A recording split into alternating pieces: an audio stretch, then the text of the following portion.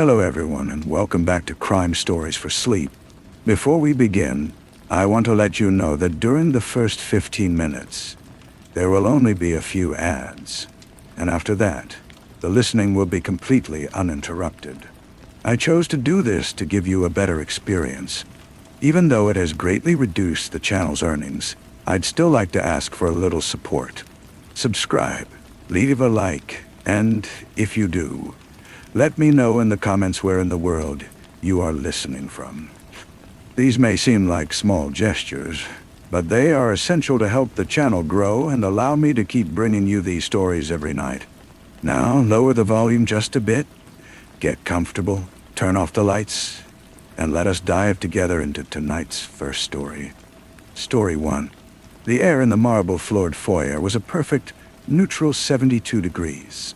It was the first thing they all noticed, a sigh of conditioned relief after the coastal row's humid grip. Then, as Carmen, the director, glided forward to greet the last of the 9 arrivals, a pocket of cold air moved with her. It was a distinct, localized chill, like the wake of an open freezer door, that brushed against the cheeks of the man standing nearest the door, a widower named Alistair. It wasn't her perfume. It was the absence of something, a thermal ghost. It passed, and the ambient warmth rushed back to fill the void. Alistair shivered, but said nothing.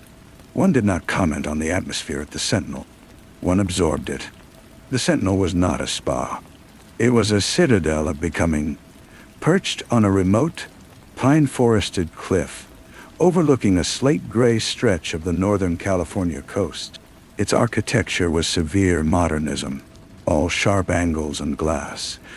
Yet it felt ancient, a bunker against the self.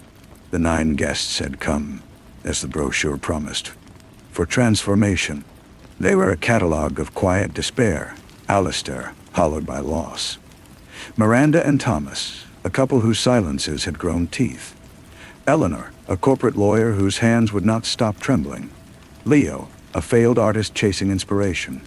Chloe, a young woman haunted by a face she could not remember. Samuel, an insomniac pharmacist. Isabel, who believed her own life was a feint, unconvinced. Carmen was their architect. She was a woman of indeterminate age, with eyes the color of weathered silver, and a voice that seemed to originate not from her throat, but from the walls themselves. A low, resonant frequency. "Welcome," she had said to them collectively, her smile a graceful curve that did not touch her eyes. "Your previous lives are over. Here, we do not relax. We dismantle." The first days were a ballet of disorientation. Meals were silent, taken in a solarium overlooking the violent, beautiful sea. Therapies were not massages but sensory deprivation floats in pitch-black tanks filled with salt water so dense it cradled the body like a dead thing.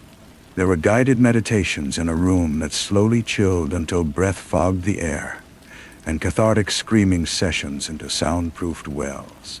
The staff, 2 men and a woman, all with the same serene, empty gaze, moved like shadows, observing, adjusting, never interfered. Carmen's method was one of calculated erosion.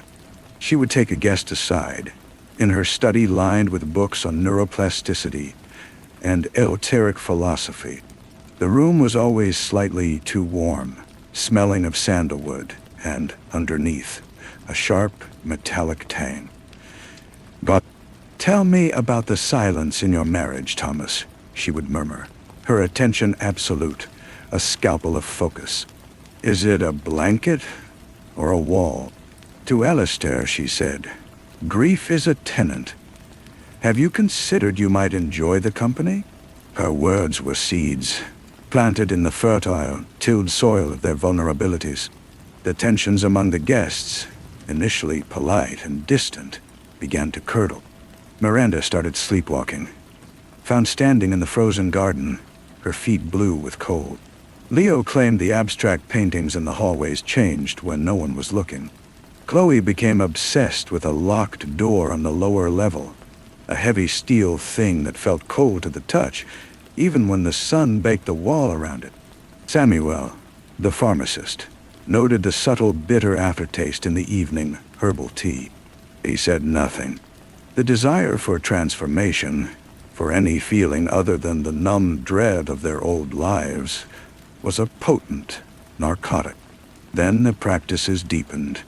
The somatic resonance session involved pairs holding hands in a darkened room, while a subsonic hum vibrated through the floor. Miranda and Thomas were paired.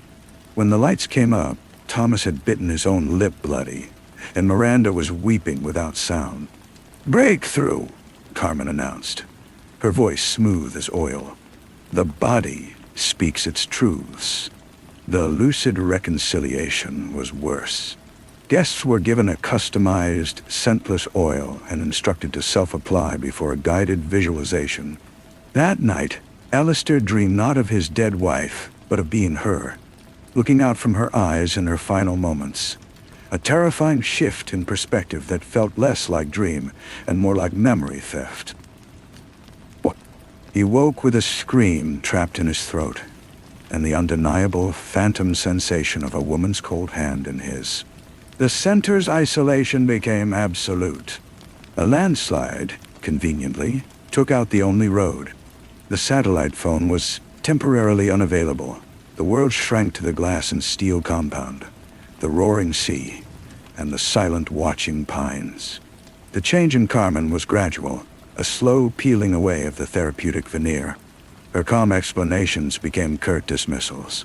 Her eyes held a new, glittering intensity. During a group integration session, she forced Eleanor to hold chunks of ice until her skin burned and blistered, repeating, "You feel this. You are allowed to feel this. You are allowed to feel this. Your pain is not a legal document." They watched, their expressions blank as fresh paper. The mystery of the Sentinel was not a single act, but an accrual. It was the way the building seemed to breathe, its ventilation system exhaling pockets of inexplicable cold or sudden, dry heat. It was the personalized nightmares that felt engineered, not born. It was the locked steel door that Chloe, one feverish midnight, found slightly ajar, a wave of frigid, antiseptic air pouring from the crack. Inside, she saw not a torture chamber, but a pristine clinical lab. Monitors with brainwave readouts, IV bags of clear fluid, and a bank of servers with blinking lights. On a screen, she saw her own name, and a graph spiking with her moments of fear. They were not patients. They were subjects. The revelation did not come in a thunderclap, but in a slow, chilling tide. Raj, the empath, broke first. He confronted Carmen in the great room as a storm lashed the glass walls. "You're not healing us," he whispered, his voice raw. "You're mapping us, taking our broken pieces to see how they work." Carmen did not deny it. She stood silhouetted against the storm, a figure of terrible calm. "Healing is a byproduct of understanding," she said, her voice carrying effortlessly over the thunder. "You came here broken, begging for a new script.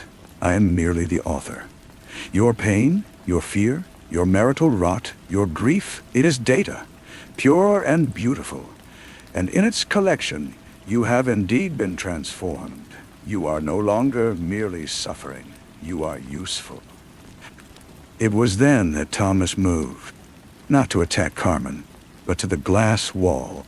He picked up a heavy ceramic vase, a brutalist thing, and with a cry that was part rage, part release, he hurled it. The sound was not a crash, but a catastrophic webbing, 1,000 fractures spreading across the storm view. The wind screamed in, carrying the salt and the cold and the smell of the pines. The perfect, conditioned air of the Sentinel was violated. What followed was not a fight, but an unraveling. The staff moved to restrain Thomas, but the spell was broken. The other guests, animated by a primal, collective survival instinct, became a chaotic, desperate force. Miranda attacked a staff member with her bare hands. Alistair helped Raj barricade a door. Chloe and Samuel raced for the lower-level lab, seeking evidence, a way to call for help. In the chaos, Carmen simply watched. A strange, almost maternal smile touched her lips. She had gotten what she wanted. The ultimate data point. The collapse of the social construct, the raw human animal under stress. She turned and walked, not away from the violence, but towards her study, as if to record her observations. The climax was silent and internal. Leo, the failed artist, found her there. He did not have a weapon. He had his hands, and a lifetime of expressing nothing. He saw the serene focus on her face as she noted something on a tablet. The storm and screams mere background noise to her great work. He saw the source of the thermal ghosts, the discrete, ceiling-mounted vents in key locations, part of the environmental mood manipulation system. He saw the woman who had taken the shards of his soul and cataloged them. He picked up a heavy, polished geode from her desk. It was beautiful, millions of years in the making. His movement was not rageful, but deliberate, a final, decisive brushstroke. He brought it down once. The sound was a dull, wet thud, terribly intimate. The silver in her eyes went out. The temperature in the room seemed to even out, to become simply room temperature, nothing more. The authorities came 2 days later, when the landslide was cleared. They found a scene of quiet bedlam. Traumatized guests, compliant but vacant staff, and a director dead from a blunt force trauma no one would convincingly describe. The case was a labyrinth of contradictory statements, of talk of sensory manipulation and psychological torture that left no physical marks, of a lab whose data had been remotely wiped. The staff, well-rehearsed or genuinely believing in their mission, spoke of therapeutic accidents and a guest who tragically succumbed to a psychotic break. No charges stuck. The Sentinel was shuttered, a glass tomb on a cliff. Years later, the detective who had caught the case, a man named Holloway, sat in his modest, sunlit kitchen. The case file was in a box in his garage, but he never needed to open it. He would be doing the dishes, feeling the warm water on his hands, and his mind would drift not to the evidence, but to the sensations. The shocking localized chill of the foyer that Alistair had described, the metallic taste of the tea, the burning cold of the ice in Eleanor's hands, the feel of that steel door, sweating with condensation in the warm hallway. He would think of Carmen's theory, that you could dismantle a person and reassemble them into something more interesting, more useful. He would think of Leo, acquitted, who now painted nothing but portraits of empty rooms with perfect, unsettling perspective. And then his mind would slip its moorings entirely. The warmth of the dishwater would become the oppressive heat of Carmen's study. The clatter of a plate would be the sound of the geode hitting the floor. He would see not the case, but a fragment, a graph on a screen, spiking with an emotion he could not name. A pocket of cold air moving through a still room with no source. The look in a subject's eye when they realize they are no longer a patient, but a specimen. The mystery of the Sentinel was never who killed Carmen. It was what she had been building in that lab by the sea. And that blueprint, that terrible, beautiful data, was gone. Lost in the storm, or in the servers, or in the shattered minds of the Nine. He would stand there, hands in the water, staring at the suds, the case dissolving into a series of sensory echoes, until his wife's voice, asking about the groceries, would pull him back to a world that felt, and would always feel, like a faint, unconvincing copy of another. The chill would return to him at odd moments. Not a memory, but a physical recurrence. He'd be reading a bedtime story to his daughter, his voice warm and steady, and a ribbon of that foyer's cold would coil around his ankle, a phantom draft from a sealed room. He'd shrug it off, a trick of the mind, a detective's over-identification. But the taste of mint would sometimes turn metallic on his tongue, and he'd have to stop, swallowing hard against the ghost of that tea. The guests scattered, of course. They were bound by a non-disclosure agreement as thick as a Bible, and a shared trauma that language couldn't encapsulate. Holloway tracked their trajectories, not officially, but in the quiet hours. Miranda and Thomas divorced, a final, quiet severance. Thomas moved to Arizona for the dry heat. Miranda published a memoir about spiritual awakening that made no mention of the Sentinel, but featured a chapter on weathering internal storms. Eleanor left corporate law and opened a small, fiercely protected animal sanctuary. Her hands no longer trembled. Alistair wrote to Holloway once, a brief, elegant note on heavy cream paper. "The tenant left," it said. "The house is empty. I'm considering whether to redecorate or sell." Holloway understood. The grief was gone, not healed, but excised. What remained was the architectural shell of a man. Chloe and Samuel, bound by their discovery in the lab, tried to build something together. It lasted 18 months. Samuel confessed to Holloway over a single malt, his voice flat, that he could no longer distinguish between her face and the one she couldn't remember. "It's like she absorbed it," he said. "Now they both look out from her eyes." They parted without acrimony, a chemical reaction that had simply reached equilibrium. Isabel found a strange peace. She joined a monastery in Nepal, not for enlightenment, but for the routine. "Here, every life feels like a copy," she wrote in a postcard to the detective. "The only one who ever asked the right questions. So mine fits right in." Raj moved to a remote cabin in Maine. He told a friend, who told a colleague, who eventually told Holloway, that the silence there was the only thing loud enough to drown out the psychic noise of other people. He felt nothing now, and considered it a blessing. And Leo painted. His exhibitions were critically acclaimed, studies in negative space and profound discomfort. His series, Ventilation, won a major prize. The paintings were of vents, grills, and ducts, rendered with photorealistic precision. In each, the darkness beyond the grate was subtly, masterfully wrong, too deep, or suggesting a shape, or seeming to exhale a chill that made viewers instinctively pull their coats tighter. Holloway went to the show. He stood before the largest piece, Intake, for a long time. He felt the old, familiar cold on the back of his neck. He wasn't imagining it. People around him murmured, shifting uncomfortably. Leo had not just remembered the environmental system. He had, in some impossible way, replicated its effect. The art wasn't about the experience.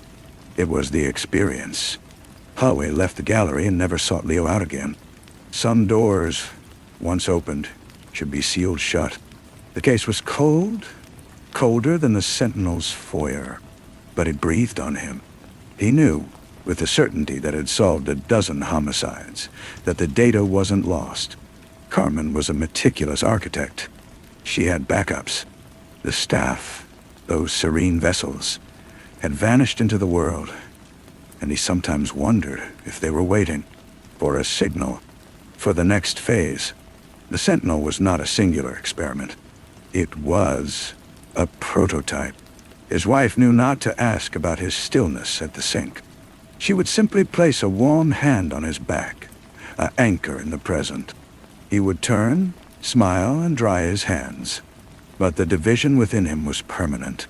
Part of him was here, in this sunlit kitchen, with the grocery list and the laugh of his child in the next room. The other part was forever in that glass citadel, watching the storm break the windows, feeling the terrible neutrality of a room after a death, understanding that the most profound mysteries are not about acts, but about systems.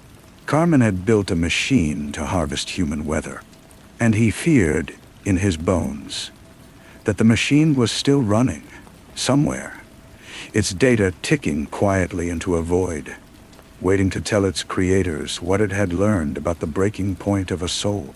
The feeling became a companion, this second shadow of a case. It walked with him on his morning commute, a whisper of pine salt air in the climate-controlled car. It sat across from him during interviews with other broken people, their tragedies now seeming quaint, unmapped. He started to see patterns in the mundane. A certain type of sleek, minimalist building in a magazine spread would make his pulse quicken. A therapist on TV using a particular cadence of voice, calm and absolute, would cause him to mute the program, his hands gone clammy. He tried to bury it in routine, in the solid procedural work of other crimes. But the Sentinel had recalibrated his senses. He noticed things. A witness describing a domestic dispute would mention a sudden, inexplicable cold spot in the hallway before the argument escalated. A victim of fraud, a retired engineer, would offhandedly describe the smooth, persuasive tone of the scammer, a voice that seemed to come from the walls. Holloway would jot these down, not in his official notebook, but on scraps of paper he kept in his pocket, fragments of a ghostly blueprint. He began to research, a quiet, obsessive project in the basement after his family slept. He looked into the shell corporations that had owned the Sentinel property, a Russian doll of holding companies that led to a dead end in Luxembourg. He tracked the staff, the two men and the woman. Their backgrounds were flawless and identically hollow. Private education, degrees in psychology and systems theory from reputable but not elite institutions, followed by a decade of utter obscurity. It was as if they had been created, fully formed, for their roles. They had all, according to public records, relocated to different continents after the investigation dissolved. One to Norway, one to Singapore, one to Chile. All places with significant isolated biosphere research facilities, he noted. The real breakthrough came from Isabel, the copy. Her postcards from Nepal had stopped. When Holloway, driven by a nagging dread, used an old Interpol contact to make a discreet inquiry, he learned she had left the monastery 6 months prior. Not fled, simply walked out one morning. The monks reported she seemed resolved, as if following a new instruction. Her passport showed a flight to Reykjavik, and then nothing. Iceland, a land of geothermal vents and isolated research outposts. A place where you could run a lot of power and a lot of server coolant without drawing attention. Holloway knew he was crossing a line. This was not his case. It was not officially any case at all. He booked a vacation. A 2-week family trip to see the Northern Lights, he told his wife. She was thrilled. He felt the weight of the lie like a stone in his gut. He packed warm clothes and a file of his notes tucked into a sealed waterproof pouch. The first few days were blissful, normal. His daughter's delight at the geysers was a tonic, but his eyes were constantly scanning, not for landmarks, but for architecture, for that severe glass and steel modernism hugging a remote cliff. He rented a car and drove the rugged coastlines under the guise of sightseeing, his family dozing in the warm cabin as he navigated fjords, his gaze sweeping the barren, magnificent slopes. He found it on the 7th day, not on a cliff, but nestled in a black lava field, a silver-gray structure that seemed to bleed into the low sky. It was smaller than the Sentinel, more integrated, like a low-slung bunker. But the aesthetic was unmistakable. It had no signage. A single unmarked road led to a gate. From a distance, through binoculars, he saw a figure walk from one wing to another. The gait, the serene, unhurried pace was familiar. It was the male staff member from California, the one who had restrained Thomas. He was sure of it. Holloway pulled back, his heart a drum against his ribs. He had found it. The next Sentinel. Or perhaps not a Sentinel at all, but something new. A processing plant for the data harvested in California, Torn. A place where the blueprint of broken human souls was being studied, refined, applied. That night, as the green lights of the aurora danced over the rental cottage, he held his sleeping daughter, and watched his wife's peaceful face. He thought of the 9 guests, their lives permanently, subtly bent. He thought of Leah's paintings, still broadcasting their silent chill. He thought of Carmen, her work incomplete, her God-shattered skull a minor setback in a project far larger than one woman. The mystery had never been about a death. It was about a birth. The birth of a new science, one that treated human consciousness as a malleable environment. And he, Detective Holloway, was now a data point within it. His curiosity, his obsession, his drive to protect, all of it predictable, quantifiable. His presence here in Iceland was probably already noted, a minor anomaly in their flowchart. The aurora shimmered, a vast, silent system of energetic manipulation. He made his decision there, in the cold, clear dark. He would not approach. He would not confront. He would go home. He would love his family in the sunlight. And he would watch. He would wait. And he would gather his own data, not of broken souls, but of the architecture that sought to contain them. The war was not against a person, but against a pattern. And patterns once seen cannot be unseen. He would learn to see it everywhere. In the meantime, he let the celestial lights wash over him. A beautiful, indifferent system, utterly silent and full of cold, illuminating fire. The return home was an exercise in performed normalcy. He helped with the luggage, showed his daughter the blurry photos of the lights, made coffee in his own kitchen. The world had not changed, yet it was now a palimpsest. Every modern office block downtown held a potential core of that Icelandic bunker. Every soothing, automated voice in a customer service line carried a ghost of Carmen's cadence. He was a detective of a crime that was not a crime, but a process. He began his own ledger, not of clues, but of echoes. A news item about a breakthrough in ambient mood marketing in Seoul, using subliminal temperature and scent cues in shopping districts. A pharmaceutical study on a new anxiolytic that worked by creating a gentle, localized sense of detachment.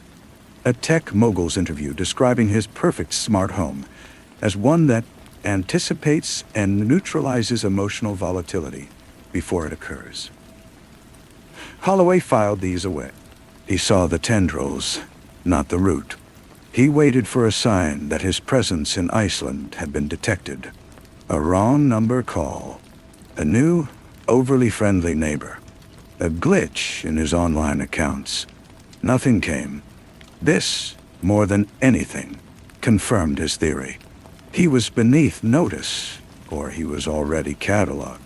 A specimen of persistent, but predictable curiosity. The sign, when it came, was for someone else. It was Leo who broke, or perhaps completed, his silence. A small, exclusive gallery in Chelsea announced a final exhibition. Terminus. The invite was a single heavy card, blank except for longitude and latitude. Holloway recognized the coordinates. They were not for the gallery. They were for the Sentinel's cliff. He flew to New York, a sick certainty in his stomach. The gallery was a white cube, empty save for one piece. It was not a painting. It was a room, reconstructed within the gallery walls. A perfect, to-scale replica of Carmen's study at the Sentinel. The desk, the chair, the shelf with the geode, now just a clean space where one had been. The glass wall was a screen, showing a looping, high-definition video of that final storm. The clouds bruising purple, the trees whipping. The temperature inside the installation was precisely controlled, shifting in imperceptible cycles from neutral to a creeping damp chill. Leo was not there. A statement, printed and left on the desk, read, "The work is the environment. The environment is the memory. The memory is the data. I have returned it." People walked through, spoke in hushed tones, and left quickly. rubbing their arms. Holloway stood in the center. He felt it all. The metallic taste, the sweat on the steel door, the terrible neutrality after the geoday fell. Leo had not just remembered. He had become a transmitter. This was not an exhibition. It was a broadcast. A beacon. 2 days later, Leo's body was found in his austere Brooklyn loft. No foul play. The coroner ruled it a catastrophic cerebral hemorrhage, a silent, internal event. On his computer, which had been wiped clean by a sophisticated custom program, a single line of text was recovered, possibly a fail-safe. It read, "Dataset delivered. Awaiting purge." Holloway understood. Leo had been the control, the one who internalized the process so completely he could replicate its output. And when his work was done, the system had collected him. Cleanly, efficiently. He went to the precinct roof, needing the open, dirty air of the city. The case was colder than ever. It was over, and it was everywhere.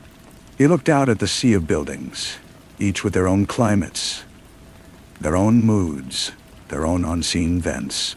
Carmen's blueprint was being built, piece by piece, into the world, not as a weapon, but as an upgrade, a way to smooth the rough edges off the human experience, to make everyone useful and calm. His phone buzzed. His wife, asking what he wanted for dinner. Her voice was warm, real, an anchor in the deepening twilight. He gripped the railing, the metal cold against his palms. He would go home. He would eat the meal. He would listen to his daughter's stories. He would live, meticulously, in the unconvincing copy of the world. And he would keep his ledger, a record of the silent, spreading chill. For now, it was all he could do. The storm was no longer outside. It was in the wiring, and he was the only one who could feel the temperature drop. The ledger grew. It became a second job, a secret life conducted in the hour before dawn. He mapped correlations, not causations. A spike in sales for a particular brand of white noise machine coincided with a cluster of unexplained emotional detachment cases in 3 Midwestern hospitals. A popular meditation app updated its algorithm, and user reports of blissful emptiness flooded tech forums. Holloway cross-referenced the app's venture capital with shell companies that shared directors with the defunct Sentinel holding structure. The connections were tenuous, invisible to anyone not already looking for the ghost in the machine. But to him, they were threads of a single, spreading web. He considered going to the FBI. He drafted a report 12 times. But what was the crime? Leo's death was natural causes. The Sentinel incident was a tragic accident, officially. The guests were bound by NDS and a shared, unspeakable trauma. He had a detective's intuition and a file of eerie coincidences. They would smile, nod, and suggest he take some accrued leave. The system was designed to be invisible to the very institutions meant to see threats. His wife noticed the circles under his eyes. "You're chasing ghosts again," she said one night, not unkindly. Her hand on his was warm, solid. "Come to bed." He went, but sleep was a shallow pool. He dreamed of vents, not in walls, but in people. Smiling faces with grills for mouths, exhaling a conditioned, perfect calm. The break, when it came, was from the last person he expected. It was a plain envelope, hand-delivered to the precinct, no return address. Inside was a single key card and a slip of paper with an address in the warehouse district. The handwriting was neat, anonymous. But the paper was the same heavy cream stock Alistair had used. Holloway went alone, at midnight. The warehouse was a nondescript box, but the lock was a state-of-the-art magnetic seal that clicked open for the keycard. Inside, the space was cavernous, empty save for a single chair and a large, freestanding screen. As he stepped in, the screen flickered to life. It was Alistair. He looked older, his elegance worn thin, but his eyes were clear and terribly present. It was a recording. "Detective Holloway," the recording began. "If you are here, my contingency has worked. I am likely gone. Not dead, I hope, but relocated. I found it. Not a new sentinel. The archive." Alistair took a breath, his composure a visible effort. "After the house was empty, I had it demolished. I needed the earth beneath it. The excavators found a conduit, a fiber optic line buried deep, leading away from the property. I followed it. It led to a secure data vault, 20 miles inland.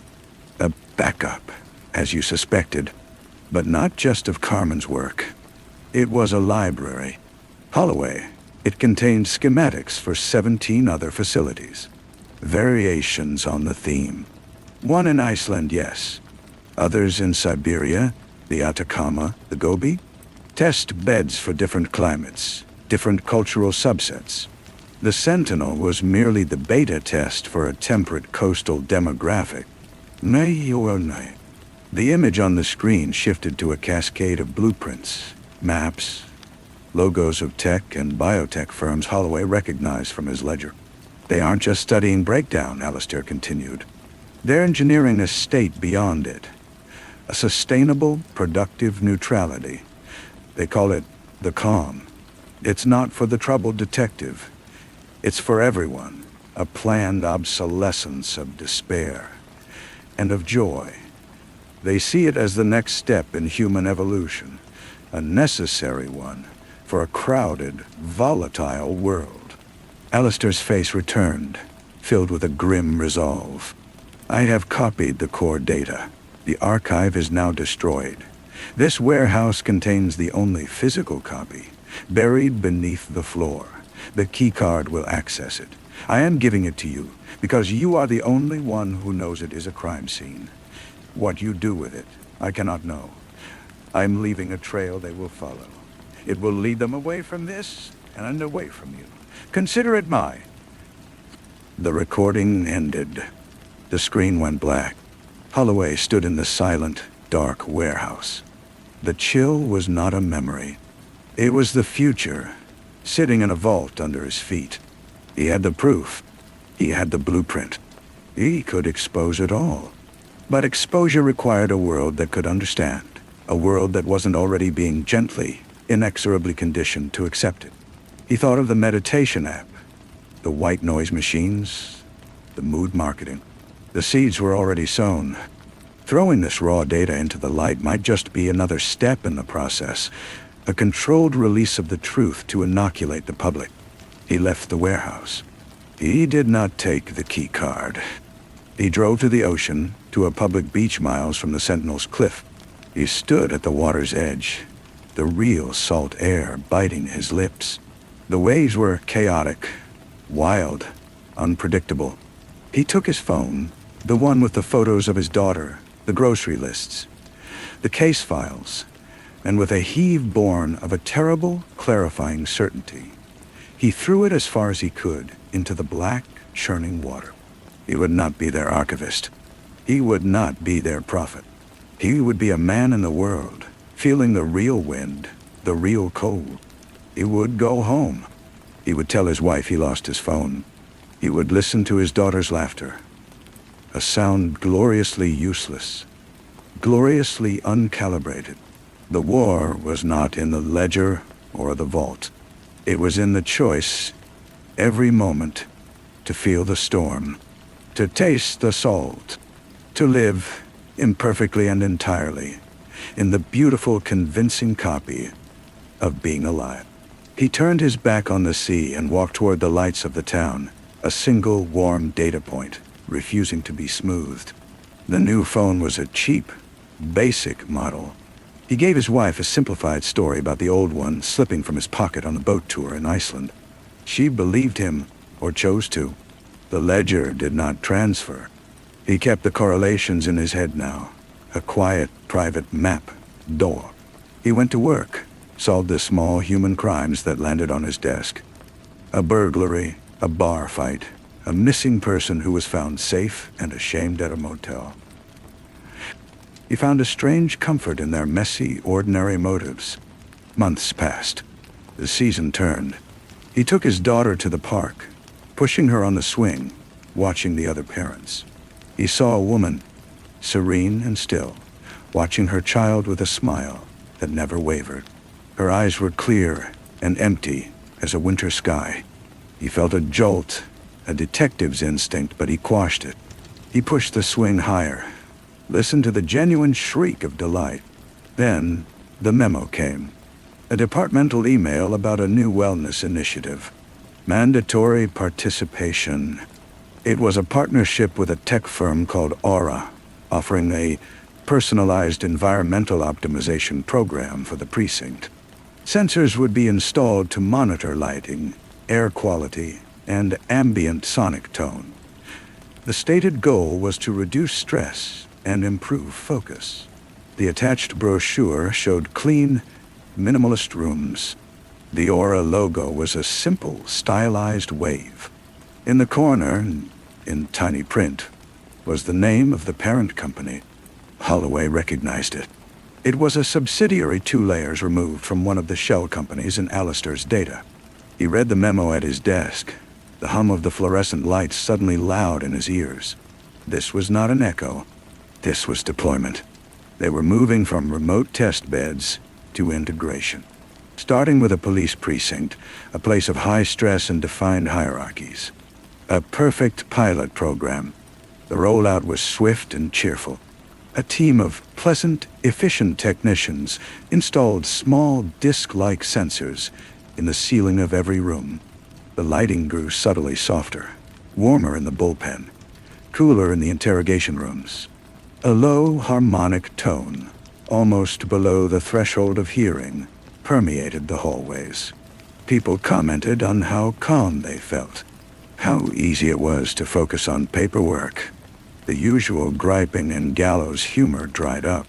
The precinct ran smoothly, quietly. Holloway felt the calm like a weight on his chest.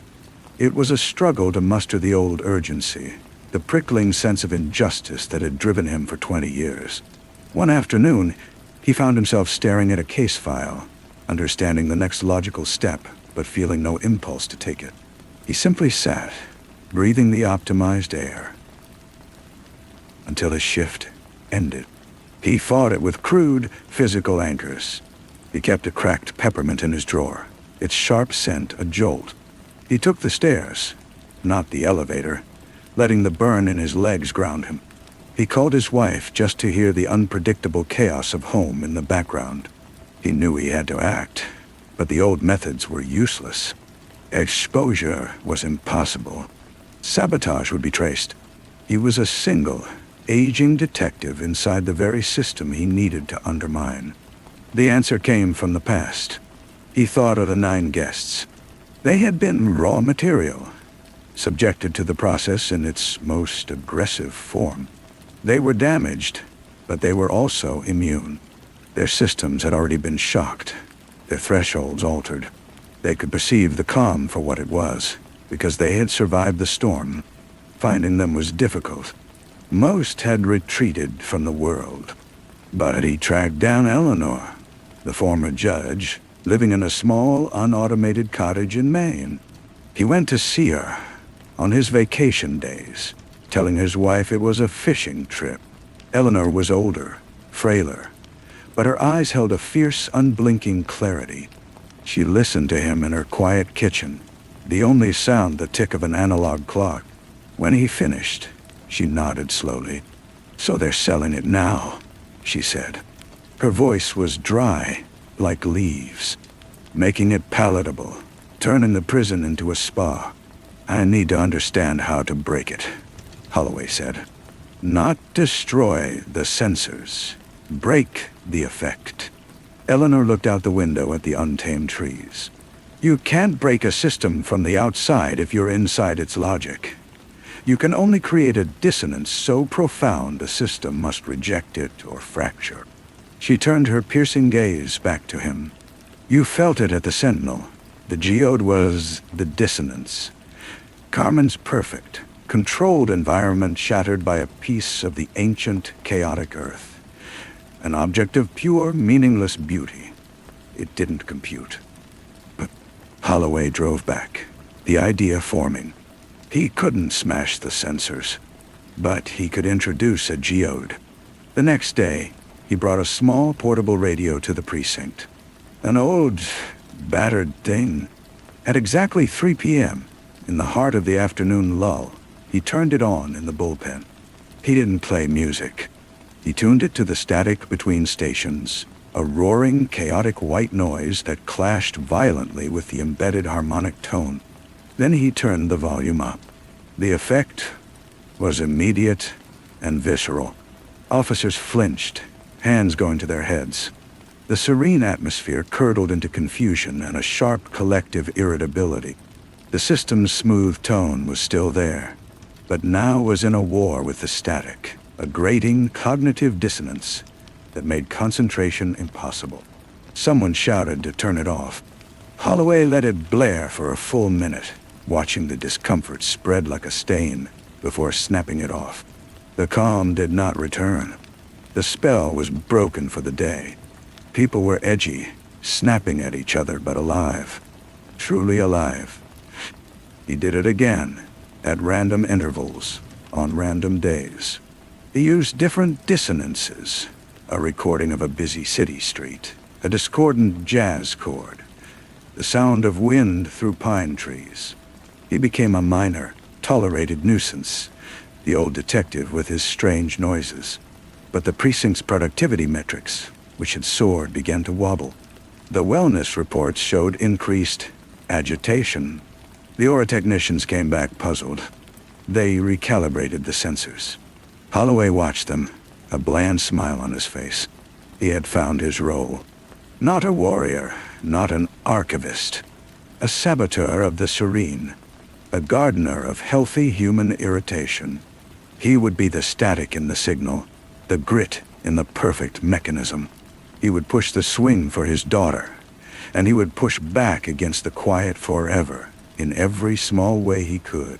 The calm was coming, but he would ensure there were always, pockets of glorious, necessary noise. Story 2. The first sound was not a scream or a crash or a gunshot. It was the soft, percussive click of the deadbolt on the front door, sliding home. Kyle heard it from the kitchen, where he stood holding 2 mugs of chamomile tea, the steam curling into the air like twin ghosts. He waited for the second sound, the familiar shuffle of Elizabeth's heels on the marble foyer, the sigh as she dropped her leather tote. It did not come. There was only the silence after the lock. A silence so profound it seemed to swallow the hum of the refrigerator, the distant pulse of the city beyond their gated drive. He called her name. The word fell into the quiet and did not echo. It simply vanished. That was the beginning. The absence of a sound. The absence of her. The story broke on a Tuesday, a slow news day, and so it feasted. Elizabeth Boyd Carter was not just a missing woman. She was an event. The daughter of Charles and Vivienne Boyd, of the Boyd Pharmaceuticals fortune, a patron of the arts, a face on the society pages whose smile was both dazzling and curiously opaque.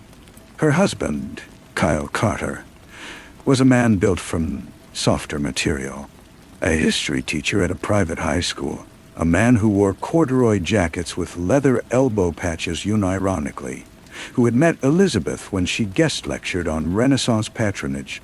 The narrative wrote itself, the beautiful, wealthy heiress and the modest, earnest academic. A fairy tale, until the princess vanished from the castle. The police arrived with a politeness that chilled Kyle more than outright hostility. Detective Varner was a large man who filled a room with a weary stillness.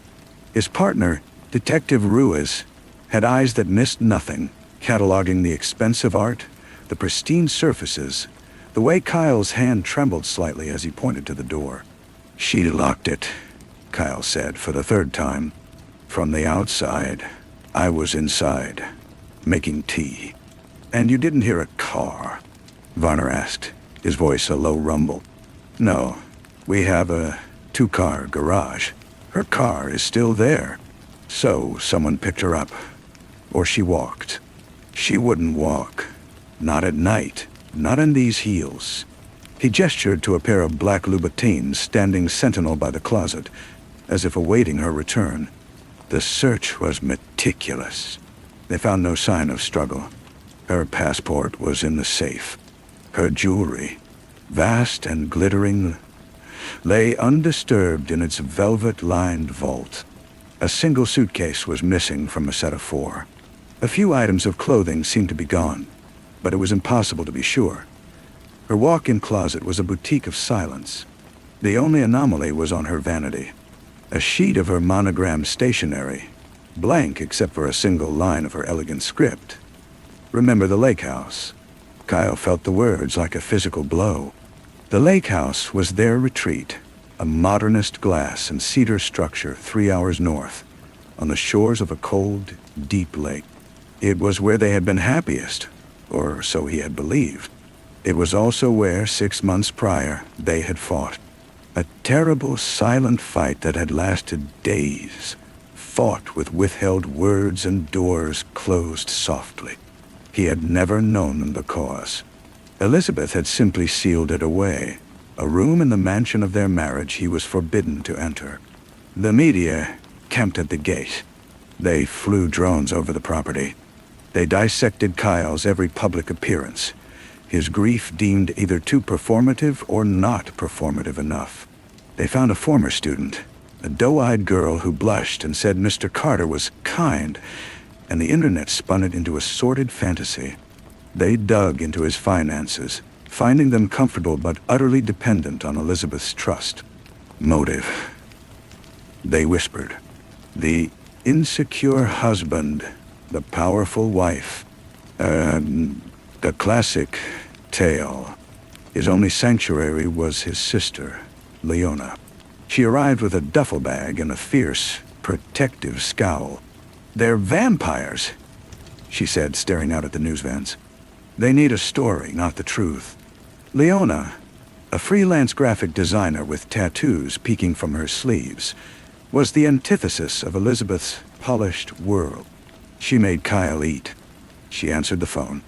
She held him when he broke down, his sobs muffled against her shoulder. "I didn't hurt her, Leo," he would gasp. "I loved her." "I know," she would murmur. But even her voice held a question she was too kind to ask. The Boyds descended from their pentacle. Charles Boyd was a man carved from gray marble, his handshake dry and firm, his eyes assessing Kyle as one might a flawed investment.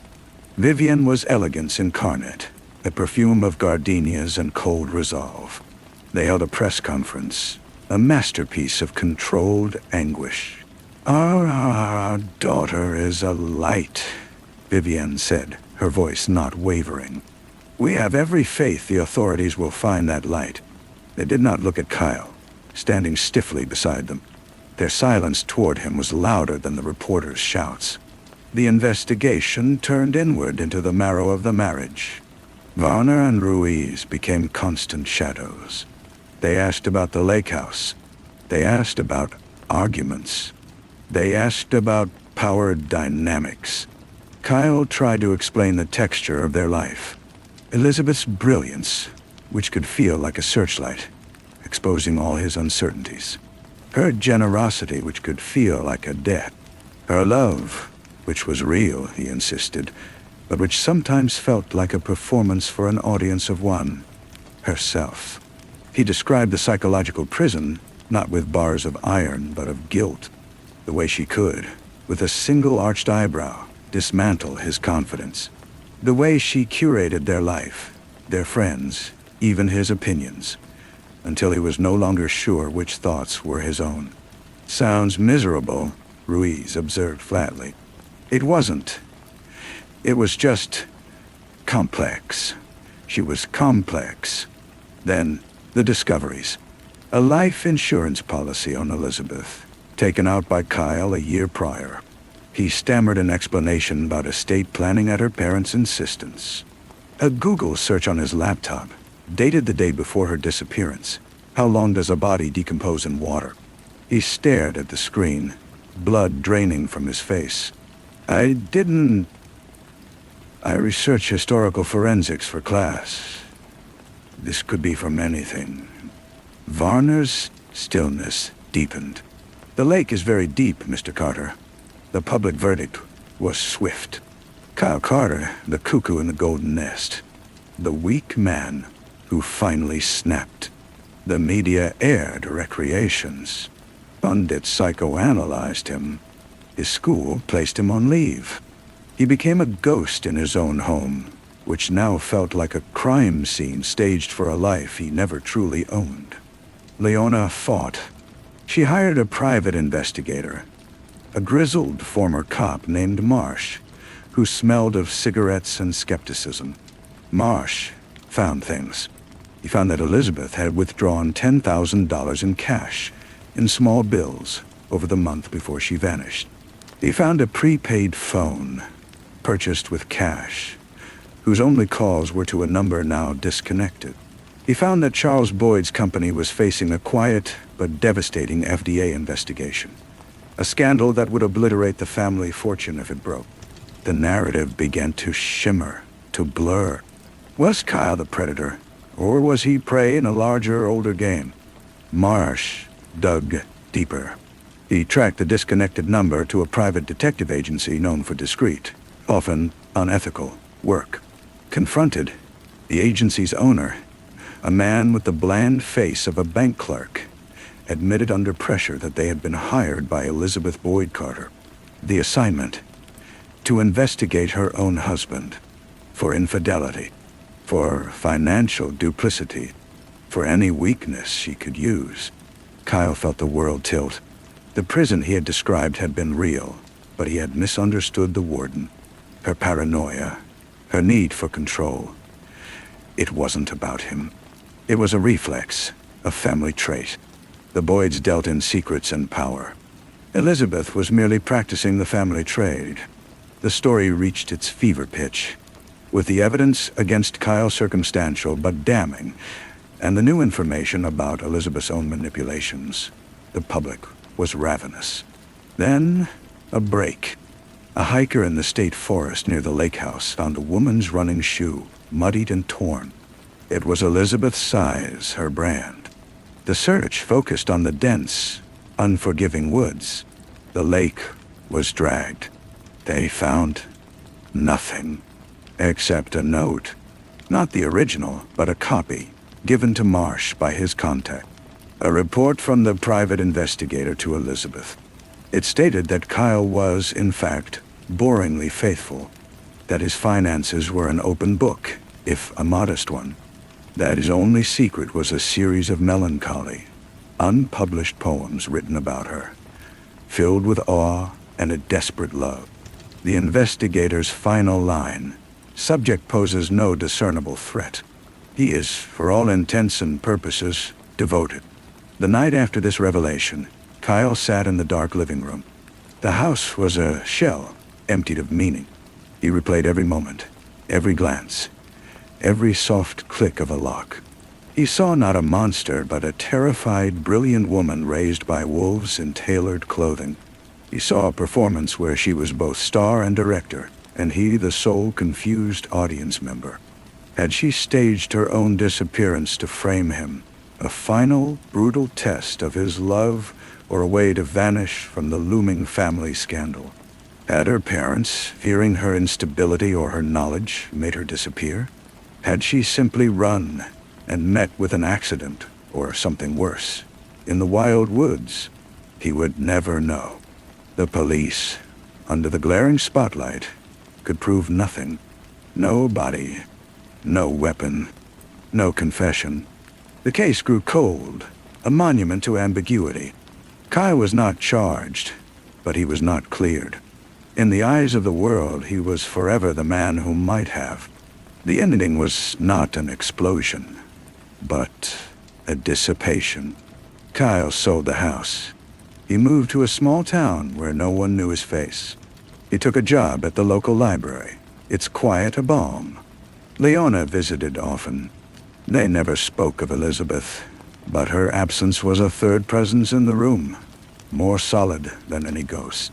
One rainy afternoon, a year to the day after the click of the lock, a parcel arrived at the library for him. No return address.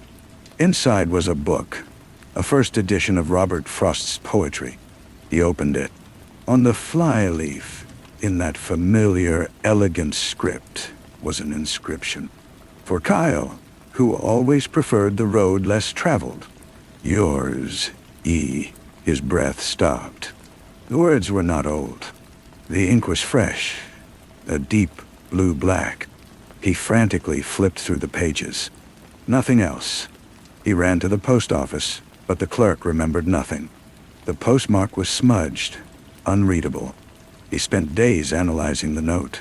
The cadence was hers. The reference was to a poem they had read together early in their courtship. Yours, E. Not love, always? Yours. A statement of possession. He never told Leona. He never told the police. To do so would be to re-enter the labyrinth, and he knew he would not survive it a second time. He kept the book on his shelf, a totem of the unknowable. Sometimes, in the deep silence of the library stacks, he would hear a sound, the soft click of a book being slid back into place on a distant aisle, the faint creak of a floorboard, the distant slam of a car door, and he would freeze, his heart a frantic bird in his chest, and he would listen, not for an answer, but for the next question that would never come. He was a man suspended in the amber of a mystery, forever waiting for a door to open that was already locked from the outside, forever holding 2 cups of tea, growing cold in the silent, beautiful, empty house of his life. The Frost volume became his secret scripture. He would take it down at night, in the small rented cottage that smelled of pine and damp earth, and trace the letters with a finger. He did not search for codes or hidden meanings anymore. He simply sat with the fact of it. She was alive. She had chosen this. The how and the why had calcified into a single, unanswerable monument. He had been an assignment, a subject, a set of data points. And yet, she had kept the poems. She had remembered the road. Life in the small town assumed a rhythm. He processed interlibrary loans, helped children find books on dinosaurs, and drank bad coffee with the other librarians. He was polite, quiet, and perpetually single. Women sometimes showed interest, drawn by a sadness they mistook for depth, but he politely deflected. He could not imagine explaining the locked room of his past. He could not ask someone to love a haunted house. Leona married a carpenter and had a son. Kyle was the doting uncle, the one who brought beautifully wrapped books and knew how to soothe a tantrum with a silly voice. During one visit, as they watched the boy chase fireflies in the twilight, Leona said, "You seem better." It was not a question. "I am," he said, and it was mostly true. The constant gnawing dread had subsided into a low-grade hum, a background radiation he had learned to live with. The parcel had, in a terrible way, granted a form of closure. Elizabeth was not at the bottom of the lake. She was somewhere in the world, a ghost with a checking account and a memory of him. It was enough to allow him to breathe. Then, on a Tuesday, it was always a Tuesday, he noted with a grim smile, Detective Varner called. His voice was the same low rumble, but stripped of its official weight. He was retired now, he said, drinking too much coffee and not catching enough fish. "I think about your case," Varner said. "It sticks in the teeth." Kyle said nothing, his grip tightening on the phone. "I never thought you did it," Varner continued, surprising him. "The evidence was too neat, like a stage set. But the Dal wanted a head, and the boys, they have long arms." He paused. "I heard from an old buddy on the Financial Crimes Unit. That FDA investigation into Boyd Pharmaceuticals, it just vanished, settled, quietly. A few heads rolled, but the family fortune is intact. More than intact. Kyle watched a sparrow land on his windowsill. Why are you telling me this? Because the cost of that settlement would have been astronomical. Liquidity would have been a problem.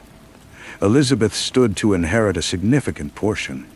Her disappearance, it froze everything, stabilized everything, gave the lawyers time to work. Gave the lawyers time to work. The implication hung in the static between them. Had Elizabeth's vanishing act been a strategic sacrifice, orchestrated from the family's highest level? Or had she discovered the plan and run from it, only to be swallowed by its machinery? Does it matter? Kyle asked, his voice hollow.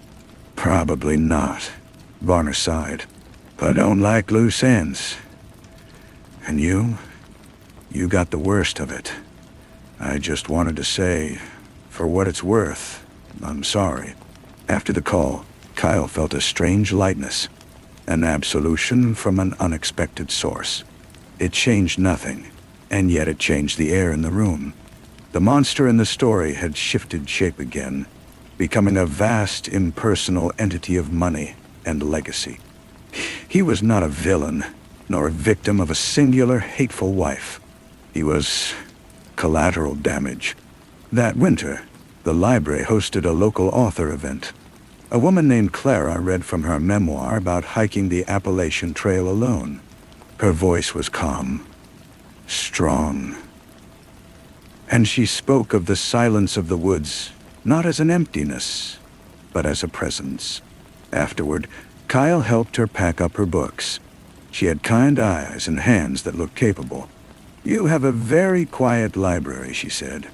It is a good quiet. It is, he agreed. They went for coffee. She talked about fear and how she had learned to walk through it. He listened, and for the first time in years, he did not feel the need to explain his own silence. It simply was. He saw her the following weekend, and the one after that.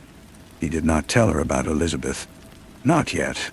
But one evening, as they walked by the frozen river, she took his gloved hand in hers and said, "You have a past that sits heavy on you. I can see it in the way you watch doorways. You don't have to tell me. But I want you to know, I'm not afraid of ghosts." He looked at her, at the steam of her breath in the cold air, and felt a click inside him. Not the sharp, final click of a deadbolt, but the softer, more tentative click of a key finding a tumble. It was not an answer. It was a possibility. That night, for the first time, he took the Frost book from its shelf and placed it in a cardboard box in the back of his closet. He did not throw it away. He just put it away. The next morning, he made 2 cups of coffee. He handed one to Clara, who was sitting at his small kitchen table, sketching the view from his window. The steam curled upward, twin ghosts in the morning light. Outside, a car door slammed. He did not freeze. He did not listen for a question. He simply took a sip, and it was warm. The sound of the car was just old Mrs. Finney's pickup, backfiring as it always did. Kyle let out a breath he hadn't realized he was holding. Clara looked up from her sketch, a small, knowing smile on her lips. She didn't comment. She just reached over and squeezed his wrist, her thumb resting on his pulse point for a moment before she returned to her drawing. It was this, the unspoken understanding that felt like a new language. With Elizabeth, silence had been a weapon or a test. With Clara, it was simply space to exist. He began in fragments to tell her. Not the story the newspapers told, but the other one. The one about the beautiful, haunted woman and the man who loved her but never knew her. He told her about the note and the book. Clara listened, her eyes never leaving his face, her hands steady around her coffee mug. "She's out there," Kyle finished, the words feeling both terrifying and trivial in the sunlit kitchen. "I believe you," Clara said simply, "and I believe she wanted you to know she's out there. That's a kind of cruelty, Kyle. Or a kind of gift I don't know which. Neither do I. You don't have to decide. She stood, came around the table, and put her hands on his shoulders. You can just live here now. With the mystery. Living with the mystery meant not jumping when the mail arrived. It meant watching a documentary about corporate fraud without his heart hammering. It meant writing a poem, a short, clumsy one about the river thawing in spring and not burning it. He showed it to Clara. She read it, nodded, and said, "It's a start." The past, however, was not done with its echoes. Leona called, her voice tight with a new kind of worry. "I got a letter," she said. "From a lawyer, not a scary one, a polite one. It's about a trust, Elizabeth's trust." Kyle's stomach tightened. "What about it?" "Apparently she amended it, a long time ago, from what the dates imply. There's a provision, a sum, set aside, for you. It was frozen during the investigation, but now the probate is moving forward, since she's been declared legally gone. The lawyer says it's uncontested. The Boyds aren't fighting." The amount, when Leona told him, was not life-changing, but it was significant. Enough to buy a small house. Enough to ensure he'd never worry. It felt like blood money. It felt like a final, calculated kiss on the forehead from beyond the grave. Payoff for his performance, a reward for his devotion, or perhaps a seed of doubt planted from beyond, making him wonder if this, too, was part of some larger design. He met with the lawyer, a young man in a sleek office who treated the whole matter with sterile professionalism. Kyle signed the papers. The money appeared in his account. He stared at the number online, feeling nothing. He used some of it to help Leona and her husband with a down payment. He put the rest away. He kept working at the library. The normality was his anchor. One afternoon, shelving books in the travel section, he found a guide to New Zealand. Tucked inside as a bookmark was a faded receipt from a cafe in Queenstown. The date was from 8 months after Elizabeth's disappearance. His blood went cold, then hot. It was nothing, he told himself. A coincidence. People traveled. He shoved the book back on the shelf. But the seed was planted. That night, he did something he had forbidden himself for years. He searched online not for Elizabeth Boyd Carter, but for the patterns. Discreet, high-end clinics in Switzerland known for reconstructive surgery. Experts in new identities. The digital breadcrumbs of the profoundly wealthy who wished to disappear. He fell down a rabbit hole of forums and speculative articles. A world of people who believed everyone was living a cover. He slammed his laptop shut, disgusted with himself. This was the labyrinth. This was the poison. Clara found him sitting in the dark, his head in his hands. He told her about the receipt, about the search. She listened, then took his laptop and closed it. "Stop," she said, her voice firm. "You are chasing a ghost who wants to be chased. That is her last piece of control. Don't give it to her. What if she's in trouble? What if she needs help? Then she has chosen not to ask you," Clara said, her words gentle but unyielding. "You have to let the mystery be, or it will eat the life you're building now." He knew she was right. The following day, he went back to the library, pulled the New Zealand guide and threw the receipt in the shredder. The act felt violent and necessary. Time passed. The sharp edges of the mystery softened, worn down by the gentle, persistent tide of an ordinary life. He and Clara bought a house together, a small place with a garden. He built bookshelves. She planted roses. The frost book remained in its box, a fossil from another geological age. Years later, on their 10th anniversary, they were in a bustling city museum, viewing an exhibition of modern art. Clara was ahead, captivated by a massive, chaotic canvas. Kyle lingered in a quieter room. a gallery of small, exquisite sculptures. One, a delicate figure carved from pale ashwood, stopped him. It was a woman. Turned away, her form suggesting both flight and profound stillness. The placard read, "Untitled by E.B. Clark." The initials struck him first. Then the style, the obsessive, perfect detail of the carved fabric on the figure's back. Elizabeth had dabbled in sculpture, a private hobby she'd never shown anyone. He'd only seen pieces once, hidden in a studio at the lake house. They had this same exacting, lonely precision. His eyes flew to the artist's biography. E.B. Clark was a reclusive artist based in the Pacific Northwest, known for her rare, intimate shows. No photograph. He stood there, the museum noise fading to a buzz. He could inquire. He could find her. He could have an answer, finally, standing in front of him in polished wood. He looked at the figure, the curve of its silent back. He thought of the warm house waiting for him, of Clara, who was not afraid of ghosts, of the quiet life they had built from the ashes of a spectacular ruin. He thought of the road not taken, and the road he was on. He turned away from the sculpture. He walked across the room, through the archway, and found Clara. She was still staring at the chaotic painting, a faint smile on her face. He took her hand, lacing his fingers through hers. She glanced up, surprised, then squeezed. "Ready to go?" she asked. "Yes," he said. And he was. He did not look back. The city rain had started, a soft patter against the museum's glass roof. They shared an umbrella on the walk to the car, shoulders touching. Clara hummed a tune from the radio.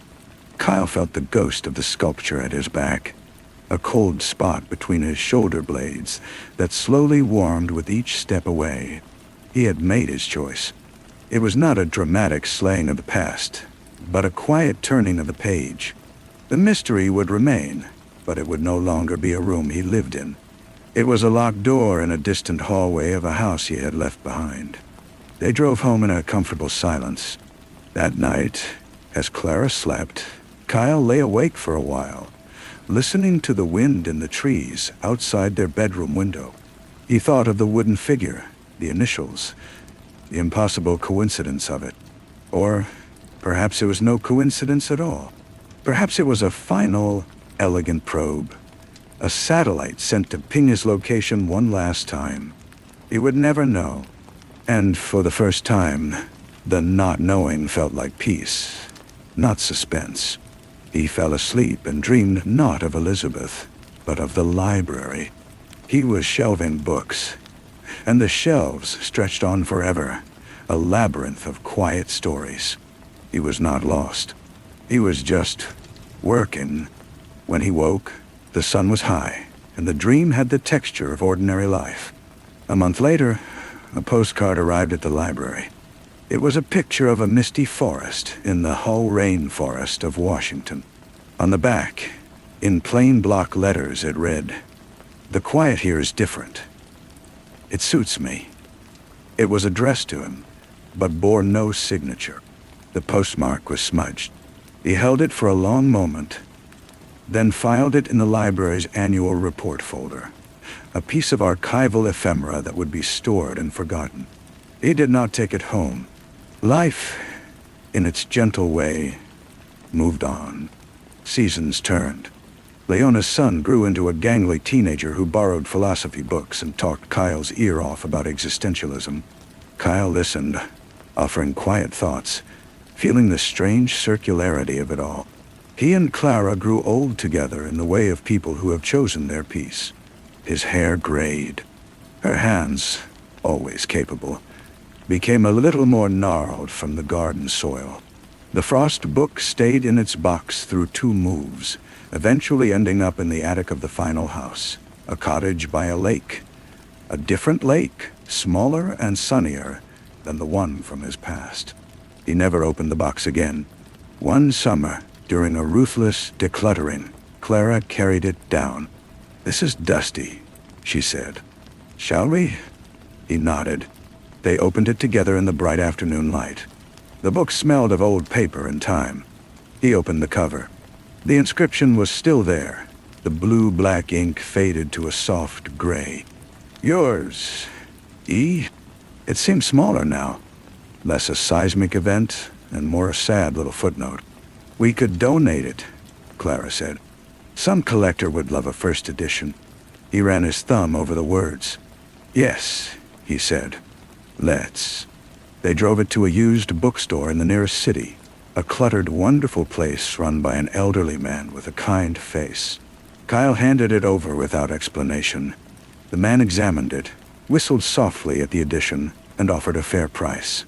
Kyle took the money and bought Clara a lavish bouquet from the florist next door.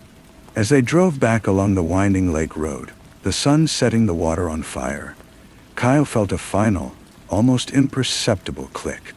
It was the sound of a story being passed on, of an object releasing its charge. It would sit on a shelf now, waiting for a new reader who would see only a beautiful old book, its personal history erased, its poetry the only thing that remained. That night he sat on the porch with Clara, watching the bats dip and swirl over the dark water. He took her hand. He did not think of other hands, or other lakes, or locked doors. He thought only of the weight of her palm in his, familiar and warm, and the vast, star-dusted quiet of the world around them, which held its mysteries close, but no longer held him hostage. He was, at last, free, not from the past, but within it. He was a man who had lived two lives, and the second one, the quieter one, had been his own. The cottage phone rang, a sharp sound in the evening quiet. Clara went inside to answer it. Kyle stayed on the porch, listening to the gentle lap of the lake against the dock pilings. He could hear the murmur of Clara's voice, but not the words. After a few minutes, she came back out. She stood in the doorway, her face softened by the dim light from the kitchen. That was Leona, she said. Her voice was careful, neutral. She said a letter came to her house, forwarded from her old address. It was addressed to you. Kyle felt the old familiar tightening in his chest, a reflex he thought he'd outgrown. From? She didn't open it, but the return address was a law firm in Portland. The envelope was thick. Clara came to sit beside him, placing a hand on his knee. She's mailing it here. It'll arrive tomorrow. He nodded, staring out at the water where the last light was fading. A part of him, a small, cold part he had buried deep, stirred. It was the part that still waited for the other shoe to drop, for the story to have one more twist. Clara's hand was warm and steady. We don't have to open it, she said. Yes, he said. We do. There. The envelope arrived at noon. It was indeed thick, formal, and heavy with legal weight. Kyle took it to the kitchen table. Clara stood by the sink, not hovering, but present. He used a butter knife to slit it open. Inside were documents, a covering letter from a firm he did not recognize, and a smaller, sealed envelope of rich, cream-colored paper. His name was written on it in a handwriting he had not seen in decades, yet knew instantly. It was Elizabeth's, but altered, the loops less florid, the lines more decisive. He set the legal papers aside. They were, as he quickly gleaned, the final discharge of the trust, the last transaction, a formal end. His hands were steady as he picked up the smaller envelope. He opened it. A single sheet of paper was inside. The message was brief, typed, not handwritten. Kyle, by the time you read this, I will be gone. Not missing. Gone. The doctors give me 6 months, and I intend to use them looking at the ocean. The money was always yours. A debt for the life I took when I left. I am sorry for the cruelty of the mystery. It was the only armor I had left. You were the best of me, and I could not face what I had to become. Forgive me, if you can. More than that, Forget me. Let. Be happy.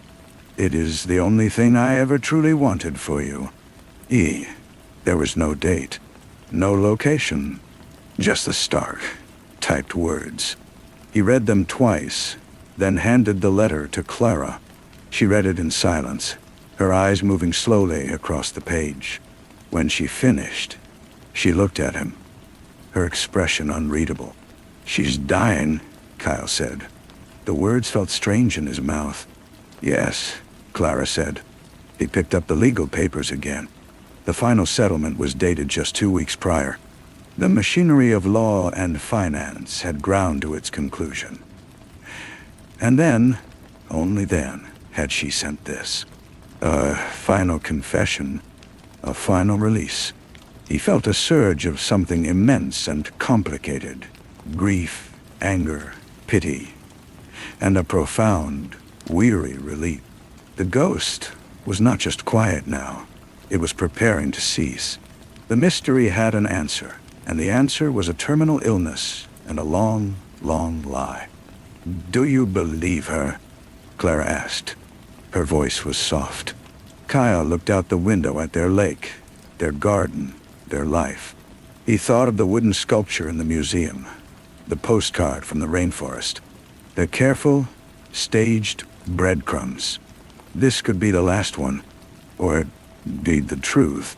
It didn't matter anymore. "It doesn't change anything," he said, and this time he knew it was the complete truth. "My life is here." Clara came over and took the letter from his hand. She folded it neatly, slid it back into its expensive envelope, and placed it on top of the legal documents. "What would you like to do with it?" He thought for a moment. "Burn it," he said. They did not make a ceremony of it. They simply took the envelope and the letter out to the fire pit by the lake. Kyle struck a match. The thick paper caught slowly, then burned with a steady orange flame. They watched until it was ash, until a breeze came off the water and scattered the fragments into the dark. That night, Kyle slept deeply, dreamlessly. In the morning, he made coffee. He brought a cup to Clara in the garden, where she was already weeding. The sun was warm on his face. The lake sparkled. He sipped his coffee, and it was just coffee. The past was ash on the wind. The future was a quiet morning, and the woman he loved kneeling in the dirt, tending to the things that grow. He finished his coffee and went inside to wash the mug. The simple, circular motion of his hand with the sponge felt like a meditation. He placed the clean mug on the rack to dry, and as he did, he noticed a single tiny fragment of cream-colored paper caught in the cuff of his flannel shirt. It must have floated from the fire pit and clung to him. He picked it off, holding it between his thumb and forefinger. It was blank, scorched at the edges. He let it fall into the sink and turned on the water, watching it swirl and disappear down the drain. The day proceeded with its gentle rhythm. He helped Clara stake the tomatoes. They made lunch from leftovers. In the afternoon, he sat on the porch with a new book, a novel about a ship's captain he had no personal connection to whatsoever. He lost himself in the prose, in the salt spray of a fictional sea. A week later, a small, unexpected package arrived. It was addressed to both of them from Leona. Inside was a framed photograph. It was a picture of Leona's son, now a young man, standing proudly in his graduation gown. Tucked into the corner of the frame was an older, faded snapshot. Kyle and Leona years ago, sitting on the steps of the library, laughing about something long forgotten. Leona's note was simple. "Thought you should have this. A reminder of the good parts. Love, Lel." He hung the picture in the hallway, where the light from the front window fell on it in the morning. It did not erase the other history, but it laid a new memory over the old scar tissue, like moss softening the stone. Years unfurled, quiet and full. The letter, and the act of burning it, became a story they rarely told, and then only in the vaguest terms. It became part of the family mythology, a tale of a chapter closed, Their life was not defined by its absence, but simply lived around it, like a tree growing around a fence post. When the call finally came, it was from the Portland law firm. A polite, disembodied voice informed him that Elizabeth Boyd Carter had passed away peacefully, her remains handled according to her instructions. There were no further assets, no more messages. The voice offered condolences, which Kyle accepted with a numb courtesy. He hung up and stood in the kitchen for a long time, waiting to feel something. A door, already closed, had merely been locked. He felt the weight of a full stop, a grammatical finality to a sentence that had long ago ceased to be read. He told Clara that evening. She held him, and he let her. He did not cry. He felt a vast, hollow sadness, not for the woman who died, but for the beautiful, terrible ruin they had all been trapped in, and for the years it had stolen. He mourned, finally, for the young man he had been, who had loved so helplessly. The next spring, a wild, vigorous rose that Clara had planted years earlier, a variety called the Explorer, suddenly bloomed for the first time. Its flowers were a deep, velvety crimson, almost black in the center. They were stunning and slightly unsettling. Clara cut one and brought it inside, placing it in a vase on the kitchen table. "It's beautiful," Kyle said, touching a petal. "It is," Clara agreed. "And it's thorny as anything. A real survivor." They left it on the table until the petals dropped, a slow cascade of blood red onto the polished wood. Kyle swept them up without ceremony, and they returned to the earth from which they came. The rosebush continued to grow, a tangled, thriving, prickly testament to life's stubborn will, asking for no interpretation, needing no meaning beyond its own fierce existence. Story 3. The first thing Gavin noticed was the silence of the birds. It was a Tuesday morning in early October in the town of Mercy's Rest, and the old oaks that lined the courthouse square were usually a riot of starlings and sparrows at that hour. That day, the branches were bare and still. It was an unsettling absence, a void where there should have been chatter and life. He stood on the sidewalk, a paper cup of coffee going cold in his hand, and felt the silence press against his eardrums. It was the silence that comes after a great noise, a sonic vacuum. He knew that silence. He had heard it in Fallujah, in the stunned seconds after an IED. Then he saw the windows. Not the broken one in the hardware store, already boarded up with fresh plywood. It was the other windows, the unbroken ones in the diner and the insurance office, and the antique shop. They were empty. No faces peered out. No movement stirred behind the glass. The square itself was deserted, cordoned off with yellow tape that fluttered in a thin, chill wind. The only signs of the previous day's event were the numbered evidence markers, small plastic tents dotting the pavement like a child's game played on a grim board. 5 of them. 5 places where people had fallen when the shots came from the old water tower on the ridge. They had a man in custody. A reclusive gunsmith named Eli Vance, found in his cluttered workshop on the edge of town with 3 high-powered rifles, a hand-loading bench, and a map of the square with sightlines penciled in red. The case, as presented by the county prosecutor, Ariella Vance, no relation, a fact the press repeated with ghoulish delight, was airtight. Motive was the only thing missing. But in a town shattered by grief, a madman needed no motive. It was just a broken thing that had finally snapped. Gavin had been hired by Ely's sister, a woman with frightened eyes and a savings account drained to its last dollar. She whispered that her brother was gentle, that he fixed music boxes for children, that he couldn't bear to shoot the deer that ate his garden tomatoes. She said the map was for a painting he was planning, a bird's-eye view of the town he loved. She said the police had asked no other questions once they saw the guns. Gavin took the job not because he believed her, but because the silence of the birds felt like a question the town had already stopped asking. Ariella Vance received him in her office, a room of dark wood and legal volumes that smelled of lemon polish and ambition. She was in her late 30s, with a severity to her posture that seemed carved rather than learned. Her handshake was firm, dry, and brief. "Mr. Rourke," she said, not offering a seat. "I've heard of you. Your reputation precedes you. A man who finds truths others prefer buried." "I look for what's there," Gavin said, his voice a low rumble. "Sometimes it's just dirt. Sometimes it's a root. The truth here is simple. Eli Vance murdered 5 people. He will be convicted. Your client is wasting her money, and you are wasting my time." Then a few questions won't matter," Gavin said, his eyes holding hers. He didn't blink. It was a trick he'd learned, not in the army, but in the years after, when silence and stillness became his primary tools. "The water tower. Who found the shell casings?"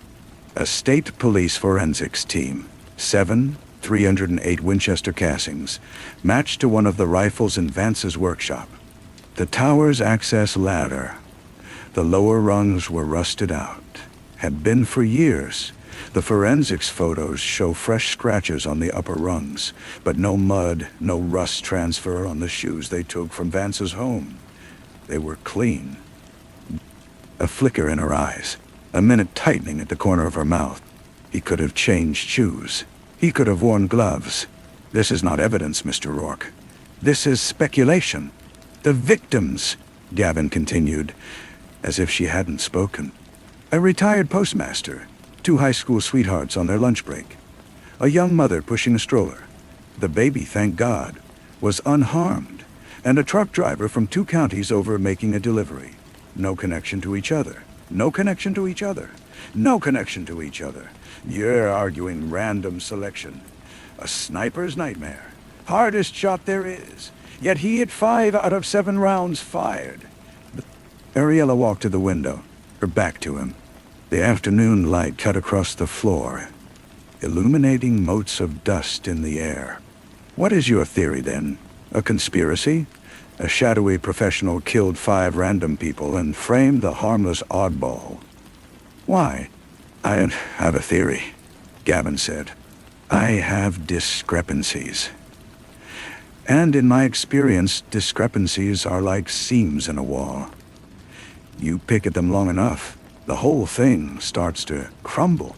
She turned, her face half in shadow. "Be careful what walls you choose to pick at, Mr. Rourke. Some are load-bearing." The warning was clear, but it was the weariness in her voice that interested him. Not the weariness of annoyance, but of a heavy, familiar burden. He left her and walked to town.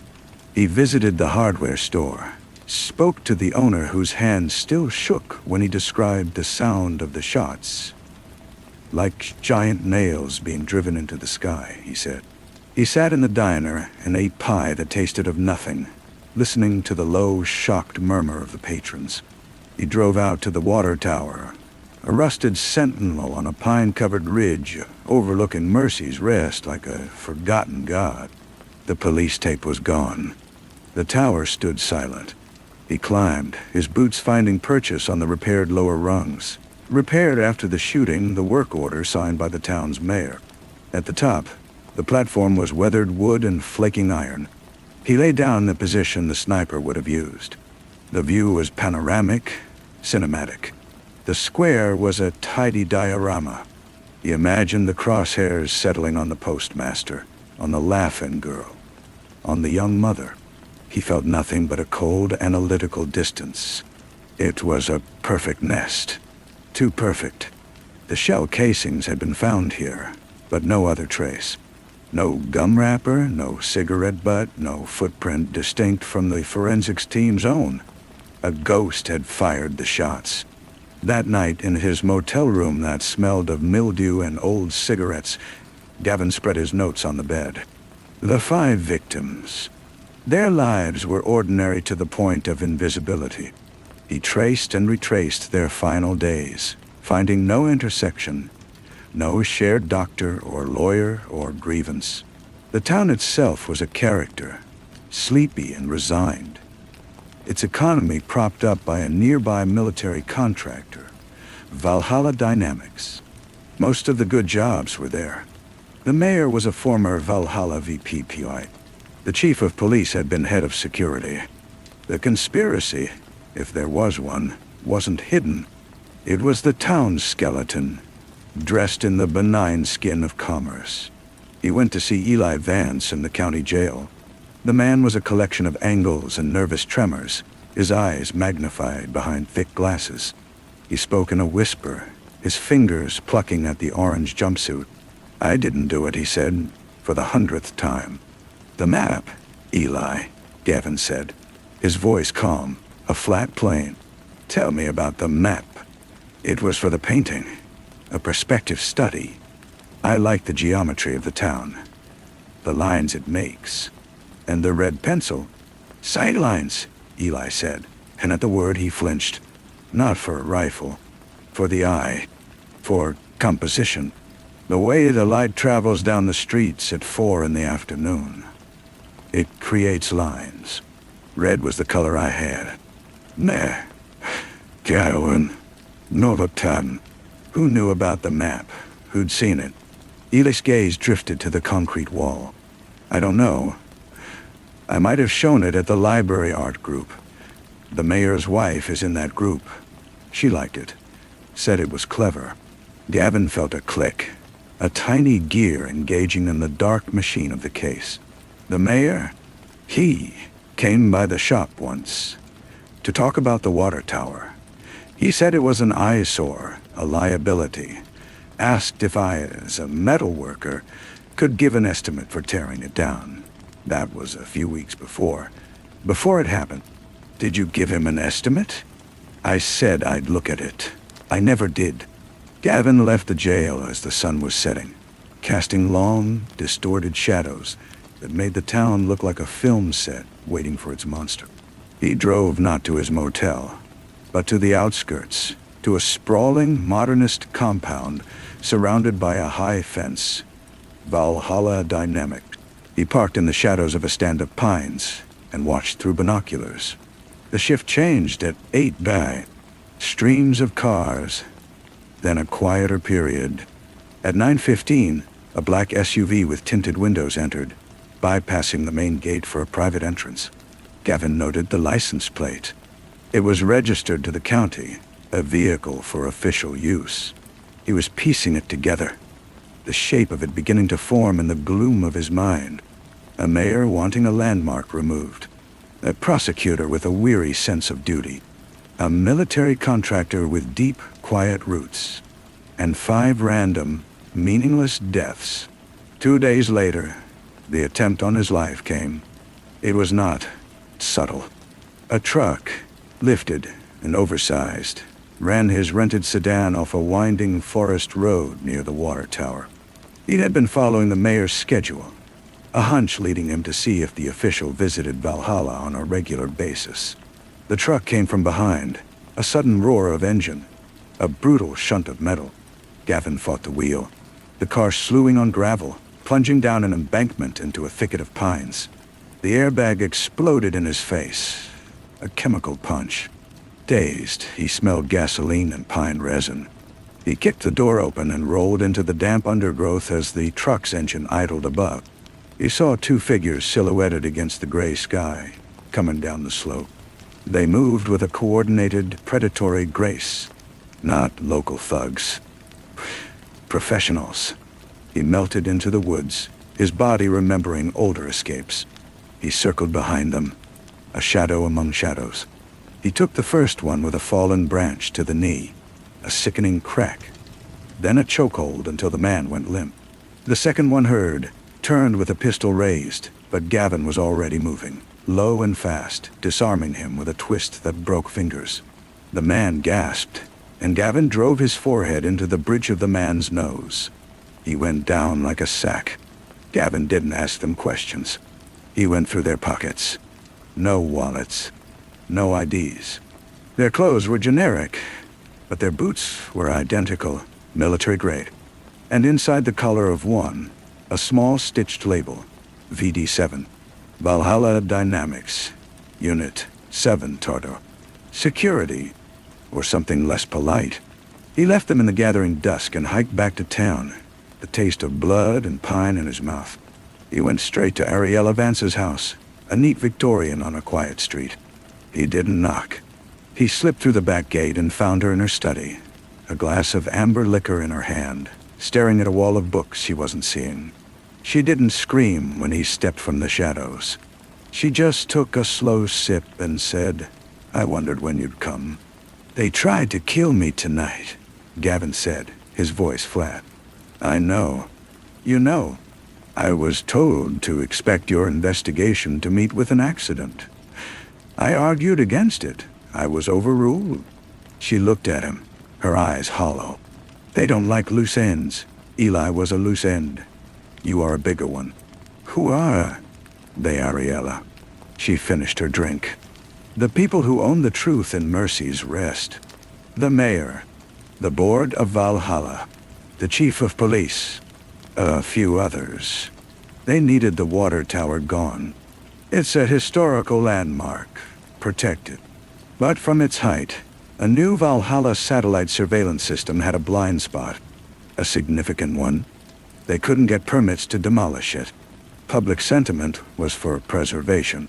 So they created a stronger public sentiment. And the pieces locked together in Gavin's mind with a cold, final clarity.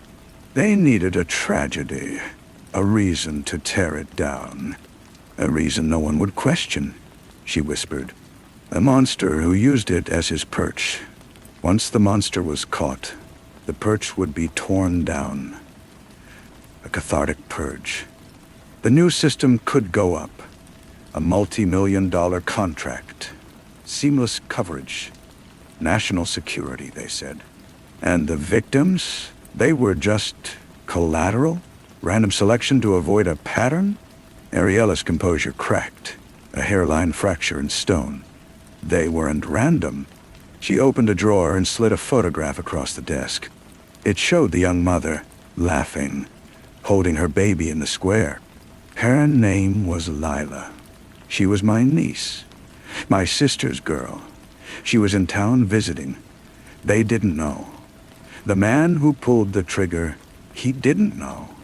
It was supposed to be a clean, terrible tragedy, not a personal one.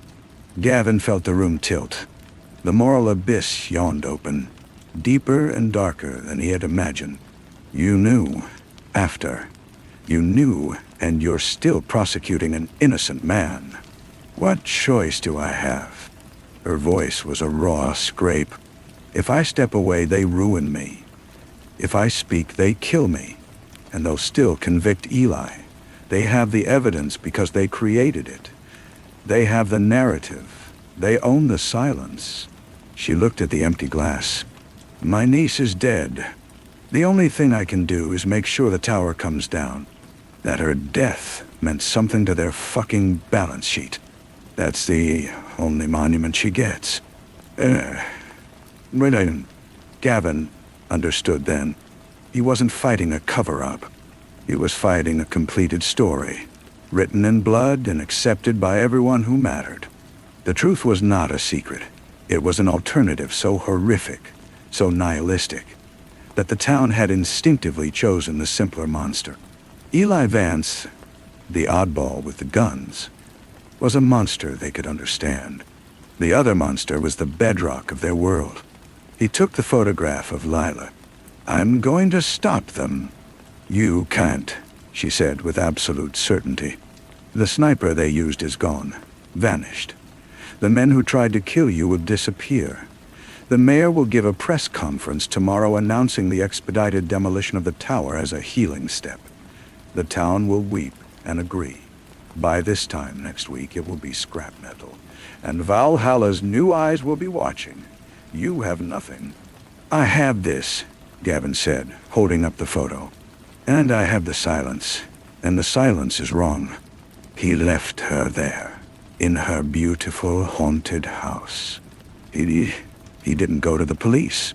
He didn't gather more evidence. He knew the law was a tool in their hands. He had one option left, the soldier's option, direct action. The demolition of the water tower was scheduled for dawn. A public event with speeches and a collective turning of shovels, a performance of renewal. Gavin was there in the pre-dark, long before the crowds, before the mayor in his hard hat, before the television cameras. He scaled the fence around the Valhalla compound with the ease of long practice. He found the main server hub, a low humming building with minimal security. Who would attack a defense contractor in Mercy's Rest? He used the codes he'd taken from the unconscious henchman. Codes that were already being changed, but not yet. Not for another hour. He didn't steal data. He uploaded it. He uploaded the photograph of Lila Vance, the mayor's art group attendance record, the work order for the tower ladder repair, the financial trail of the demolition contract leading back to a Valhalla shell company, and the personnel file of the vanished sniper, a man named Keller, ex-Special Forces, now on Valhalla's consultant roster. He packaged it all with a simple, unadorned narrative and sent it to every news outlet, every federal agency, every blog he could think of. He set it to broadcast on a loop from the tower's own old emergency frequency. Then he slipped away as the first lights came on in the compound. He went to the ridge overlooking the square. The dawn was a pale bruise in the east. Below, the town began to stir. The demolition crew arrived. The mayor's car pulled up. Then, a different energy crackled through the cool air. Reporters, more than expected, arrived in a hurried convoy. Phones rang. The mayor, smiling, was handed a phone, his face drained of blood. He looked up, not at the crowd, but at the water tower, as if it had suddenly grown a mouth and spoken. Gavin watched through his binoculars. He saw Ariella Vance arrive, not in her prosecutor's suit, but in a simple black dress. She walked past the mayor, ignoring his frantic whispers, and stood before the microphones. She didn't give a speech about healing. She began to read a list. The names of the 5 victims, their ages, what they loved, who loved them. And then she said their deaths were not random. They were purchased. And she turned and looked straight at the mayor. Chaos erupted. Not violence, but the deeper, more terrifying chaos of a story breaking apart. The narrative shattered. The crowd's unified grief splintered into confusion, then into a dawning, ugly rage. The camera swiveled. The demolition was forgotten. Gavin lowered the binoculars. He had given them the truth, a weapon more destructive than any rifle. It would play out now in courts, in headlines, in the shattered lives of the powerful. Eli Vance might walk free, or he might be a pawn sacrificed in the next move of the game. Ariella might be a hero or a co-conspirator trying to save herself. It was out of his hands. The machine of justice, slow and rusted, would now grind over the bones of the conspiracy. And it would be messy and imperfect, and perhaps ultimately futile. But the silence was broken. He turned and walked into the pine forest. Behind him, the water tower stood against the lightening sky. No longer a target, just a relic. He knew they would still tear it down eventually, but not today. Today it remained a silent witness to what had happened, and to what had almost happened. A week later, Gavin was in another town, in another motel room. The news from Mercy's Rest was a slow-burning scandal, metastasizing into investigations and resignations. The Valhalla contract was frozen. The mayor was under house arrest. Eli Vance was released on bail, the case against him crumbling. Ariella had become a controversial figure, a whistleblower shrouded in personal tragedy. Gavin turned off the television. The room was quiet. He went to the window and looked out at the night. In the distance, a train whistle blew, a long, lonely sound that faded into the dark. He thought of the birds that would eventually return to the oaks in Mercy's Rest. They would chatter and fight and build nests, their small lives continuing in the branches above the square. The town would heal, or it wouldn't. It would build a new story for itself. The physical evidence would be erased. The tower would fall. The files would be sealed. The players would fade away. Only the traces would remain, buried in the soil of the place. A lingering distrust in the eyes of neighbors. A hesitation in the laughter of children playing where the shots rang out. A certain way the wind would sound through the new, modern surveillance array. A high, thin whine that was not quite natural. Not quite right. It was not victory. It was just the world, continuing, scarred and resilient. He closed the curtain and sat in the dark, listening to the new silence, which was, and would always be, different. Phone on the nightstand buzzed, a harsh rattle against the wood. He let it ring 3 times before picking it up. He didn't speak. "It's done," a woman's voice said. Ariella, ...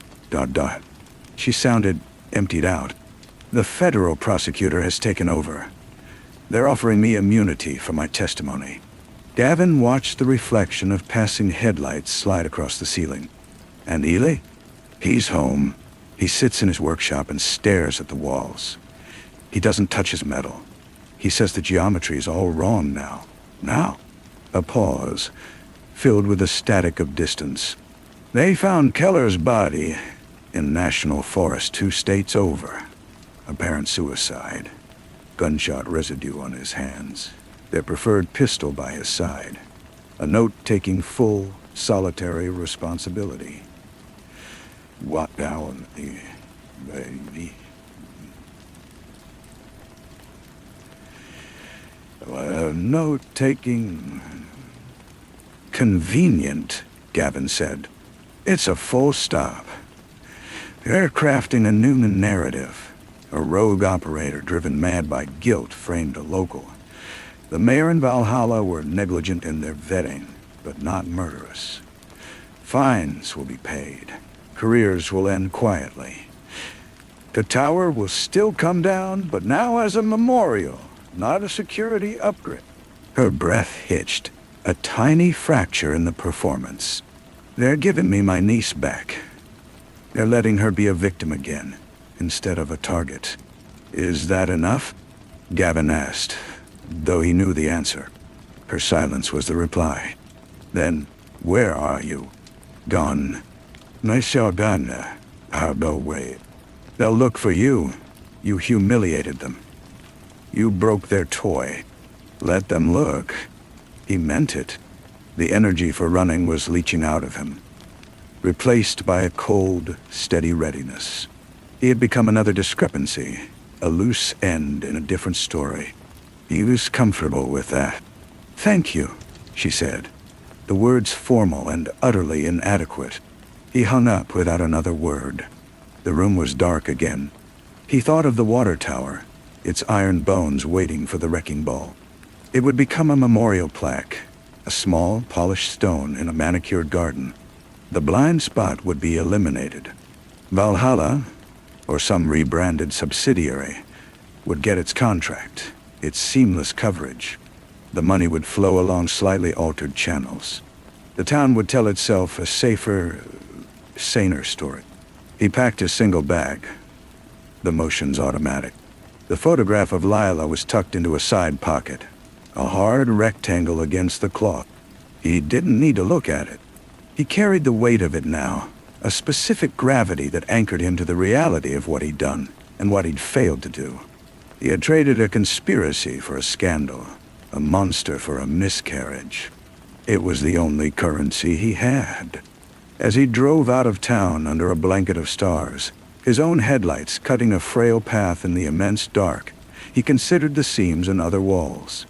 In other towns, he knew he would pick at them again. It was the only thing left that made the silence bearable.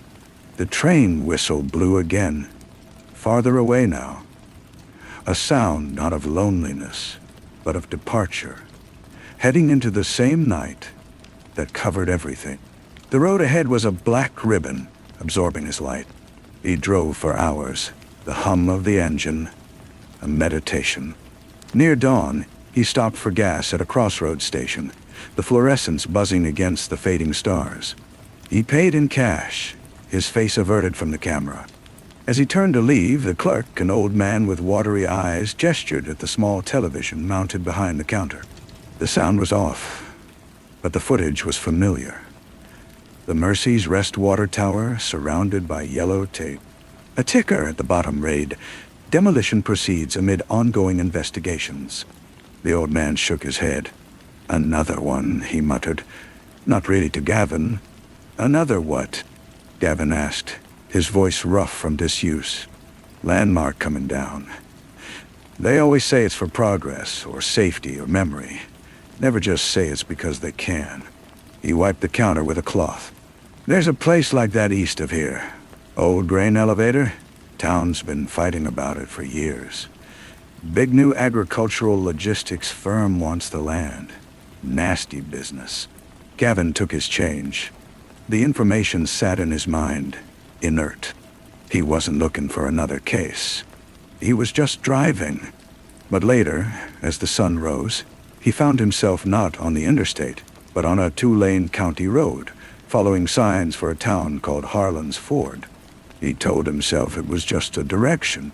The grain elevator appeared on the horizon first, a skeletal silhouette against the pink sky, taller than anything else for miles. As he got closer, he saw the spray-painted words on its side. "Our history, not for sale, and newer, in a different paint. Eyesore." He parked at a diner on the edge of town. Over bitter coffee, he listened. The talk was of the elevator, of the upcoming town council vote, of the accidental fire that had damaged the Historical Society's archives, of the sudden, generous offer from the logistics company. The words were different, but the melody was the same. A quieter, slower song, perhaps, but composed in the same key. Gavin finished his coffee. He felt the weight of the photograph in his pocket. He saw the lines of the grain elevator, the way the morning sun hit its rusted sides, creating stark geometries of light and shadow. He thought of Eli, who could no longer see the lines. He thought of the high, thin whine of a surveillance array in the wind. He left a tip under the saucer and walked out. He didn't drive toward the elevator. He drove to the town's small library. He needed to see the maps. He needed to understand the lines of this place, the way the light fell, the blind spots. It was a compulsion now, a habit of mind. The silence here had a different texture, but was waiting to be broken. He pushed open the library door, a bell jingling softly overhead. The librarian looked up from her desk, offering a polite, expectant smile. Gavin nodded and walked toward the local history section. He had work to do. The local history section was a single, spindly shelf. The books were old, their spines cracked, smelling of dust and neglect. Gavin pulled a plat map from a drawer, spreading its brittle pages on a wooden table. His fingers traced property lines, old water rights, easements. The grain elevator was a black square near the rail line. The land around it was owned by a dozen different people. But the offer from the logistics firm, according to the diner talk, was for a contiguous parcel. He looked closer. Several of the small plots had been purchased over the last 18 months by a holding company with a name that felt like a veil. He heard the soft scuff of a shoe on linoleum. The librarian stood a few feet away, her polite smile replaced by a look of cautious curiosity. She was older, with sharp eyes behind wire-rimmed glasses. "Can I help you find something specific?" she asked.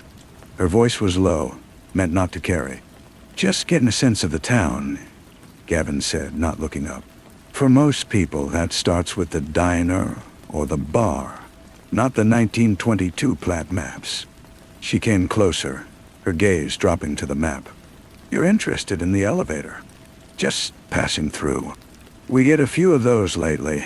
Men in clean boots taking pictures. Always from the same angles." She adjusted her glasses. "You don't have their boots." Gavin finally met her eyes. "What do the angles show?" "The access roads, the rail spurs, the sight lines from the old Miller place on the hill."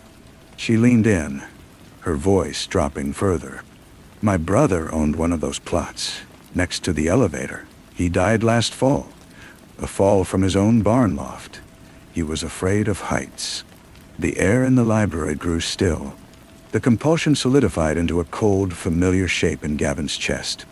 Who bought his land? The holding company. The deal was finalized a week after the funeral. She straightened up, the moment of confidence passing. She became the librarian again. "The Historical Society meeting is tonight, 7 o'clock, at the community hall. They're voting on a resolution to oppose the demolition. It's a formality, but people will be there." He nodded, folding the map. "Thank you." He left the library and drove to the hill she mentioned, the old Miller place. It was a derelict farmhouse, windows boarded. From its overgrown yard, the view was commanding. The grain elevator stood below, and beyond it, the entire town grid, the school, the water tower, the long, straight runway of the disused county airstrip. A perfect vantage point. He scuffed the dirt with his boot. He found what he was looking for near the crumbling foundation. 3 cigarette butts, all the same brand, not weathered, and pressed into the soft earth, the distinct, sharp tread of those military-grade boots. He didn't go to the Historical Society meeting. While the town argued in a brightly lit hall, he was in the shadows of the grain elevator itself. The fence was cut, the lock on the ground door already broken. Inside, the air was thick with the smell of rotting grain and rust.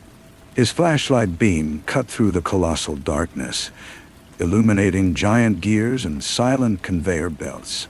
He climbed the interior ladder, the iron cold and gritty under his hands. At the top, in the cupola, he found it. Not a sniper's nest. Not yet. But a preparation. A small, waterproof case contained a laser rangefinder, a compact tripod, and a detailed schematic of the elevator's structural supports, with 2 points circled in red.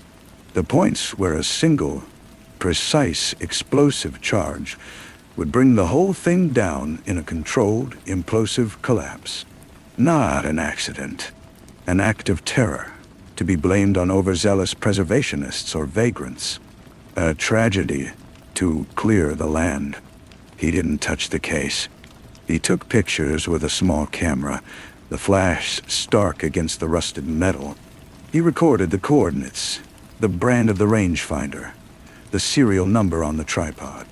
Then he descended back into the belly of the silent giant. He stood in the dark, listening to the wind moan through the countless gaps in the siding. This was the pattern. Create the monster, then offer to slay it. He had arrived in the space between those 2 acts. He had a choice. He could call Ariella, leverage the federal contacts she now had. It would be slow. It might work. Or the men in the boots might be warned. The evidence might vanish. And an accident might befall a librarian who asked too many questions. He looked at the pictures on his camera's small screen. Then he looked at the photograph of Lila, her laugh frozen in time. He thought of the librarian's brother, afraid of heights, falling from his barn. Gavin slipped the camera into his pocket. He walked out of the elevator, past the cut fence, and into the night. He didn't go to his car. He walked toward the small cluster of lights that was Harlan's Ford. He had a meeting to interrupt. The story here was still being written. This time, he would not just broadcast the truth. He would change the ending. The community hall was a low brick building, its windows glowing yellow. Gavin could hear the raised voice of a man as he approached the side door. He slipped inside, standing in the shadowed alcove by the fire extinguisher. The room was full, the air thick with frustration and defeat. A man in a suit stood at the front, pointer in hand, gesturing at a projected image of the grain elevator. Structurally unsound. A public hazard. The generous offer from Midland Agricultural Logistics represents not just progress, but a removal of a dangerous liability.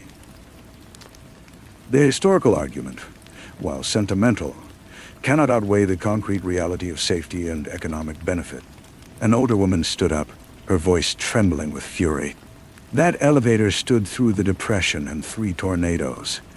It's only unsound because you won't let anyone inspect it properly. The suit smiled a patient, condescending smile. The reports are from certified engineers, ma'am. Now if we could move to the vote on the resolution. Gavin stepped out of the shadows. He didn't walk to the front. He simply raised his voice, calm and clear, cutting through the room's tension. The certified engineers, he said. Would they be the same ones who surveyed the water tower in Mercy's Rest? The room went silent. Every head turned. The suit's smile froze. I'm sorry. Who are you? This is a closed town meeting. I'm a concerned citizen, Gavin said, his eyes scanning the crowd until he found the librarian. She was watching him, her face pale. And I have a question about the Miller place. Who's been using it lately to sight in on the elevator? And why would they need a laser rangefinder and demolition schematics? A gasp rippled through the room. The suit's composure cracked. This is outrageous slander. Security. Please remove this man. But no one moved. The people of Harlan's Ford were staring at the man in the suit, at their own council members, with new, terrible suspicion. Gavin didn't wait for security. He turned and walked out, leaving the door open behind him. He knew what would happen next. The questions would multiply. The librarian would find her courage. The story of the brother's death would resurface. The suit would make frantic calls. The men on the hill would be told to pack up their toys and disappear. He drove back to the motel on the edge of town. He uploaded the pictures and the data to a secure drop, attaching the names of the holding company, the suit, and the certified engineers. This time, he didn't send it to the news. He sent it directly to Ariella's federal contact and to 3 rival agricultural logistics firms. Let them fight it out in the light. Let the conspiracy become a corporate war, messy and public. He lay on the bed in the dark motel room. The hum of the highway, a distant river of sound. He had changed the ending. Maybe. For this town. The grain elevator might still fall, but not as a pawn in a hidden game. The cost would be different. The silence here would be broken by the roar of lawyers and the clatter of hostile takeovers. A different kind of violence, but an honest one. His phone buzzed. A number he didn't know. He answered. It's done here too, Ariella's voice said. She sounded stronger now, tempered. The information was actionable. They're moving faster this time. You're creating a pattern they can't ignore. I'm not creating it, Gavin said. I'm just pointing at it. Where are you now? She asked. And this time it wasn't a request for location. It was a question about his state of being. Looking at the lines, he said quietly. She was silent for a long moment. Be careful, Gavin. They adapt. The pattern you're revealing. They'll start to see it as a pattern of your own. And, he knew she was right. He was becoming a predictable element, a rogue variable they would eventually calculate for and eliminate. The thought was not frightening. It was clarifying. After he hung up, he packed his bag again. He wouldn't stay to see the aftermath in Harlan's Ford. His work was in the space between the monster's creation and its release.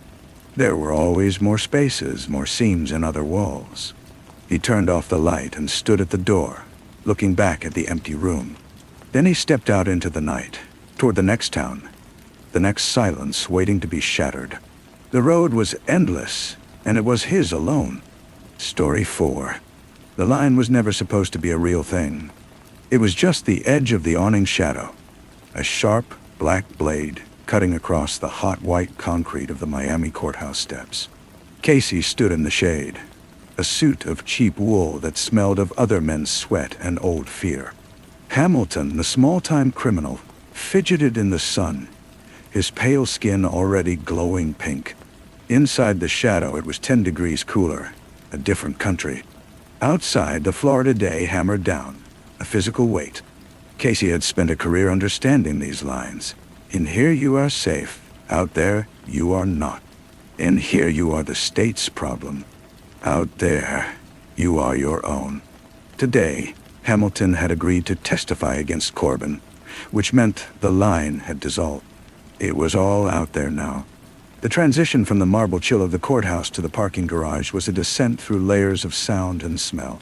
The echo of dignified heels gave way to the low, wet cough of idling engines, the scent of floor wax and anxiety, replaced by exhaust fumes and the ghost of old oil spills.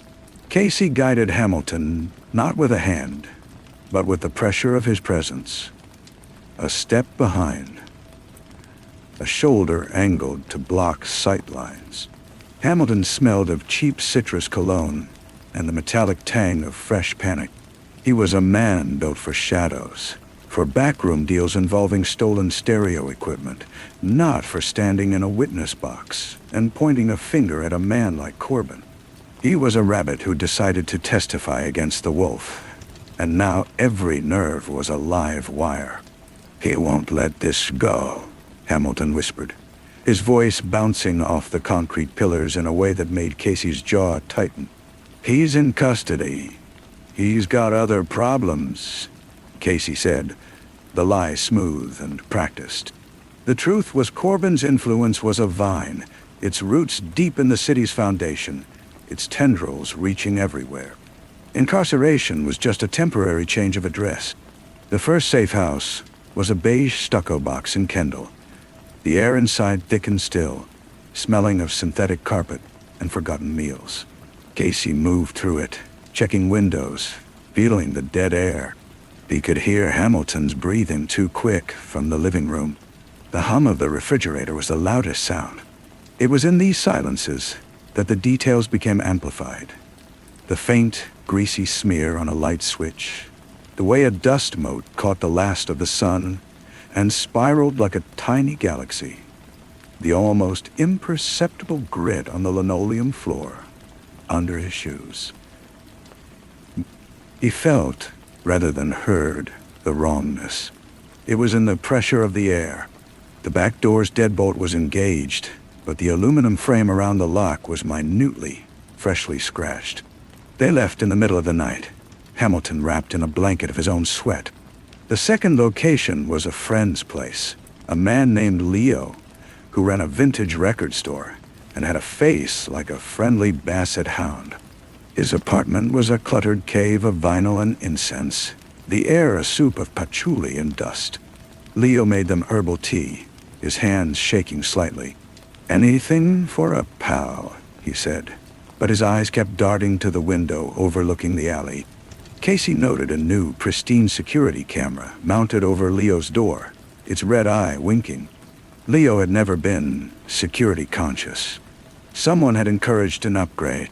The third night, they were in a fishing cabin on the edge of the glades, the world outside reduced to a chorus of insects and the wet, breathing darkness of the swamp.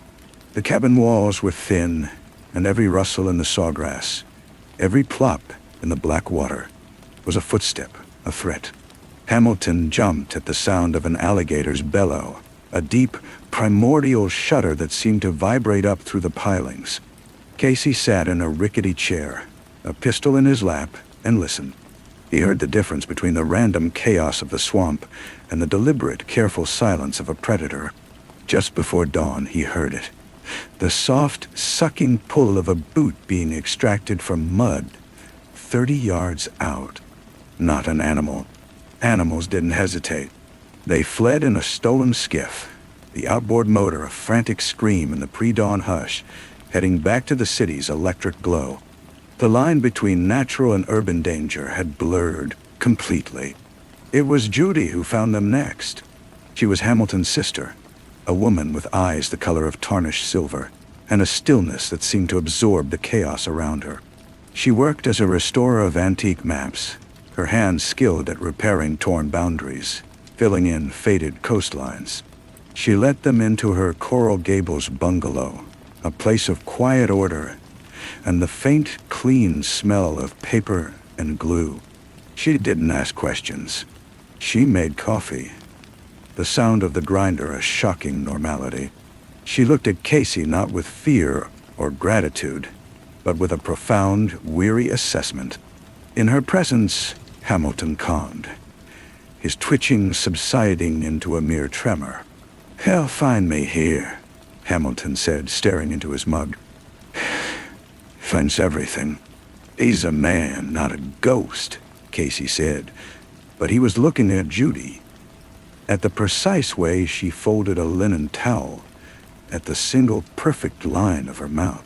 She was another kind of boundary, a shore against the chaos. "There's a man," Hamilton whispered later, when Judy was in another room.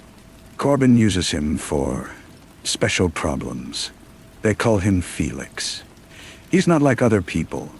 He doesn't get angry. He just completes the task." The name hung in the air, a cold spot. Casey had heard whispers. Felix was a rumor given for him, a man who left scenes so clean they seemed vacant rather than violent. His signature was absence. 2 days later, Leo was found in his record store. The police called it a robbery gone wrong. Casey, using his credentials to view the scene photos, saw the truth. Leo was at his counter, a single, small-caliber bullet hole in his forehead. Nothing was disturbed. The cash register was full. A record was still spinning on the turntable, the needle stuck in the final groove, hissing like a distant tide. It wasn't a robbery. It was a receipt, a notice of account. Felix had been there, and he had asked questions, and he had received answers. The line between interrogation and execution had been erased. The pressure tightened. Corbin's network was a spider web, and every pluck sent vibrations. A friendly bartender who was supposed to pass a message went on vacation and never returned. A safe car was found with its distributor cap removed, a subtle professional sabotage. Casey felt the city changing around him, its friendly faces becoming masks, its open spaces becoming shooting galleries. He and Hamilton were ghosts, haunting a machine that was now actively hunting them. They decided to run. Properly. Judy insisted on coming. "He's my blood," she said. And that was that. The plan was to get to a private airfield, to a pilot who owed Casey a favor from a time when the favor was smaller than a mob boss wrath. The drive there was a study in tension. Every traffic light was a potential trap. Every pedestrian looking their way was a scout. The inside of the car was a capsule of held breath and the smell of heated vinyl. The airfield was on the city's northern fringe, a strip of cracked tarmac between a canal and an industrial park. The night was clear, the moon a bone chip in the sky. The Cessna waited, a fragile-looking insect. The pilot, a man named Al with a handlebar mustache, gave a thumbs up from the cockpit. They were 20 yards from the plane when the shadows at the side of the hangar moved. Not a shape, just a deepening of darkness that resolved into a man. He was average in every way. Height, build, dress. And that was what was so terrifying. He was a blank space. Felix died dead. He didn't speak. He simply raised a pistol fitted with a long, dark cylinder. A suppressor. Casey shoved Hamilton down and drew his own weapon. The first shot from Felix was a soft phut, and on the wing of the Cessna sparked. Al, the pilot, ducked inside. Casey fired twice, the reports monstrous in the quiet night. Felix moved, not with urgency, but with an unhurried economic grace, flowing behind a fuel drum. "The plane!" Hamilton screamed, scrambling on his hands and knees. A shot came from their flank. Another man, a hulking shape near the chain-link fence. Corbin hadn't sent just one. He'd sent a team. The lines had converged. There was no safe side. What followed was not a gunfight, but a brutal, short-range etching of violence in the dark. Casey shot the man by the fence, saw him drop. He turned to find Felix, but the man was gone. Then he was there, 10 feet away, having closed the distance without sound. His eyes reflected no moonlight. They were flat, dark pools. Casey fired. Missed. Felix's arm came up. Foot. Ducked. A searing heat tore across Casey's ribs. He stumbled, his world narrowing to the smell of cordite and his own coppery blood. He saw Judy not cowering but pulling a terrified Hamilton toward the open door of a nearby maintenance shed. She looked back, her eyes finding Casey's, and in that moment he saw not fear, but a fierce, clear determination. She was redrawing the map, making a new plan. Felix advanced, a relentless algorithm. Casey fired his last round. The slide of his pistol locked back, empty. He was a court officer, a shepherd, not a soldier. He was out of his depth. From the shed, a sudden blinding light erupted. Judy had found a handheld spotlight, used for inspecting plane undersides. She aimed it directly at Felix's face. For the first time, the man reacted. He flinched, a tiny, almost imperceptible break in his rhythm. He turned his head a fraction, his perfect night vision shattered. And Hamilton, the rabbit, the burden moved. He didn't have a gun. He had a 2-foot length of rusty pipe he'd grabbed from the shed floor. He swung it in a wild, shrieking arc. It didn't hit Felix's head. It connected with his gun hand.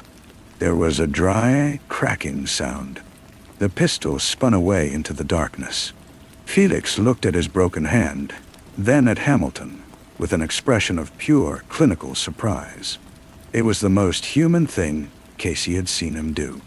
Then Felix moved again.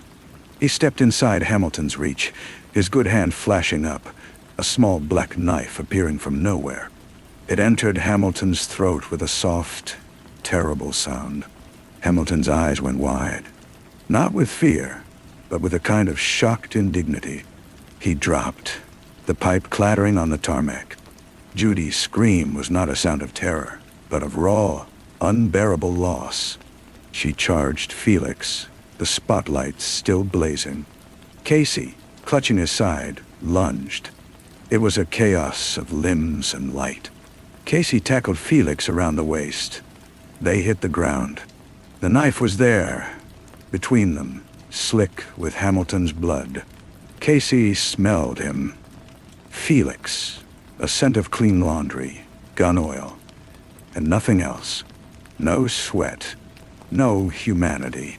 They grappled for the knife. Casey's strength was ebbing, leaking out through the wound in his side. He saw the blade, an inch from his eye. Then, a deafening roar. Not a suppressed pistol. The roar of the Cessna's engine. Al, the pilot, had decided his favor was worth finishing. The plane was turning, its single propeller a blur, its landing lights flooding the scene like the wrath of God. The blinding beams swept over them. Felix, pinned under Casey, turned his face toward the light and the oncoming plane. For a split second, his defenses were down, his focus split. Casey, with the last of his strength, wrenched the knife hand. He did not drive the blade into Felix. He turned it, and with a final desperate heave, rolled them both. The tarmac rushed up. Felix's head struck the edge of a concrete parking block with a sound like a melon dropped from a height. It was not a dramatic crack, but a dense, final thud. The perfect machine met an imperfect, random world. He went still. The Cessna roared past, a hurricane of noise and wind, and lifted shakily into the black sky, leaving them in a sudden ringing silence.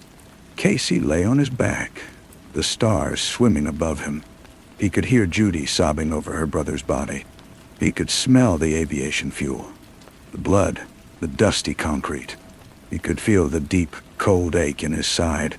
Sirens began to wail in the distance, drawn by the unsilenced gunshots. He sat up, slowly. He looked at Felix's body, then at Hamilton's. The small-time criminal who had tried to be brave, and the perfect weapon who had failed to be invincible. Both were just flesh now, under the same indifferent moon. The police came. The explanations were given, a patchwork of truth and necessary fiction. Corbin from his cell would hear of Felix's failure. The trial would proceed with a dead witness, but the momentum was gone. The case would eventually dissolve into plea deals and reduced sentences. The machine would grind on, slightly damaged but unbroken. Weeks later, Casey stood on a different line. It was dusk on a beach, the boundary between sea and sky. A bruised, beautiful smear of purple and orange. Judy stood beside him, not touching him, but present. She had buried her brother. He had been discharged from the hospital. The official inquiry had cleared him, just barely. They did not speak of what happened. They did not speak of the future. They watched the waves come in, each one erasing the footprints of the last, smoothing the sand into a blank, wet slate. The details of that night on the airfield were beginning to soften at the edges, not from forgetting, but from the mind's merciful inability to hold such sharp, terrible clarity forever. The sound of the pipe hitting the tarmac was becoming echoic. The smell of Felix's laundry detergent cleanliness was fading. The precise angle of Hamilton's fall was blurring. The only thing that remained sharp was the look in Judy's eyes when she had turned on the light. Not the fear, but the resolve. It was a line he could still see. He knew he would never again believe in the simple division between safe and unsafe, inside and out. The line was a fiction. The world was all one side, a vast, shimmering, dangerous country where shadows could step forward and become men, where rabbits could strike, and where maps, no matter how carefully restored, always contained places where the cartographer had guessed. The sun dipped below the horizon. The line between day and night dissolved. The world faded to gray, then to blue, then to black. Casey took a breath of the salt air and let the truth of it all, incomplete and unresolved, slip away into the gathering dark, like a secret the ocean would never tell. The drive back from the beach was quiet, the car filled with the hum of tires on pavement and the ghost of the ocean's roar. Judy stared out the window, her profile a cutout against the passing streetlights. She had moved, leaving the bungalow with its maps and its memories for a small, anonymous apartment in a building full of retirees and seasonal renters. Casey had helped her carry the boxes. Neither had mentioned a single heavy crate of vinyl records from Leo's shop that she had insisted on taking. Casey's own apartment felt like a museum of a previous life. The cheap wool suit hung in the closet, a relic. The badge and the credential holder were in a drawer. His resignation letter accepted with a bureaucratic sigh and a handshake that felt like being handed a receipt. He was no longer the state's problem or its agent. He was just a man with a healing wound and a pension he didn't want. He started walking the city at night, not with purpose, but with a directionless need to move.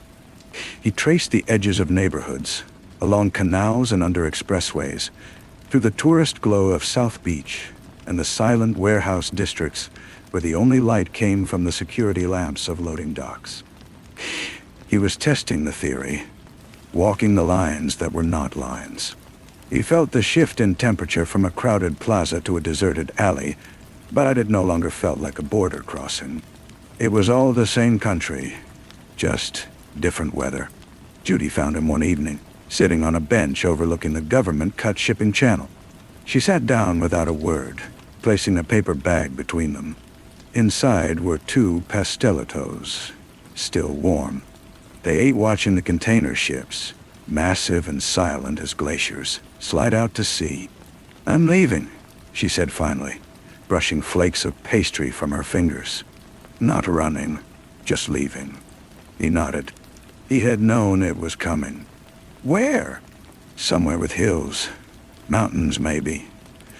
Somewhere the land isn't so flat you can see everything coming from a mile away." She gave a small, humorless smile. "An illusion, probably." "Probably," he agreed.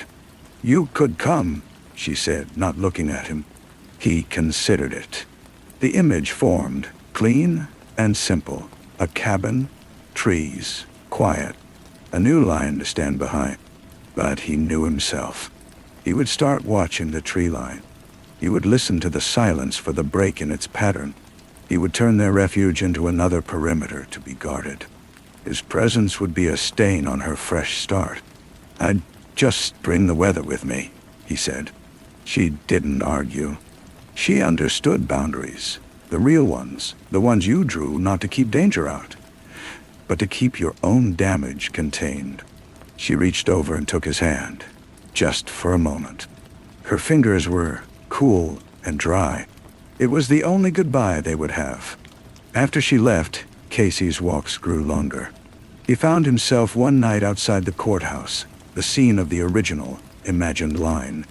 The awning was gone, replaced by scaffolding for repairs. The shadow was a jagged, broken thing.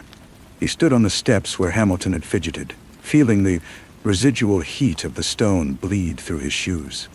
A man in a janitor's uniform pushed a wide broom across the plaza, his movement slow and rhythmic. He nodded at Casey, a silent acknowledgement of two men working while the city slept. As the man passed under a light, Casey saw the faint, pale line of a scar running from his ear to his collar. His eyes met Casey's, and there was a flicker of something, recognition not of a person, but of a species. Another man who knew that lines were drawn in dust and swept away just as easily. Casey turned and walked down into the streets. He had no destination. The night was warm and thick, carrying the scent of jasmine and salt, and, faintly, from some distant kitchen, the smell of something burning. He kept walking, a man in the middle of the map, no longer trying to find the edge, just tracing the contours of the vast, uncharted interior. The scar on the janitor's neck stayed with him. It was a receipt of its own, a line drawn by violence and healed into a pale seam. Casey wondered what story it held, what invisible network that man was part of or hiding from. The city was full of them, he realized. Not just predators and prey, but survivors, each carrying their own private map of scars and safe houses. He stopped trying to sleep through the night. He dozed in the chair by his window as the sky lightened, the pistol now stored in a locked box on a high shelf. He didn't need it in his lap anymore. The threat wasn't outside the glass. It was woven into the fabric of things, a permanent warp in the weave. Vigilance against that was a full-time job with no pay, and he'd retired. Instead, he took a job. Not for the money, but for the rhythm. He started driving a delivery van for a commercial bakery, the shift beginning at 3 a.m. He liked the empty streets, the weight of the bread in the back, the specific destinations. He was a ghost again, but a useful one, leaving warm, tangible evidence of his passage at restaurant loading docks and hotel kitchens. He spoke to no one beyond a grunted greeting. He was just the guy with the rack of sourdough and the careful, slightly stiff way of moving. One humid pre-dawn morning, his route took him past the industrial park near the old airfield. He hadn't planned it. It was a detour due to a washed-out road. As he turned onto the access road, his hands tightened on the wheel. The hangar stood silent, its corrugated metal siding stained with rust. The tarmac where Hamilton had fallen, where Felix had ceased, was just a slab in his headlights, stained with oil and time. No ghosts lingered. It was just a place. He pulled over, killed the engine, and got out. The silence was different from the swamp.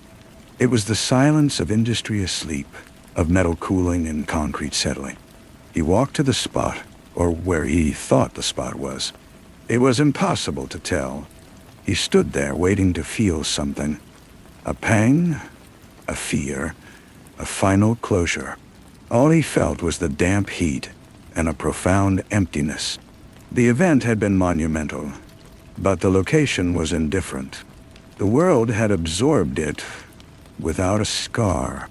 A security light flickered on at the far end of the hangar. Casey didn't startle. He just turned and walked back to his van, a vehicle full of bread. He had come looking for a line, a boundary between then and now, marked on this ground. There was none. The past was not a place you could revisit. It was just the road you'd already traveled. He finished his route as the sun rose, painting the glass towers of downtown in fiery orange. His last stop was a diner on the edge of Little Havana. The cook, a Cuban man with a tired smile, helped him unload the day's rolls. "You're early, man. Coffee's just fresh." He jerked his head toward the empty diner. Casey hesitated, then nodded. He sat at the counter on a cracked vinyl stool. The cook slid a heavy mug in front of him, black. Through the service window, Casey could see a small television playing a Spanish-language news channel. A familiar face flashed on the screen. Arthur Corbin, in a suit, leaving a federal building. A thin smile on his lips. The caption was unclear, but the tone of the newscaster suggested a procedural victory. A reduced charge, a deal made. Casey took a sip of coffee. It was bitter and strong. He felt nothing. No rage, no defeat. Corbin was going to slip back into the machine, a slightly damaged cog, but the machine would accommodate him. It was designed to. The fight was never about stopping the machine. It was about deciding you wouldn't be ground by it. The cook was watching him, a faint curiosity in his eyes. "You see that guy? Nasty business. They say he's connected to all kinds of things." Casey looked into his coffee. "They say a lot of things." "Yeah." The cook shrugged, wiping the counter with a cloth. "World's full of lines, you know. Good side, bad side, you just gotta pick one." Casey almost smiled. He thought of Judy, restoring torn maps, knowing that the lines were just ink, that the true landscape was continuous and wild. He thought of the janitor with the scar, sweeping the dust of the courthouse into a pan. He thought of the alligator's bellow, a sound that owned both the swamp and the dark water under the city's pilings. "Yeah," Casey said, his voice rough from disuse. He finished his coffee, left a few dollars on the counter, and stood up. The sun was fully up now, harsh and clear. His van waited, empty of everything but the smell of yeast and flour. He got in, started the engine, and pulled into the traffic that was beginning to thicken. He didn't pick a side. He just merged into the flow, a single vehicle among many, moving forward on the unmarked, endless road. The van felt different on the return trip to the bakery. Lighter, though it was empty. The radio, which he never played, crackled to life with a burst of static from a forgotten channel before he turned it off. The city waking up around him had a new texture. The kids at a bus stop, the old woman sweeping a stoop, the construction crew leaning over blueprints, they were no longer scenery. They were all inhabitants of that same continuous country, each navigating their own interior wilderness. He wondered how many of them felt the ground as solid beneath their feet. Back at the bakery, he clocked out. The foreman, a large man named Donnie with flour in his eyebrows, waved him over. "Casey, you do the airport industrial park loop today?" Casey nodded. "See anything weird out there?" Cops were nosing around earlier in the week, asking about old incidents. Donnie's eyes were casual, but his posture was not. "No," Casey said. "Just quiet." Donnie studied him for a second, then grunted, appeased. "Probably nothing, just the machine eating its own tail." He said it like a proverb, then turned back to his clipboard. The phrase stuck with Casey as he walked home. The machine eating its own tail. It was a perfect, ugly circle. Corbin's world, Felix's world. It was all a self-consuming system of cause and effect, threat and response. He had stepped into its jaws, and by a miracle of rust and light and a wild swing, he had been spat back out. But the teeth marks remained, not on his skin, but on his understanding. His apartment door was unlocked. He stood in the hallway, the hair on his arms rising. It wasn't fear, not the cold, sharp kind from the airfield. It was a weary recognition. He pushed the door open slowly. A man sat in Casey's chair by the window. He was middle-aged, with a carefully trimmed beard and a navy sport coat. He held no weapon. A simple, expensive-looking briefcase rested by his feet. He looked like a banker or a senior government official. "Mr. Casey," the man said. His voice was calm, mellifluous. "My apologies for the intrusion. The lock was a simple one. I preferred not to wait in the hall." Casey stepped inside, leaving the door open. He did not sit. "Who are you?" "An associate of the late Mr. Felix, and of Mr. Corbin, though in a more supervisory capacity." He steepled his fingers. "You have been assessed. The incident at the airfield has been filed. The financial ledgers have been balanced. Is that what you call it?" Casey's voice was flat. "Balancing the ledgers? It is the only thing to call it," the man said, unblinking. "Felix was an asset, a high-value one. His loss represents an operational deficit. Hamilton was a liability. His removal, while regrettably messy, corrects that entry. You and the woman were variables. You have been recategorized."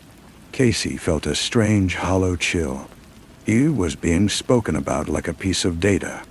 "Recategorized as what?" "As neutralized," the man said. "Not in the physical sense.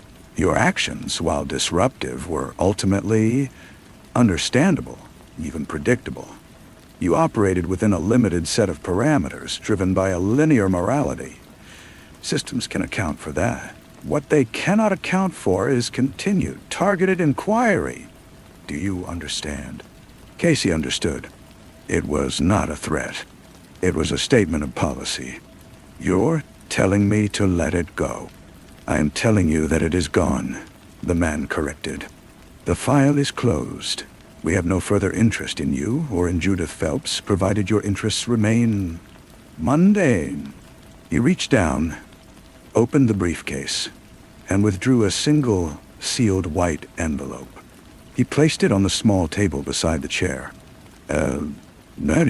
A severance for your troubles and for your silence. It is not a bribe. It is a settlement. Accepting it signifies your understanding that the matter is concluded." Casey looked at the envelope. It was thick. "And if I don't accept it," the man smiled, a thin, professional expression, "then you are a variable again. And the system does not like variables. It expends resources to eliminate them. It is wasteful. It is inelegant." He stood, picking up his briefcase. "The choice is yours, but it is the only choice you will be offered." He walked to the door, pausing as he passed Casey. He did not smell of laundry or gun oil. He smelled of mint and sandalwood. "You seem like a practical man, Mr. Casey. You have seen the machinery. You know you cannot break it. The only sane choice is to step off the gears." He left, his footsteps silent on the hall carpet. Casey stood for a long time. The envelope lay on the table. The sun through the window warmed its edge. He thought of Judy in some mountain town, breathing different air. He thought of the janitor sweeping, the cook making coffee, the alligator in the dark water. They had all found a way to step off the gears, to live in the spaces between. He picked up the envelope. It was heavy. He didn't open it. He carried it to the kitchen, and without ceremony, fed it into the glowing coils of the electric burner. He watched the paper blacken and curl, the plastic window blistering, the contents turning to ash and smoke. It was not an act of defiance. It was a ritual of release. He was not accepting their settlement. He was refusing their ledger. The smoke alarm did not go off. He opened the window, letting the acrid smell drift out to join the city's 1,000 other smells. He was not a variable to be managed. He was a man. The machine could keep its balance. He would live in the uncalculated silence, in the vast and uncharted country between the lines. It was enough. The smell of burnt paper and plastic faded, replaced by the distant, perpetual scent of rain on hot pavement. Casey left the window open. He washed his hands at the sink, the water shockingly cold. He looked at his reflection in the dark glass of the kitchen window. He looked tired, older, but his eyes were clear. For the first time since he could remember, they held no question. He slept then, a deep and dreamless sleep in his own bed, as the afternoon sun crossed the floor. When he woke, it was evening again. The rhythm of his life had permanently shifted to the edges of the day. He dressed in the twilight, not for work, but for a walk. He went to the bungalow. It was not a pilgrimage. It was an errand.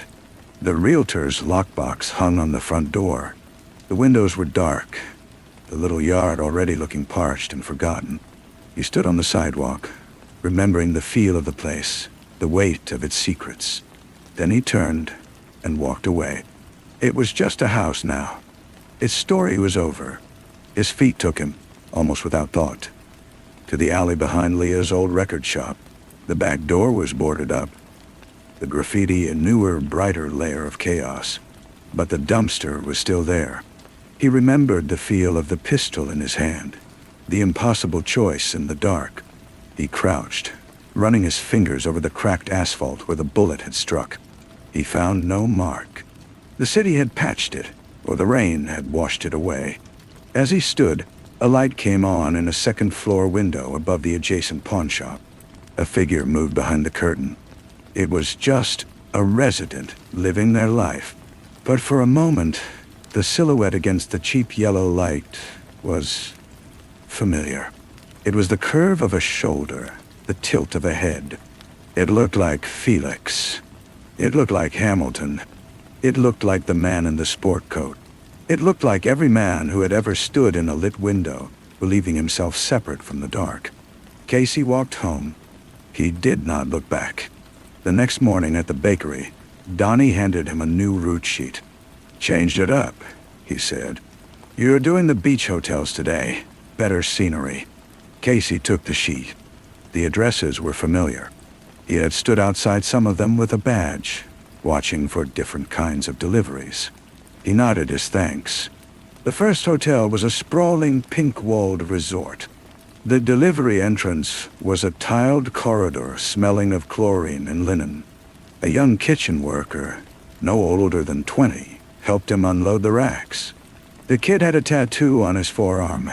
An intricate compass rose with a single word in script beneath it. "Navigate." "Nice ink," Casey said, hefting a rack of baguettes. The kid looked surprised, then smiled, a flash of genuine pride. "Thanks, man. Got it when I got this job. Reminder, to keep moving." Casey carried the rack into the warm, noisy kitchen. He thought of the maps in Judy's bungalow.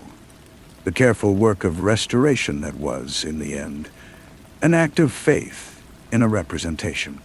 The kid's tattoo was a map, too. A simple one. A direction, not a border.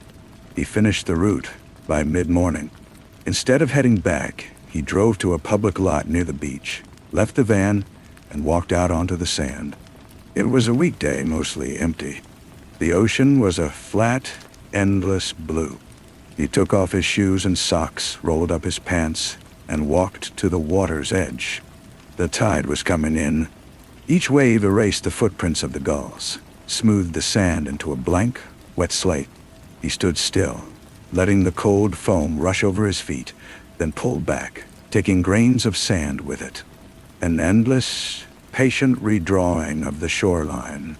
He looked south, down the coast. Somewhere out there, past the horizon, Judy was in her mountains.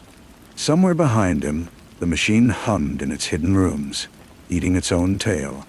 And here he stood, on a line that was never the same from one moment to the next, the water pulling the ground gently from under his heels. He did not feel lost. He felt located. Precisely, irrevocably here, in the middle of the map, where the cartographer had guessed, and where the only true thing was the ground beneath his feet and the next breath of salt air. He turned and walked back up the beach, leaving his own brief, fading prints on the sand, headed for the van, the city, The Uncharted Day. Story 5.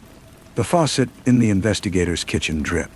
Not a frantic leaking tap, but a slow, deliberate metronome of decay.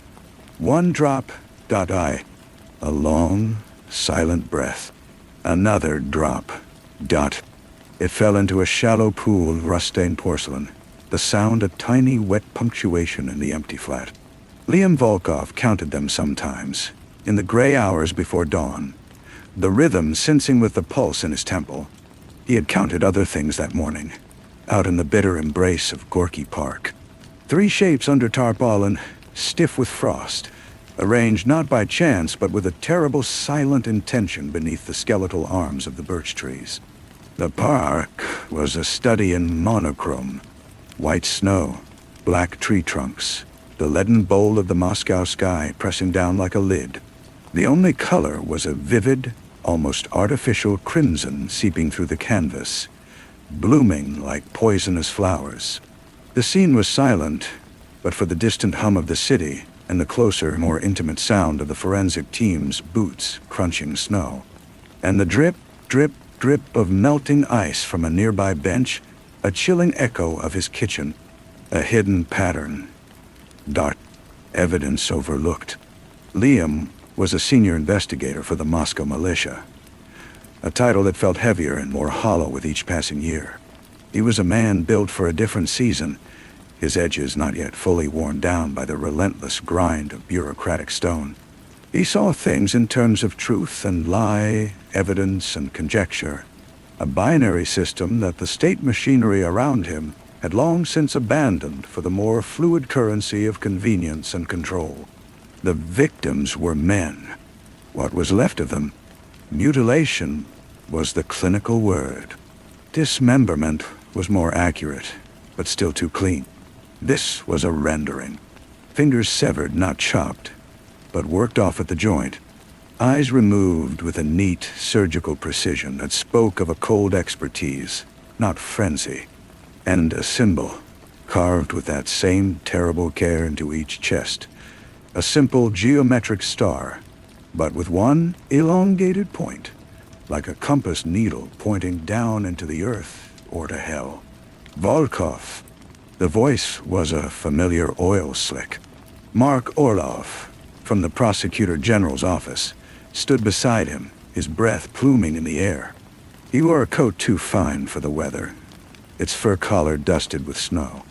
His face was a mask of appropriate concern, but his eyes were the flat, polished stones of a riverbed. A mess, Orlov stated, not looking at the tarps. An ugly, unfortunate mess. 3 men are more than a mess, Liam said, his voice low. They are a statement. Orlov's gaze slid to him. Statements are for politicians. This is butchery. The work of degenerates, perhaps traffickers. Chechens, Georgians. Nut. You know the type. He offered the solution like a pre-packaged meal. Wrap it up quickly, Liam. Identify them if you can. But do not dig. The park is a symbol of the people's leisure. This image is not helpful. The order was clear, but as the bodies were loaded into the black vans, Liam saw something the others missed. A tiny, almost invisible filament caught on the frozen bark of a birch, a thread of navy blue wool, high-end, foreign. And beside one victim's concealed hand, a partial impression in the frost. Not a boot print, but the delicate pointed mark of a woman's heel, already softening at the edges as the snow began to fall again. The investigation became a walk through a blurred dream. Files were misplaced. Witness statements from park regulars were vague, contradictory.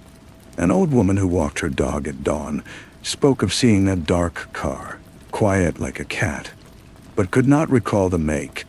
A groundskeeper mentioned a foreign-looking man arguing near the carousel days before, but his description melted into generic features. The security cameras at the park's main gates had, conveniently, suffered a technical fault that night. The evidence Liam collected felt insubstantial, ghosts of facts that dissolved in the light of his desk lamp. The thread led to a tailor on Petrovka Street who raised an eyebrow at its quality. English. From a huntsman's suit. Very few here wear such a thing. The heel mark was a European size, a designer sole. Fragments of a world that did not belong in the stark Soviet reality. His pursuit led him to the Metropole Hotel, an island of faded imperial grandeur, where hard currency whispered and the air smelled of old polish and new secrets. In the shadowy corner of the Grand Bar, he found Corey Finch. The Englishman was sipping a whiskey, his huntsman's suit a deep, perfect navy. He was affable, his smile not reaching his pale blue eyes. He expressed polite horror at the Park murders, offered vague condolences. A terrible business, Inspector. Moscow can be so raw. Your line of work, Mr. Finch? Liam asked, the sweet smoke of the bar clinging to his tongue. Import-export, machine parts mostly. Boring, really. Finch swirled his glass. I did know one of those poor fellows, I'm afraid. Briefly, a business contact named Ilya. A facilitator, you might say. Had some local difficulties, I heard. Conversation was a dance on ice. Every answer was smooth. Every deflection practiced. Liam left with nothing but a deeper chill, and the certainty that Finch's machine parts were euphemisms for something darker. As he exited the hotel, he felt the gaze of two men in identical gray coats from across the street. The Secret Service. They did not hide their watch. They were the punctuation marks to Orlov's sentence, a reminder that his inquiry had boundaries. Then she appeared. Harmony. Josh. He found her name in Ilya's sparse address book. A single entry next to a phone number for a ballet school. She was not a dancer, but a pianist who accompanied rehearsals. She lived in a small apartment in a pre-war building near the Arbat, a space filled with the scent of dust and lilac perfume, sheet music cascading from an old Blithner piano. She opened the door and said nothing, her eyes holding the same haunted knowledge he saw in his own mirror each morning. She was beautiful in a way that was not soft, all sharp angles and watchful silence. She knew Ilya, she admitted. She knew all three men. They were not good men, she said, her voice a low melody. But they did not deserve to be made into art. What were they? Liam asked, the intimacy of her cluttered room feeling more like a confessional than an interrogation. They were a link in a chain. They arranged things, passage, documents, sometimes people, for people like your Englishman. She lit a cigarette, her hand steady. They grew greedy, or foolish. They tried to keep something that was not theirs to keep. What did they keep? She looked at him then, a long, assessing look. A list. Names. Russian names, but of people who do not exist on any official record. People who are ghosts, who work in the dark for the state, but who also have private appetites. Appetites that require foreign contacts, foreign money. The list connected the ghosts to the foreigners, to men like Finch, to the things they import and export. Or a list. A ledger of corruption that went beyond mere bribery, into the realm of state-sanctioned trafficking. It was the kind of truth that could unravel everything, the kind that got people carved into symbols in a frozen park. Liam's investigation became a tightrope walk over an abyss. Orlov's pressure turned to threats. You are not cleaning a stain, Volkov. You are spreading it. Stop. The gray-coated men were everywhere now. A constant, silent pressure. His own office felt alien, his colleagues avoiding his eyes. He confronted Finch again, this time in a private dining room at the Savoy. The Englishman's affability had thinned. You are a persistent man, Inspector. Persistence is a virtue, until it becomes a pathology. You are digging in a graveyard. You will only find bones, and you will get dirty. And the list? The ghosts? Finch's smile vanished. There is no list. There are only stories, and the people who believe them end up in parks. He leaned forward, his voice a conspiratorial whisper. Go home, Inspector. Listen to your dripping faucet. Count the drops. It is a safer arithmetic. That night, Harmony came to his flat. She stood in his kitchen, listening to the drip, drip, drip dial. She told him she had the list. Ilya, in a moment of paranoid self-preservation, had given it to her. She was a dead woman walking, she said. She wanted the list to mean something before she was silenced. Give it to me, Liam said. I can use it. I can expose. Expose what? She interrupted, a sad laugh escaping her. To whom? Orlov? The men in gray coats? The list is not evidence for a court. It is a death sentence. For you, for me, for anyone who touches it. She moved closer, her hand brushing his. The touch was electric, a connection in the crushing isolation. There is another way. We use it not to expose, but to erase. We give it back to the darkness, but on our terms. We finish what the park killer started. He understood then. The mutilations were not just a message. They were a cover. A brutal, theatrical distraction. The killer was not a rival trafficker or a madman. The killer was a cleaner. A state-sponsored eraser, removing the weak link and sending a message so grotesque it would terrify anyone else who might talk. Harmony believed the killer was one of the ghosts on the list, tying up a loose end with extreme prejudice. She wanted to trap him, to turn the cleaner's own work against the system that created him. It was a desperate, insane plan. It was also the only one that felt like action, not surrender.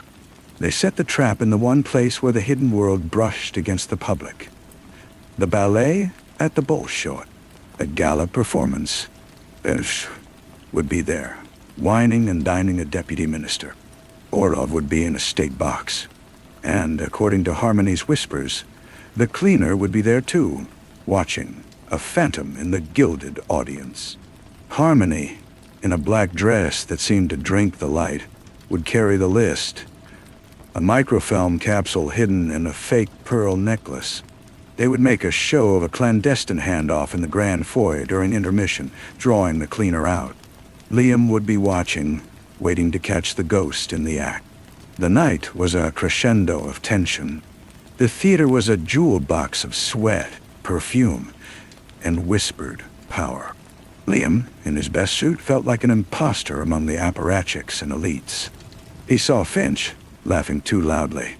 He saw Orlov, nodding with grave importance. He watched Harmony move through the crowd like a shadow, a vision of deliberate vulnerability. Intermission. The crowd swelled into the marble foyer under the glittering chandeliers. Liam watched from a balcony, his heart a drum against his ribs. He saw Harmony hesitate by a potted palm. He saw a man in an impeccably cut Soviet military uniform, not flashy, but authoritative, detach himself from a group and move toward her with the fluid grace of a predator. The man's face was bland, forgettable, the face of 1,000 official portraits. The ghost. Their hands brushed, a whisper exchanged. The ghost's hands started to close around the offered necklace. Liam moved, pushing through the crowd, his badge in his hand. But the crowd was a sea, and the sea parted for other forces. 2 of the gray-coated men materialized in front of him, blocking his path. Their faces were empty. Inspector Volkov, "You are unwell," one stated, his voice devoid of inflection. Each took an arm, their grip like iron. He was being escorted, not arrested. A man having a quiet breakdown, removed with efficient discretion. He twisted, looking back over his shoulder. He saw Harmony's eyes meet his, wide with a sudden dawning understanding. The trap had not been theirs alone. He saw the ghost, the list secured, give a small, almost imperceptible nod to someone in the crowd. Orlov, who watched with the serene satisfaction of a chess master. Then chaos, but a silent, contained chaos. A woman's scream cut short. A sudden, jostling movement near a service door. Harmony was gone, swallowed by the uniformed men and the swirling tide of oblivious theatergoers. The ghost had vanished. The foyer buzzed with oblivious conversation, the clink of champagne glasses. Liam was driven not to his office, but to the edge of the city, to a barren stretch of land near the frozen Moscow River. Orlov was there, waiting beside a black cheka, the snow falling gently. "It is over, Liam," Orlov said, his voice almost kind. "The degenerate who killed those men in the park, a former Spetsnaz soldier with psychological troubles, was found in his apartment tonight. He confessed. He will be dealt with. The case is closed. The people are safe. Order is restored. Order is restored. And our Harmony? Finch? The woman is of no consequence. The Englishman is on a plane," his business concluded. "A tidy end." Orlov stepped closer.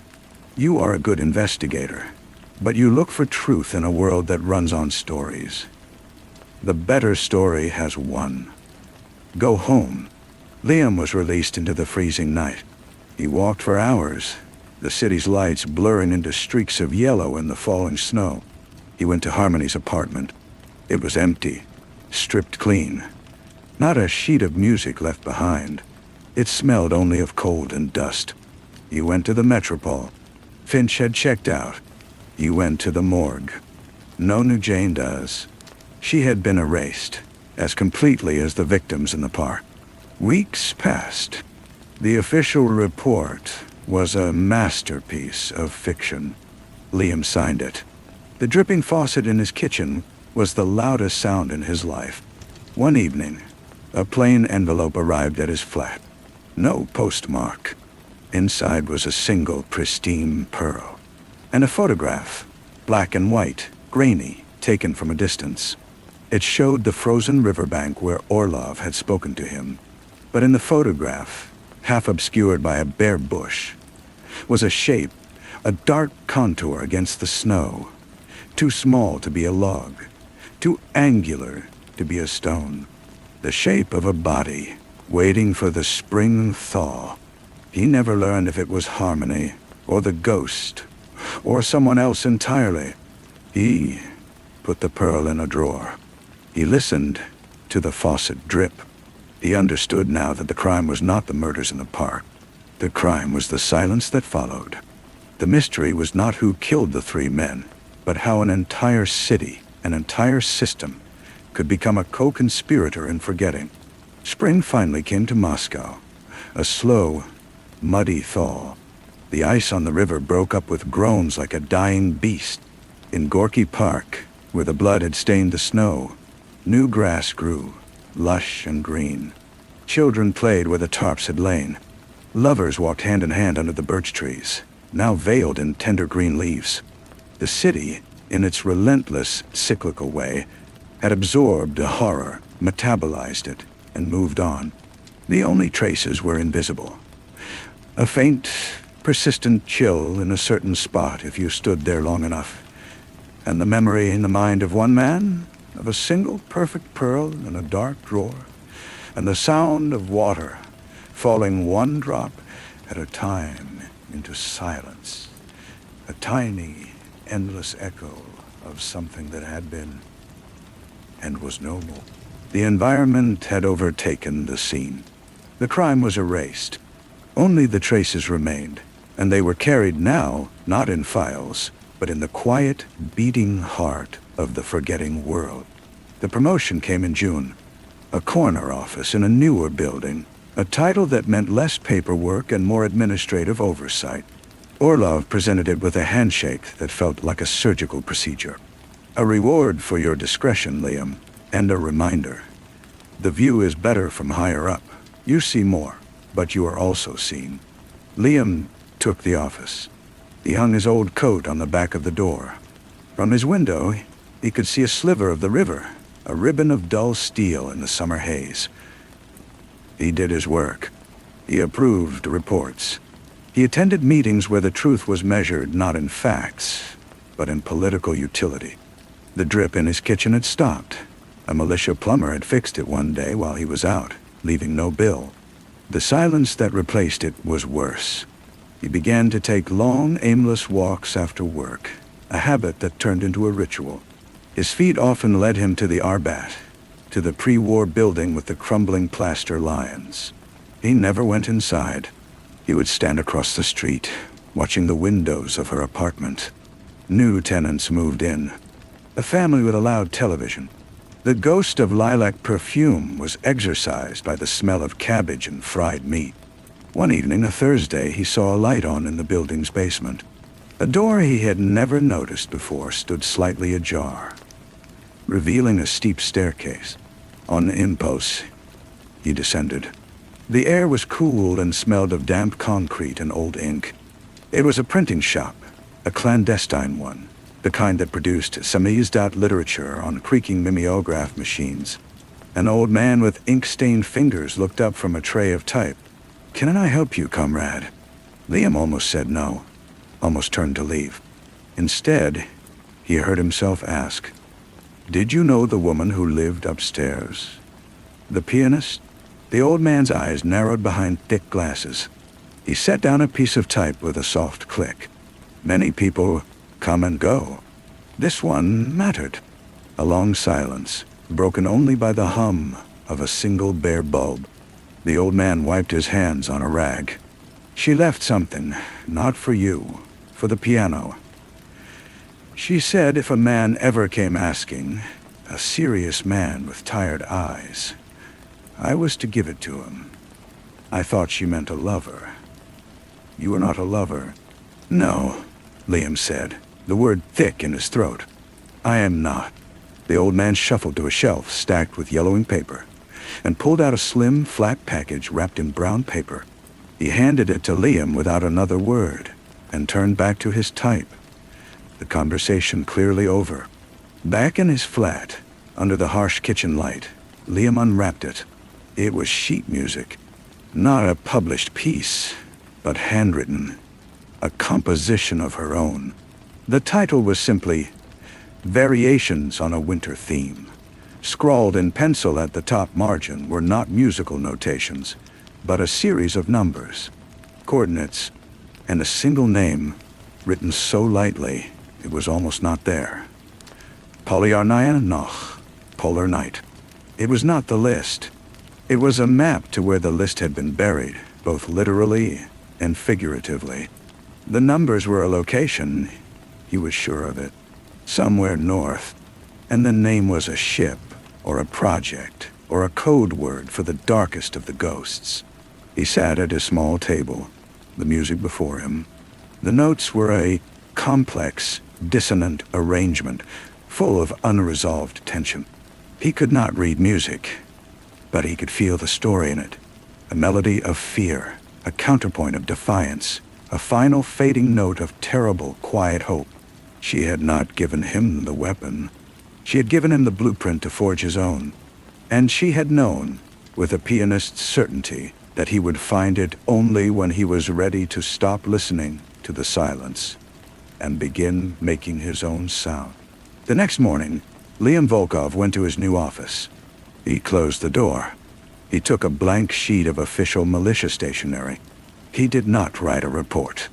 Instead, he began to transcribe the numbers from the music, converting them, cross-referencing them with old forestry and geological survey maps in the militia archives. It was slow, meticulous work. Outside his window, the summer sun shone brightly on the forgetting city. Inside, he had begun, at last, to remember. And in remembering, he started to plot a single careful note of his own. A note that would either be the beginning of a reckoning or his own final silent chord. The map archives were a tomb of forgotten geography, smelling of mildew and slow decay. Liam requested files under the guise of a statistical review of remote post assignments. The clerk, a bored woman with a perpetual cold, handed over brittle, oversized sheets without a second glance.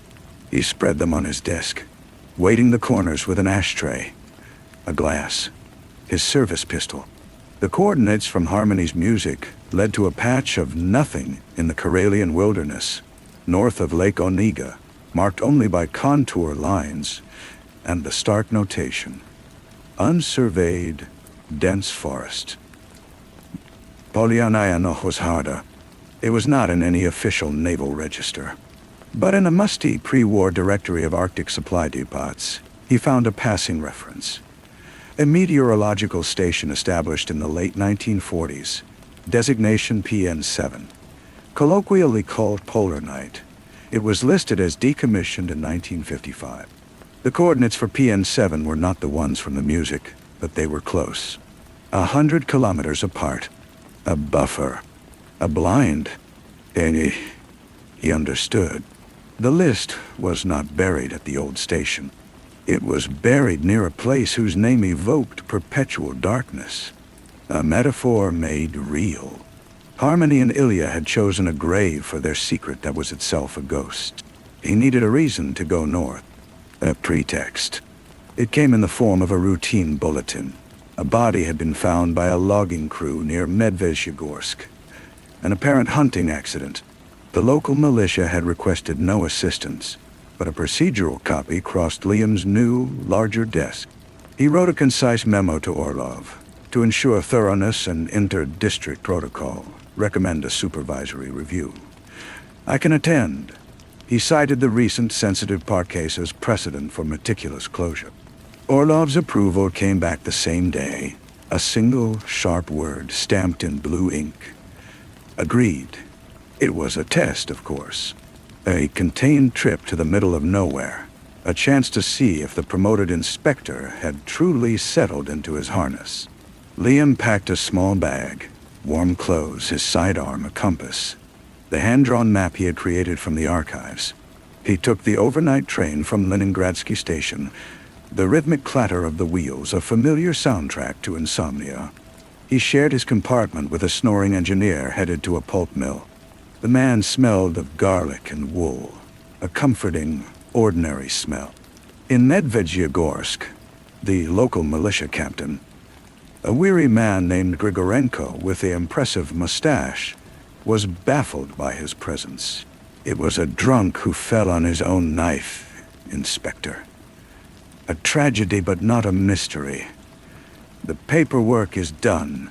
I'm sure it is, Liam said, offering a pack of cigarettes. But Moscow likes boxes ticked. Indulge me. Show me the scene, then I'll sign off and be gone. You can get back to real work. Grigorenko softened, accepting the cigarette. The scene was a damp, mosquito-ridden patch of pine forest. Liam went through the motions, examining the cold site, asking perfunctory questions.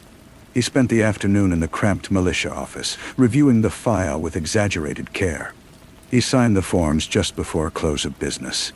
Thank you for your patience, Captain. I won't trouble you further.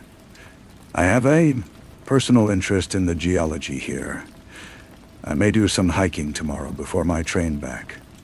A last taste of quiet before Moscow. Grigorenko shrugged. Watch for bears. And the ground is soft. Old marshes.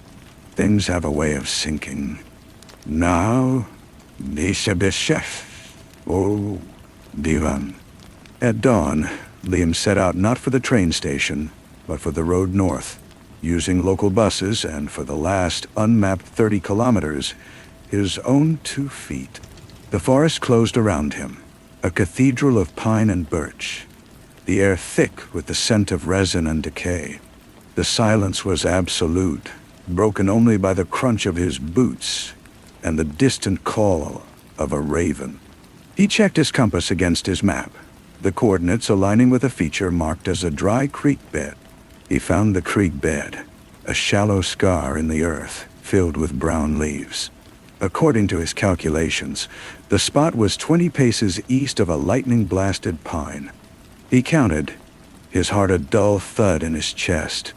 He used a small folding shovel, the sound of metal biting into the soft loam shockingly loud. He dug for an hour, sweat cooling on his back despite the chill. The spade hit metal. He cleared the dirt with his hands, revealing a rusted ammunition box. The red star on its lid, barely visible. His fingers were numb, clumsy as he pried it open. Inside, wrapped in waxed canvas, was not a microfilm capsule or a sheaf of papers, but a small, leather-bound notebook. He opened it. The pages were filled in Ilya's tight, nervous script. It was not just a list. It was a ledger. Dates, amounts in dollars and Swiss francs, initials and cryptic notations. F, PN7, 10 units. O approval, Black Sea delivery. And names, Russian names, aliases next to real ones, military ranks, and Committee for State Security Department numbers. He saw Orlov's initials twice. He saw the designation, the tailor, next to a name he recognized as a high-ranking official in the Ministry of Foreign Trade. And he saw, next to an entry for a substantial payment, the name Finch, E, with a note, Specialist Procurement, Art Objects. Art Objects. The euphemism held a new, grotesque weight. He flipped to the back. Here, in Harmony's more fluid hand, was a different kind of record. Dates and times of ballet galas, diplomatic receptions, private parties at dachas. Next to them, initials of women, and sometimes men, and a code. PN7 request. F preference. O special. It was a menu. A record of appetites. This was what they had tried to keep. Not just evidence of corruption, but of a pipeline. Finch imported machine parts, weapons, technology, embargoed goods. He paid with money and with art objects. Human beings supplied via the ghosts on the list, their tastes catalogued by Harmony's terrified hand. The park victims had been the middlemen, the facilitators who got greedy and tried to blackmail the ghosts. The cleaner was indeed a ghost, tidying up.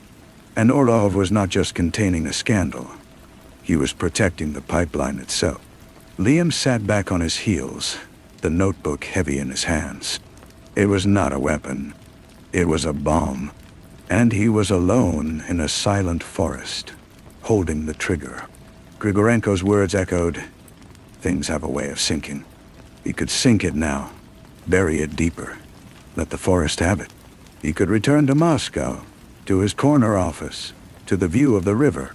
He looked at the ledger again, at the initials of the women.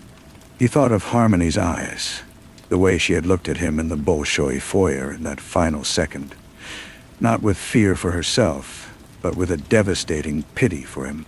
She had known he would get this far, and she had known what it would cost him to go further. He rewrapped the notebook in the waxed canvas, placed it back in the box, and buried it again, but not in the same spot.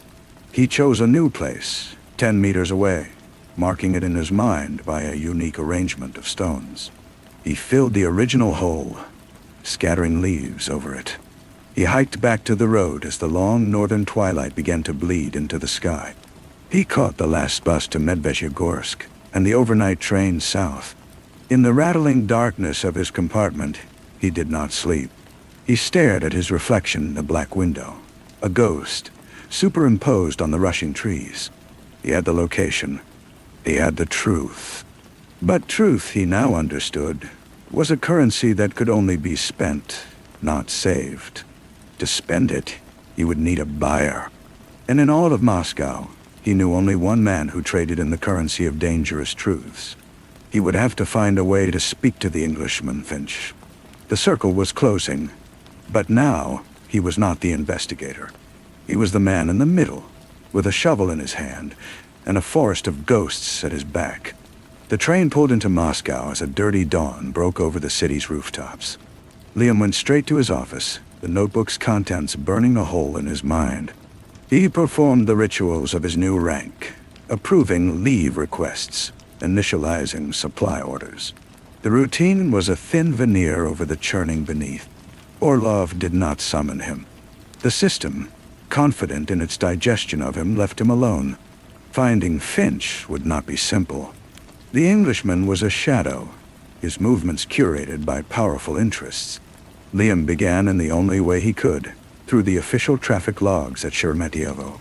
He requested records for private charter flights around the time of the Park case, citing the need to understand patterns of high-value visitor movement.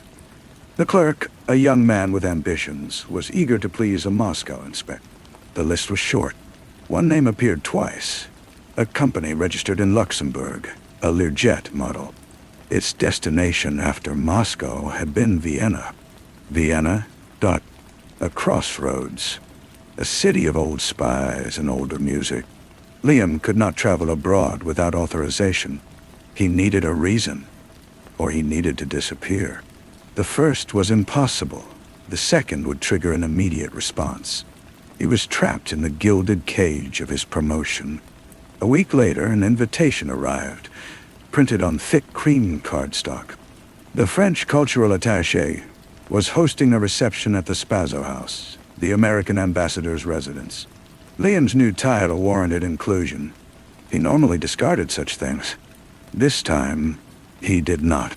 If Finch moved in the world of art objects, then the places where art and diplomacy mingled were his hunting grounds. The reception was a bubble of perfumed noise. Crystal glittered under chandeliers. Liam stood near a potted palm, feeling like a bear in a china shop. His militia-issue suit coarse against the fine wool and silk around him.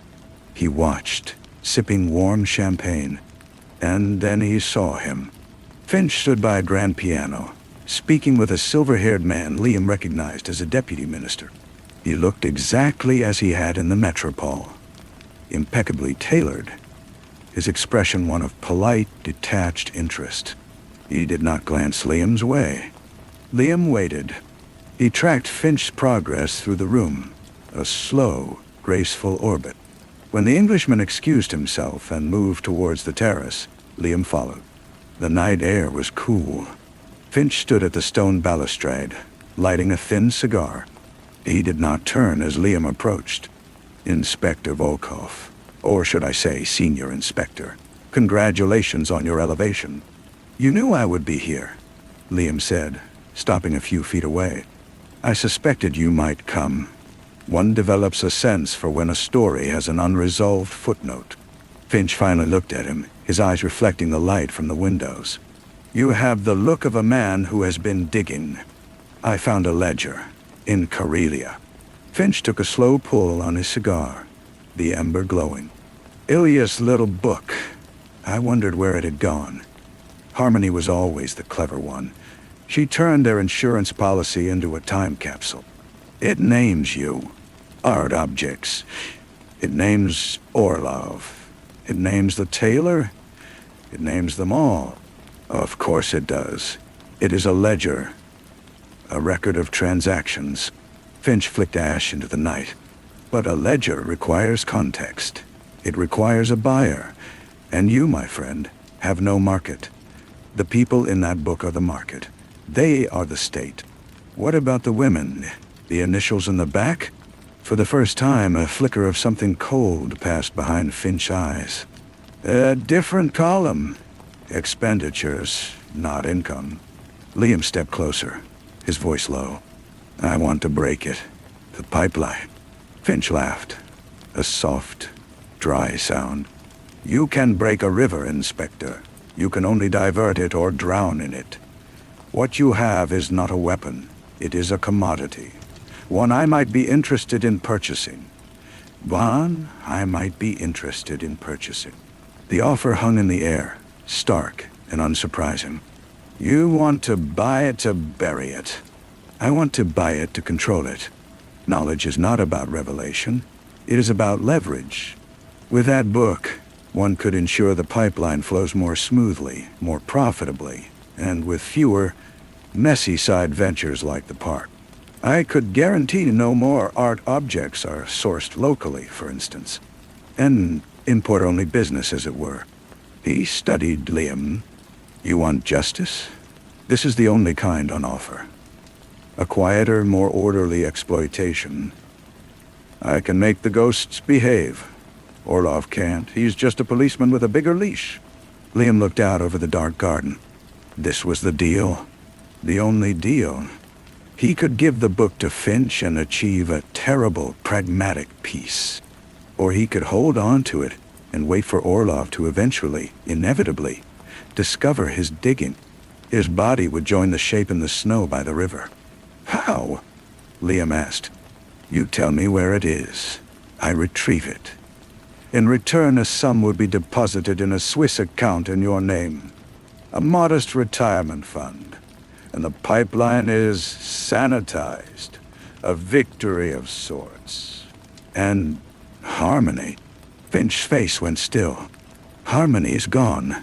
The ledger is her tombstone. Let it be. Liam thought of the pearl in his drawer.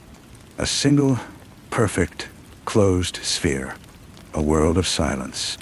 He thought of the dripping faucet, now silent. He thought of the spring grass in Gorky Park, growing over the blood. The city forgot. The system forgot. But he did not. No, Liam said. Finch's eyebrow lifted slightly. No, I'm not giving it to you, and I'm not burying it. Liam turned to face him fully. You're going to deliver a message for me, to Orlov, and to the tailor, and to the others. I am not a postman. You are today. The message is this. The ledger exists. I have it. It is not in Karelia anymore. It is somewhere else. And a friend will mail it to the Washington Post, Le Monde, and the Central Committee of the Communist Party, if I disappear. The ghosts are exposed unless they expose themselves. None. Boy. Finch stared at him, the cigar forgotten. That is not leverage. That is suicide. They will tear the world apart to find it. Let them try. They'll have to be careful, because the louder they search, the more likely my friend is to mail the letters. The pipeline is frozen, effective immediately. No more art objects. A more specialist procurement. You tell them that's the price. Their silence. For mine. Their comfort. For the safety of the people in that book. You've gone mad, Finch whispered. But there was a new respect in his gaze. Maybe, Liam said. But I'm not just a policeman on a leash anymore. I'm a footnote that's becoming a chapter. Deliver the message. He left Finch on the terrace, walking back through the glittering crowd, feeling their eyes slide over him, unseen. He walked all the way to his flat. He did not turn on the light. He went to the drawer, took out the pearl, and held it in his palm. It was cool and smooth. A closed world. He put it in his pocket. He sat in the dark, listening to the new, profound silence. He had not moved the ledger from the forest. He had no friend set to mail anything. It was a bluff, built on a ghost story, but it was a story he would tell now, with every breath he had left. The crime was the silence, and he had just made the first, faint, defiant sound. Outside, a light snow began to fall, dusting the forgotten city, each flake a tiny, fragile record of the cold, falling through the darkness towards the waiting ground. Story 6. The first thing he felt was the tremor in his left hand, a fine, almost imperceptible vibration that began at the base of his thumb and traveled up the tendon to his wrist. It wasn't fear. Devon had long ago divorced that particular sensation from his conscious mind. This was something else, a somatic whisper from the deep machinery of his body, a warning that the air in the room had changed its charge. He was sitting in a cafe on the edge of the Vltava, the water the color of tarnished silver under a low Prague sky, and the tremor told him he was being sculpted. Every detail, the bitter scent of roasted beans, the damp wool smell of his own coat, the mournful groan of a tram on the bridge, felt suddenly amplified, arranged for his benefit. He was the audience of one in a theater whose play he had not yet read. She arrived 5 minutes late, a calculation of vulnerability. Aubrey, she moved through the cafe, not like a woman seeking asylum, but like a ghost testing the solidity of a remembered world. Her hair was the pale gold of old parchment, her face a study in controlled erosion, beauty worn thin by worry. She slid into the chair opposite him, her eyes not meeting his, her fingers tracing the rim of her cup when the waiter brought it. "They say you can get people out," she said, her voice a low, smoky thing. "It's not a question. They say many things," Devon replied, his own voice calm. A flat stone dropped into her pool of nerves. He watched her. The pulse in her throat was a captive bird. She wore a simple gray dress, no jewelry, but her nails were perfectly shaped, pale pink. A woman in flight does not have perfect nails. She was a systems analyst for a telecommunications firm with ties to Eastern intelligence. Or so the file from his handler said. She had secrets, they said. She wanted to trade them for a new life in the West. Devon's job was to be the bridge, assess her, extract her, debrief her. A standard dance, but the tremor in his hand, now quiet, had spoken of a different music. Over the next week, in safe houses that never felt safe, in parks where the statues seemed to lean in to listen, her story unfolded in fragments. She spoke of data streams, of backdoors into infrastructure, of a man named Jaden, who was not a director, but a composer, orchestrating chaos from a soundproof room. Her words were technical, but her delivery was poetry of anguish. She would sometimes touch his arm to emphasize a point, her fingers cold through his sleeve. The scent of her, jasmine and something metallic, like a coin held in a sweaty palm, lingered in his rooms after she left. His handlers, a faceless committee relayed through encrypted channels, were cautiously optimistic. Proceed with Phase 2, they instructed. Establish deeper asset rapport. Asset rapport, Dottie. It meant trust. It meant intimacy. It was the oldest play in the book, and Devon, feeling the invisible threads tightening around him, began to perform his part with a connoisseur's appreciation. He shared fabricated regrets from his own past, allowed a calculated weariness to show at the corners of his eyes. He was building a character for her, a man just hollow enough to fill with her need. The trap, when it began to close, did so with a silent, hydraulic precision.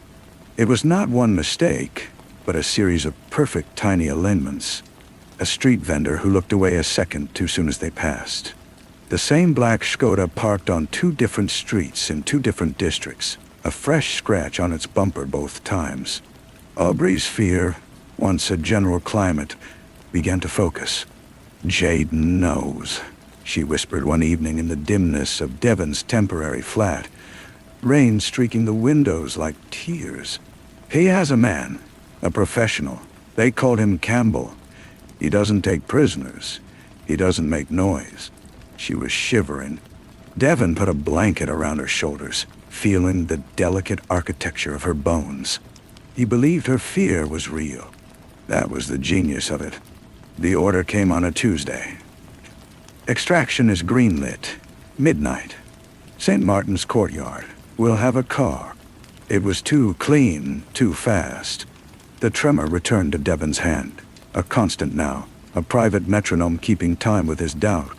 He voiced his concerns to his control, a man he knew only as Ellis. "It feels staged," he said, the phone slick in his grip. "Paranoia is the tax on our profession, Devon," Ellis replied, the line faintly buzzing. "But the intelligence is solid. Her value is confirmed. Bring her in." The night of the extraction was cold and clear, the moon a sharp sliver like a nail clipping. St. Martin's was a forgotten church, its courtyard a box of shadows. Devon brought Aubrey there, her hand in his, icy and trusting. The promised car, a dark sedan, idled by the iron gates. As they moved toward it, a figure detached itself from the deeper gloom of the church portal. He was tall, moving with an unnerving fluidity, as if his joints were oiled. Campbell? He carried no visible weapon. He didn't need to. His presence was the weapon. "Step away from her, please," Campbell said. His voice was courteous, bored even. Devon pushed Aubrey behind him, his mind racing through the scenario. This was the intercept. This was where he was supposed to fight, to prove his commitment, to die for the asset. The script was obvious, but the tremor in his hand had stilled into a perfect, deadly calm. He saw Aubrey's face from the corner of his eye. Not terror, but a fierce, focused anticipation.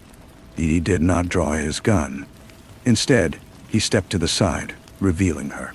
"I believe she's yours," Devon said, his voice echoing flatly in the stone space. The change on Aubrey's face was instantaneous and horrifying. The vulnerability melted away, leaving a mask of cold, surgical fury. Campbell paused, his head tilting a fraction. The game had broken. "The car is not yours," Devon continued, speaking to the night, to the unseen watchers he knew were there. "It's theirs. The courtyard is sealed. You meant for Campbell to kill me, the rogue agent who discovered her betrayal too late. A tragic end to a messy operation. She emerges the victim, now in the perfect position to be rescued by my superiors, embedded even deeper." He looked at Aubrey, at the stranger wearing her face. The defection was never the point. Infiltrating the extraction team was. For a second, there was only the sound of the idling engine. Then, from the rooftops, a red laser dot appeared on Campbell's chest. Another on Aubrey's forehead. The organization's accomplices, hidden in the wings, were now exposed in a different light. Ellis' voice crackled from the radio in Devon's pocket. A voice he now understood was not his control at all, but Jaden, the composer. "A disappointing finale, Mr. Devon. You were supposed to be the hero." "I'm a poor actor," Devon said, and he moved. What followed was not a shootout, but a swift, violent unweaving. The men on the roof were his, real agency cleaners, tipped to the trap by the one thing the organization could not fake: the pattern of the security protocols themselves, a flaw so subtle only a man expecting a knife in the back would feel its absence. Campbell was an artist of violence, but Devon was a pragmatist of survival. It ended in the cobblestones, with Campbell's own knife buried in the hollow beneath his jaw, his eyes wide with professional surprise. Aubrey was taken, not to freedom, but to a different kind of room. Devon stood in the sudden quiet, the smell of cordite and blood mixing with the ancient smell of wet stone. He looked down at his left hand. It was steady. The debriefing in Langley was a sterile affair. They called it a successful counter-operation. They praised his intuition. They had Aubrey in a black site, unraveling her piece of the web. Jaden remained a ghost, a name on a server somewhere. They gave Devon a medal he never took out of its box, and a month's leave he didn't want. He rented a house on a cold, northern coast. The days were long and empty, the silence filled with the crash of waves. He tried to forget the scent of jasmine and metal. One evening, checking a secure, dusty mailbox in a nearby town, he found a single envelope. Inside was a photograph of his coastal house, taken from the cliffs above, dated 3 days prior. On the back, in a precise, familiar hand, were the words, "A good performance deserves an encore." No threat, no demand, just a statement of presence, of continuation. That night, walking the shore, the wind cutting through his coat, he felt it again. Not a tremor, something deeper, a cold, cellular understanding. Aubrey's betrayal, Campbell's death, Jaden's game. They were not events with a conclusion. They were movements in a piece of music that had no final cadence. He had stepped out of one trap, only to understand he lived within a larger, infinite one. The organization had not been defeated. It had simply shifted its shape. His own service, in its ruthless pragmatism, was just another side of the same coin, a different kind of manipulation in the dark. He looked up at the cliffs, black against the bruised sky. Somewhere up there, or in a city across the world, or in a quiet room next door, the machine was still running. The seductions were being planned, the traps being baited, the whispers of false secrets were crossing the wires. There was no winning, only the endless, hypnotic dance of hunter and prey, where the roles blurred and the only truth was the trap itself. He turned his collar up against the wind and began the walk back to the lighted house, knowing the light was an illusion, knowing the watch had no end, and the game, the beautiful, terrible game, was forever. The house felt different when he returned. The light from the windows was too bright, too welcoming. It painted the sand in false gold. He locked the door, a meaningless gesture, and methodically moved from room to room, not searching for devices. They would be undetectable if they were there, but reacquainting himself with the space as a potential field of engagement. The sofa, the fireplace, the bookcase, all became cover or concealment, angles of fire and lines of retreat. The photograph had done its work perfectly. It had not said, "We will come for you." It said, "We are already here, in your mind, and that is where we have always wanted to be." He poured a whiskey, the glass cool in his palm, and stood at the large window facing the sea. The black water merged with the sky. Jaden's message was an invitation, not to a fight, but to a conversation. The organization had lost a piece, Aubrey, and a valuable instrument, Campbell, but they had gained something perhaps more valuable. Devon's full, undivided attention. They were recruiting him in the only way a man like him could be recruited, by proving they understood the landscape of his life better than he did. 3 days later, a man was sitting on his porch in the gray dawn. He was middle-aged, wearing a sensible wax jacket and reading a newspaper. He looked like a local, a bird watcher, or a retired teacher. Devon opened the door, his hand resting lightly on the frame. "You're early," Devon said. "I don't have coffee on." The man folded his newspaper with a crisp sound. "I prefer tea, actually, but I'm not staying." His accent was unplaceable, a neutral European blend. "We were impressed with your work in Prague. It was elegant, wasted on your current employers. Here, to offer me a job. Here, to offer you a puzzle," the man said, standing. He was shorter than Devon had estimated from his seated posture. "The kind you are uniquely suited to solve. The photograph was the first clue. This is the second." He held out a folded slip of paper. Devon did not take it. "And if I'm not interested in puzzles?" "You are," the man said simply. He placed the paper on the porch railing, weighted it with a smooth stone. "It's about a composer who lost his favorite instrument.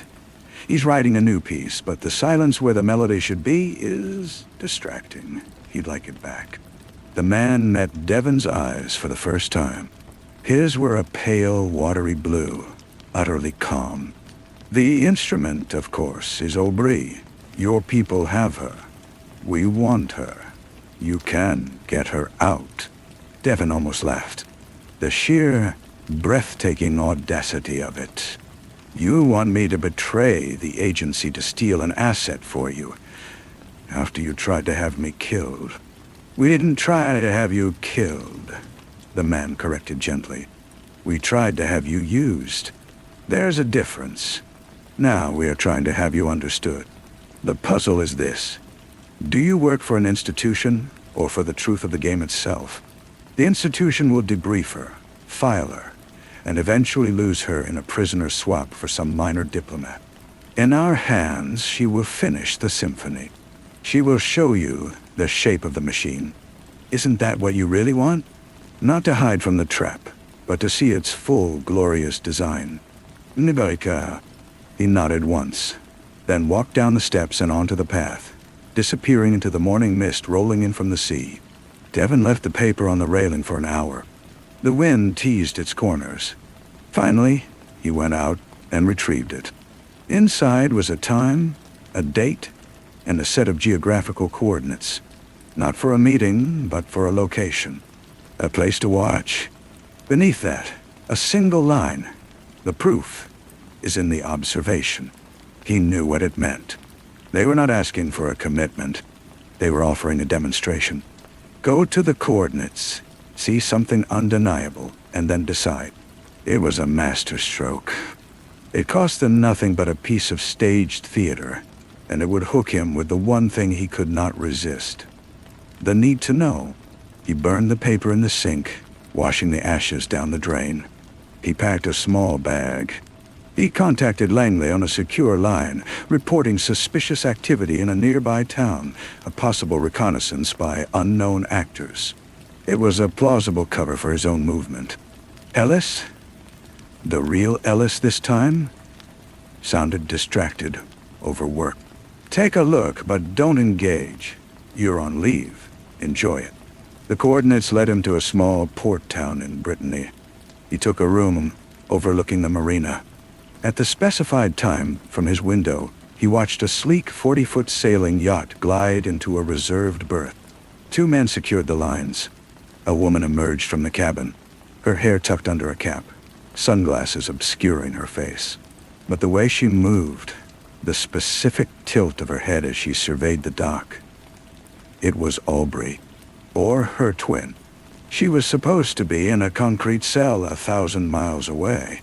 She walked down the gangplank, was met by a man in a dark blazer, and they embraced briefly before getting into a waiting car. The operation was smooth, professional, and utterly invisible to the world. 10 minutes later, his secure satellite phone buzzed with an agency alert. Asset Aurora, Aubrey's designation, has reported a possible security breach in her transport protocol. All personnel vigilant. .tar. The message was a lie. She wasn't in transit. She was here, free. The phone in his room rang, the old-fashioned landline on the nightstand. He picked it up. "The silence is now filled," said the voice from the porch. It was Jaden. He knew it immediately. The voice had a texture to it, a slight harmonic of intelligence and amusement. "The instrument is back with the composer. A simple extraction, as you see. We have people too. Now, you have a choice. You can report what you saw, and your people will launch a frantic, messy search. They will not find her. They will blame you for the lapse. Or you can remain silent. You can step closer and hear the music for what it is. The next movement begins in Vienna. A seat is reserved for you." The line went dead. Devon stood by the window, watching the ordinary life of the port continue. The trap was not around him. It was inside him. It was the craving for the pattern, the truth behind the lie. The agency was a bureaucracy of secrets. The organization was a living organism of deception. And he was a man who could no longer tolerate the bland taste of his own size lies. Jaden was right. He didn't want out. He wanted in, deeper in. He picked up his bag. He did not call Langley. He walked out of the room, down to the street, and towards the train station. The game was forever. And for the first time since Prague, since the courtyard, since the cold northern shore, his hand was perfectly, utterly still. He was no longer a piece on the board. He was a player stepping into the shadows, ready to learn the rules from the other side of the world. The train to Vienna was a slow, regional service that stopped at every small town. Devon used the time to shed the skin of his old life. He mentally cataloged the protocols he would now have to evade, not just those of foreign services, but of the agency itself. He was a ghost now, or would be soon. The man on the porch had not given him a name, so Devon thought of him as the porter. The porter had delivered him to a threshold. Crossing it was a solitary act. Vienna was a city of grand facades and hidden courtyards, a perfect stage. The address led him not to a cafe or a safe house, but to an opera house. The performance that evening was a modernist, dissonant piece he had never heard of. His ticket, waiting at will call under the name he had used in Brittany, placed him in a box seat to the far right of the stage, shrouded in red velvet shadow. He did not watch the orchestra. He watched the audience.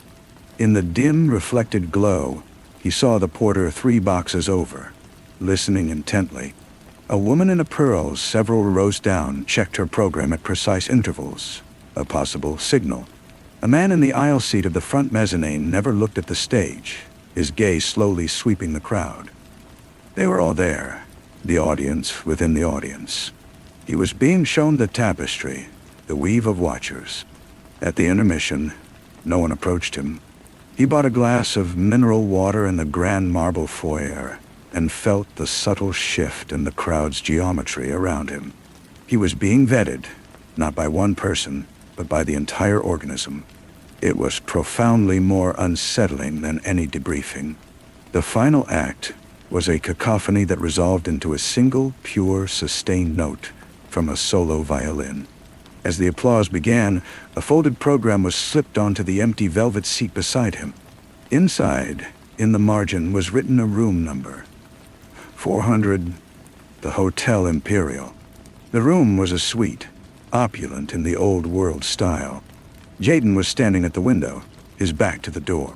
He was younger than Devon had imagined, with sharp, intelligent features and hands that moved slightly as he spoke, as if conducting the city lights.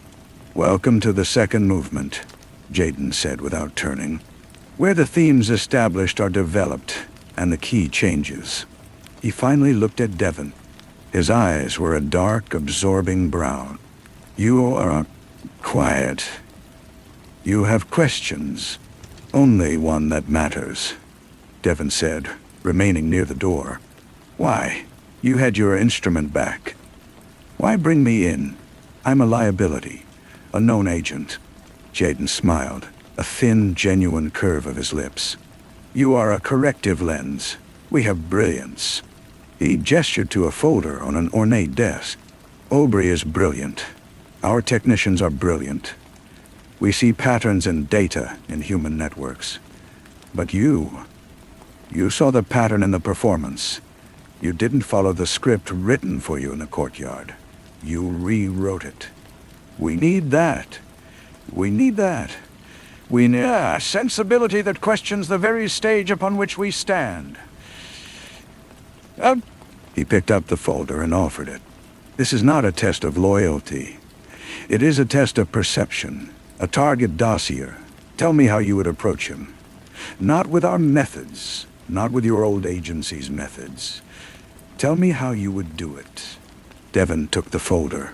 It contained details on a Swiss banker, a man who moved dark money for regimes the organization apparently found distasteful. The assignment was not to kill him, but to turn him, to make him a source. Devon spent an hour reading, then tossed the folder back on the desk. "You blackmail him. He's insulated.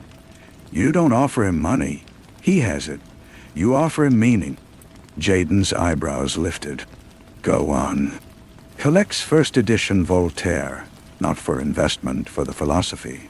He's a man surrounded by the modern world's corruption, nostalgic for an age of reason. So you give him a reason. You create a scenario where his work is directly linked to a specific preventable atrocity. A school, a hospital. You make the connection undeniable, and then you offer him a path, not to salvation, but to intellectual, consistent." The room was silent. Jaden walked to a sideboard and poured 2 glasses of brandy. He handed one to Devon. "The agency would have proposed a honey trap or financial pressure. We would have proposed a complex digital false flag operation to scare him. Your way is more elegant. It treats the person as a philosophy, not a puzzle to be solved." He clinked his glass gently against Devon's. "That is what you bring, the human calculus." It was, Devon understood, the deepest seduction of all. Not money, not safety, not even revenge. It was the offer of his own mind, being used to its full, terrifying potential. Unfettered by bureaucracy or moral pretense. Here, the game was played for its own sake, for the beauty of the manipulation. "And Aubrey?" Devon asked. "She's composing. She is happy. You may see her when the time is right. She asked after you. She was impressed. Devon took a sip of the brandy, its heat spreading through his chest. He had walked into the trap and found it furnished as a home. He looked at Jaden, the composer, and saw a reflection of his own hunger for the pure, unadulterated game. "What's next?" Devon asked, his voice steady. Jaden's smile returned. "Next, we go to work.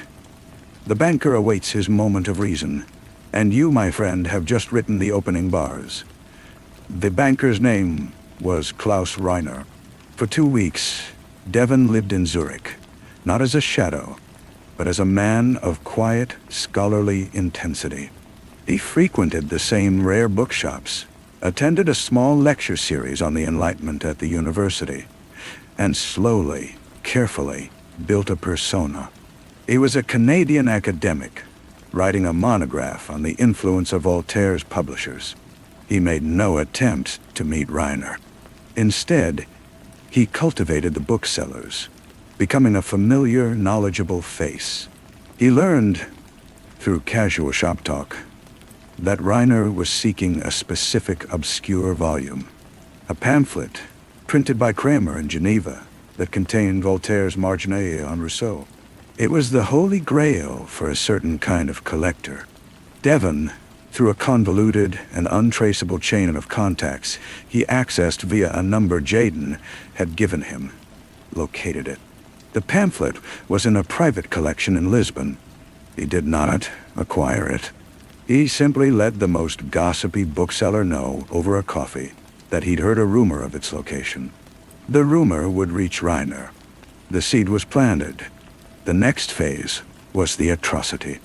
Using methods far beyond the agency's reach, the organization fabricated a trail. A shell company, ultimately owned by a consortium Reiner managed, was linked to a procurement contract for substandard concrete. That concrete was used in a school that later collapsed during a storm in a conflict zone. The data was flawless, a phantom tragedy woven into the real world's digital fabric. A dossier anonymous was sent to Reiner's private secure email, the one even his employers didn't know about. It contained the cold, logical proof from his own encrypted transfers to the rubble and the names of the dead children. Devon watched from a cafe as Reiner left his office at noon, pale and shaken. The man did not return that afternoon. The following day, Devon finally made contact. He arranged to view a volume in Reiner's private collection using his academic cover. They met in Reiner's library, a room of rich wood and the smell of old paper. Reiner was a husk, his eyes hollow. He spoke of Voltaire's crusade against injustice with a new, desperate fervor. "It is one thing to read of it," Reiner said, his hand trembling slightly on a leather-bound spine. "Another to see its absence in the world. Yet the pen can be mightier than the sword," Devon said softly, examining a page. "If wielded by a hand that knows where to cut. Truth is a surgery, Herr Reiner. It requires precision and access to the diseased tissue." Their eyes met. The offer was not spoken. It was laid between them like a scalpel on a sterile tray. Reiner, the idealist, saw a path to redemption through betrayal. He would become a source, feeding information on his clients' darkest flows, directing funds into channels the organization could monitor or divert. He would become Voltaire's spy in the court of modern corruption. When Devon left the library, the pact was sealed. No threats, no promises. Just a shared, grim understanding. The operation was a silent sonata, played perfectly. Jaden was waiting in a Zurich park, feeding swans. "He is ours," Devon said, sitting beside him. "Elegantly done," Jaden replied. "The agency would be burning down his house by now. We have given him a purpose.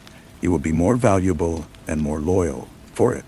It was then that Devon saw her. Aubrey was sitting on a bench across the pond, reading a newspaper. She wore a simple trench coat, her hair down. She looked peaceful. As if feeling his gaze, she looked up.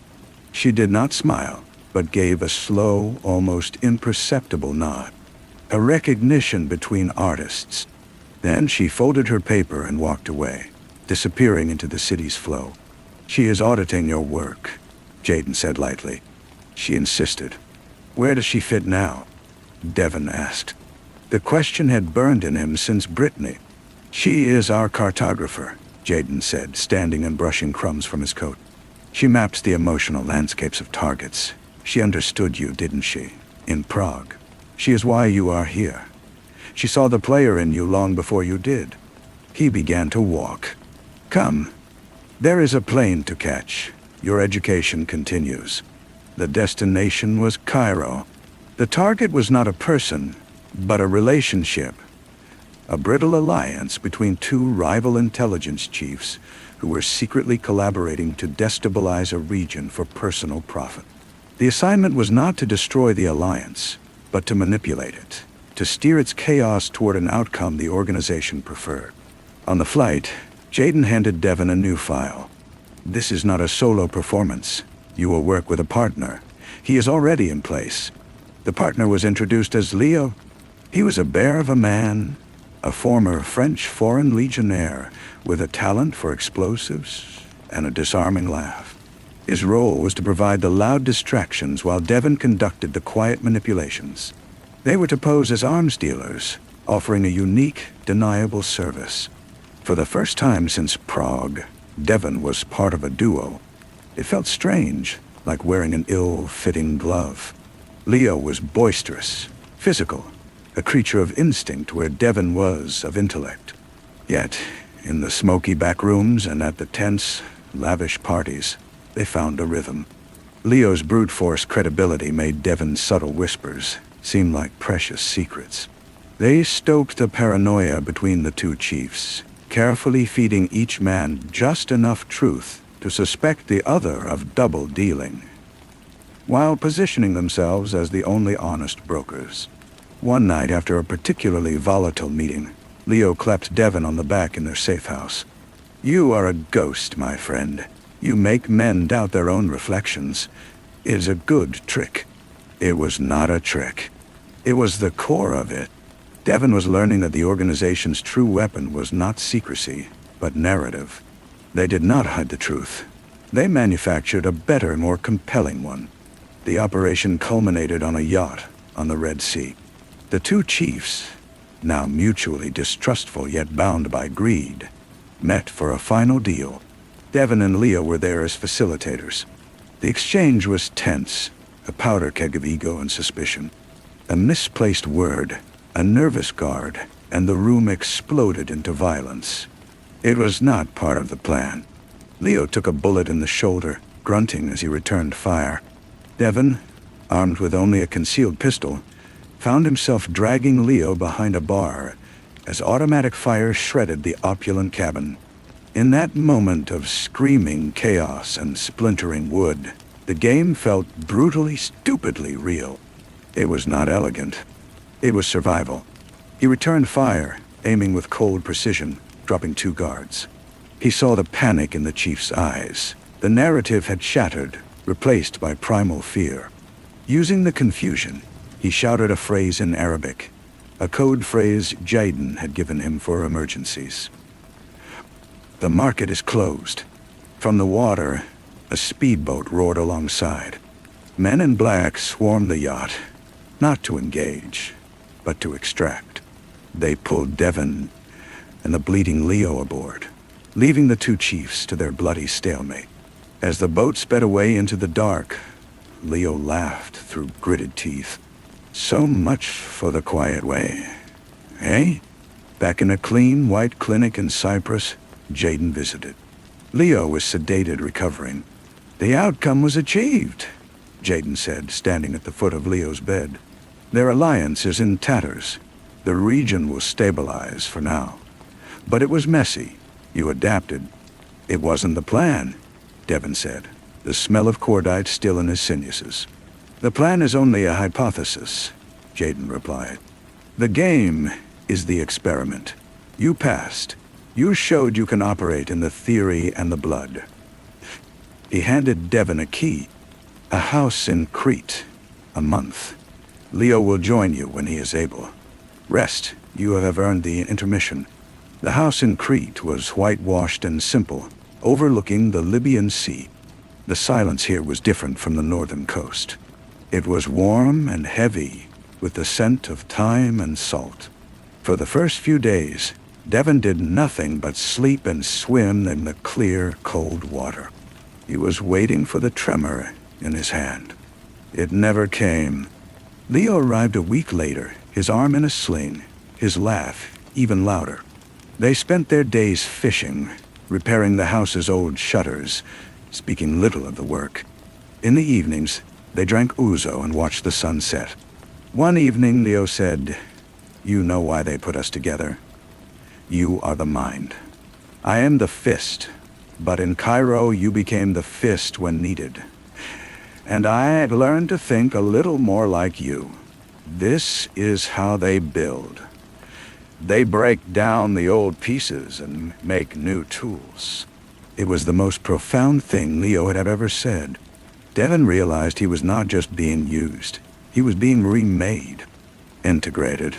The line between himself and the organization was blurring, his old identity sanded away by the grain of their shared secret world. On the final night of their leave, a courier delivered a single sheet of paper. It was a musical score, handwritten. At the top, it read, "Variations on a theme of survival." At the bottom, a single penciled note. "For the ghost and the fist. The third movement awaits." It was from Aubrey. She had written them into her symphony. Leo frowned at the notes. What does it mean? Devon looked out at the darkening sea, the first stars appearing. It means the composer is pleased. He folded the paper and put it in his pocket. The game was forever, and he was no longer just a player. He was becoming part of the music itself. The flight out of Heraklion was on a small, private jet. There were no other passengers. Leo slept, snoring softly, while Devon studied the new dossier waiting for them.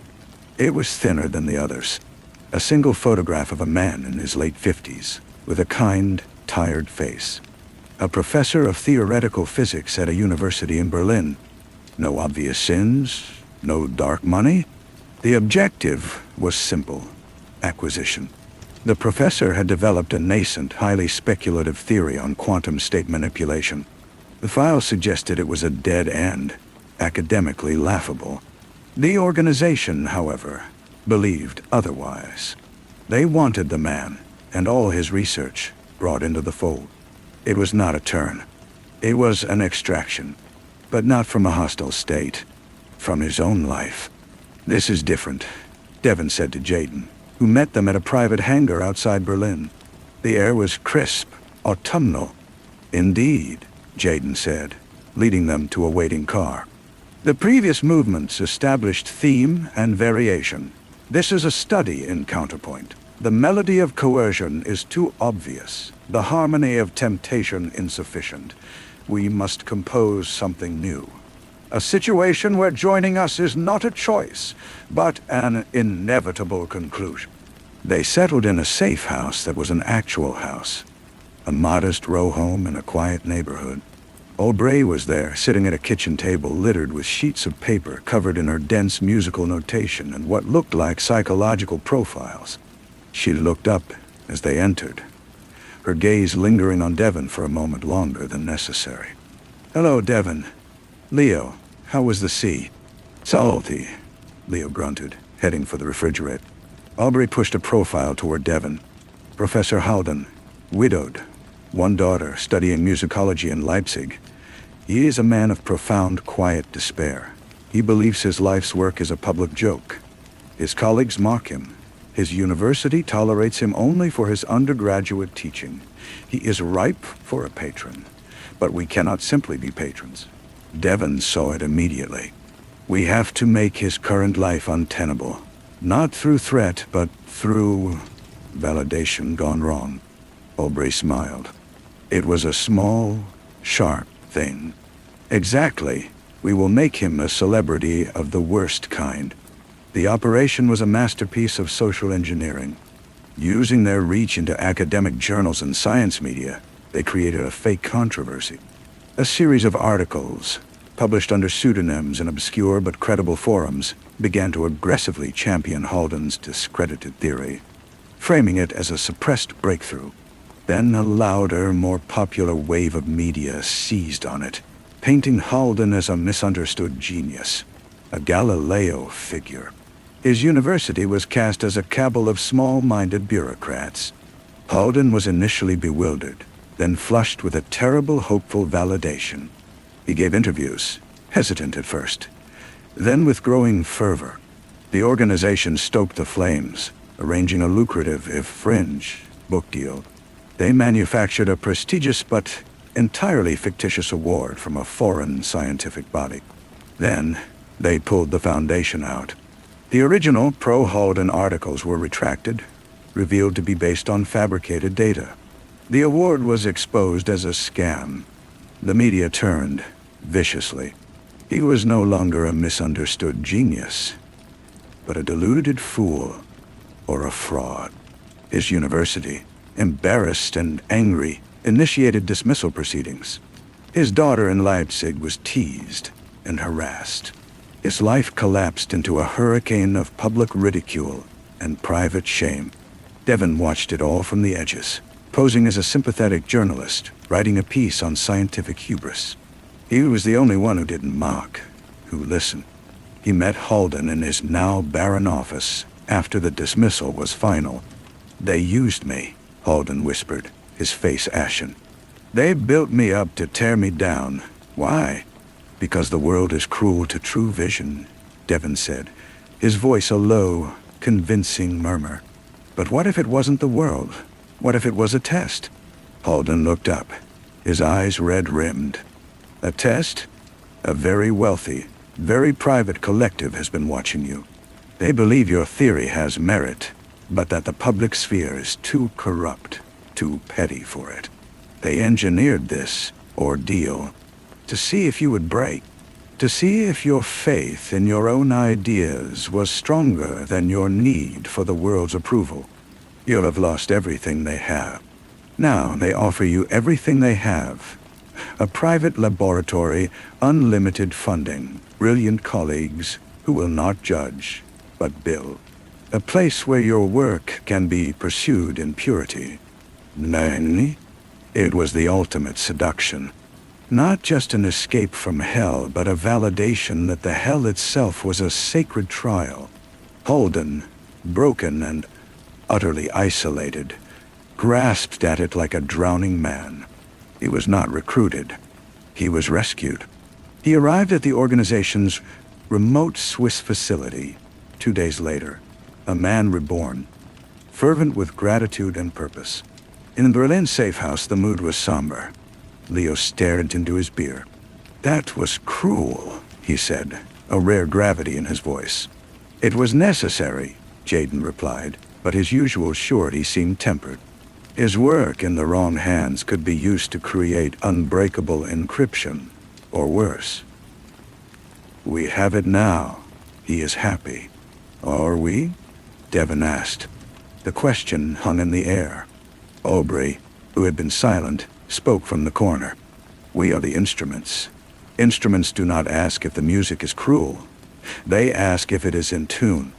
She looked at Devon. "You are still questioning the composer. That is good. It means you haven't fully become the instrument yet." Later, Devon found her on the small balcony overlooking the dark street. "Was that your design? The psychological profile?" She nodded, lighting a cigarette. The crescendo of hope, the dissonance of collapse, the resolution into grateful submission. It is a classic structure, emotionally brutal, but effective. "You wrote his symphony," Devon said. "We all did. You played your part perfectly." The compassionate confessor. She exhaled smoke. "It bothers you because it was real. His pain was real. Not like the banker's guilt or the chief's greed. This was the destruction of a soul, so we could rebuild it in our image. This is the work. Devon. The real work, not spy games, soulcraft. He understood then the true nature of the organization. They were not just manipulators of events. They were architects of human reality. They didn't just turn assets. They created them from the raw material of broken lives. The third movement, Devon said. What is it? Aubrey dropped the cigarette and crushed it under her heel. The integration. You have seen the power. You have felt the cost. The third movement is when you stop counting the cost and embrace the power. Or you break. There is no sheet music for it. You must improv. She went inside, leaving him with the chill and the distant city lights. He thought of Professor Halden, now in his sterile paradise, and of the ghost he himself had been. He was no longer that ghost. He was something else, standing in a dark balcony, complicit in the composition of a terrible and beautiful music. The next note was his to play, and he could feel the weight of the orchestra waiting for his cue. Thank you for staying with me until the end of tonight's true crime tale. If this case captivated you, don't forget to subscribe and hit that notification bell so you won't miss tomorrow's investigation. And to help our channel continue bringing you these stories, sleep well, stay curious, and I'll be back tomorrow night with another true mystery from the shadows.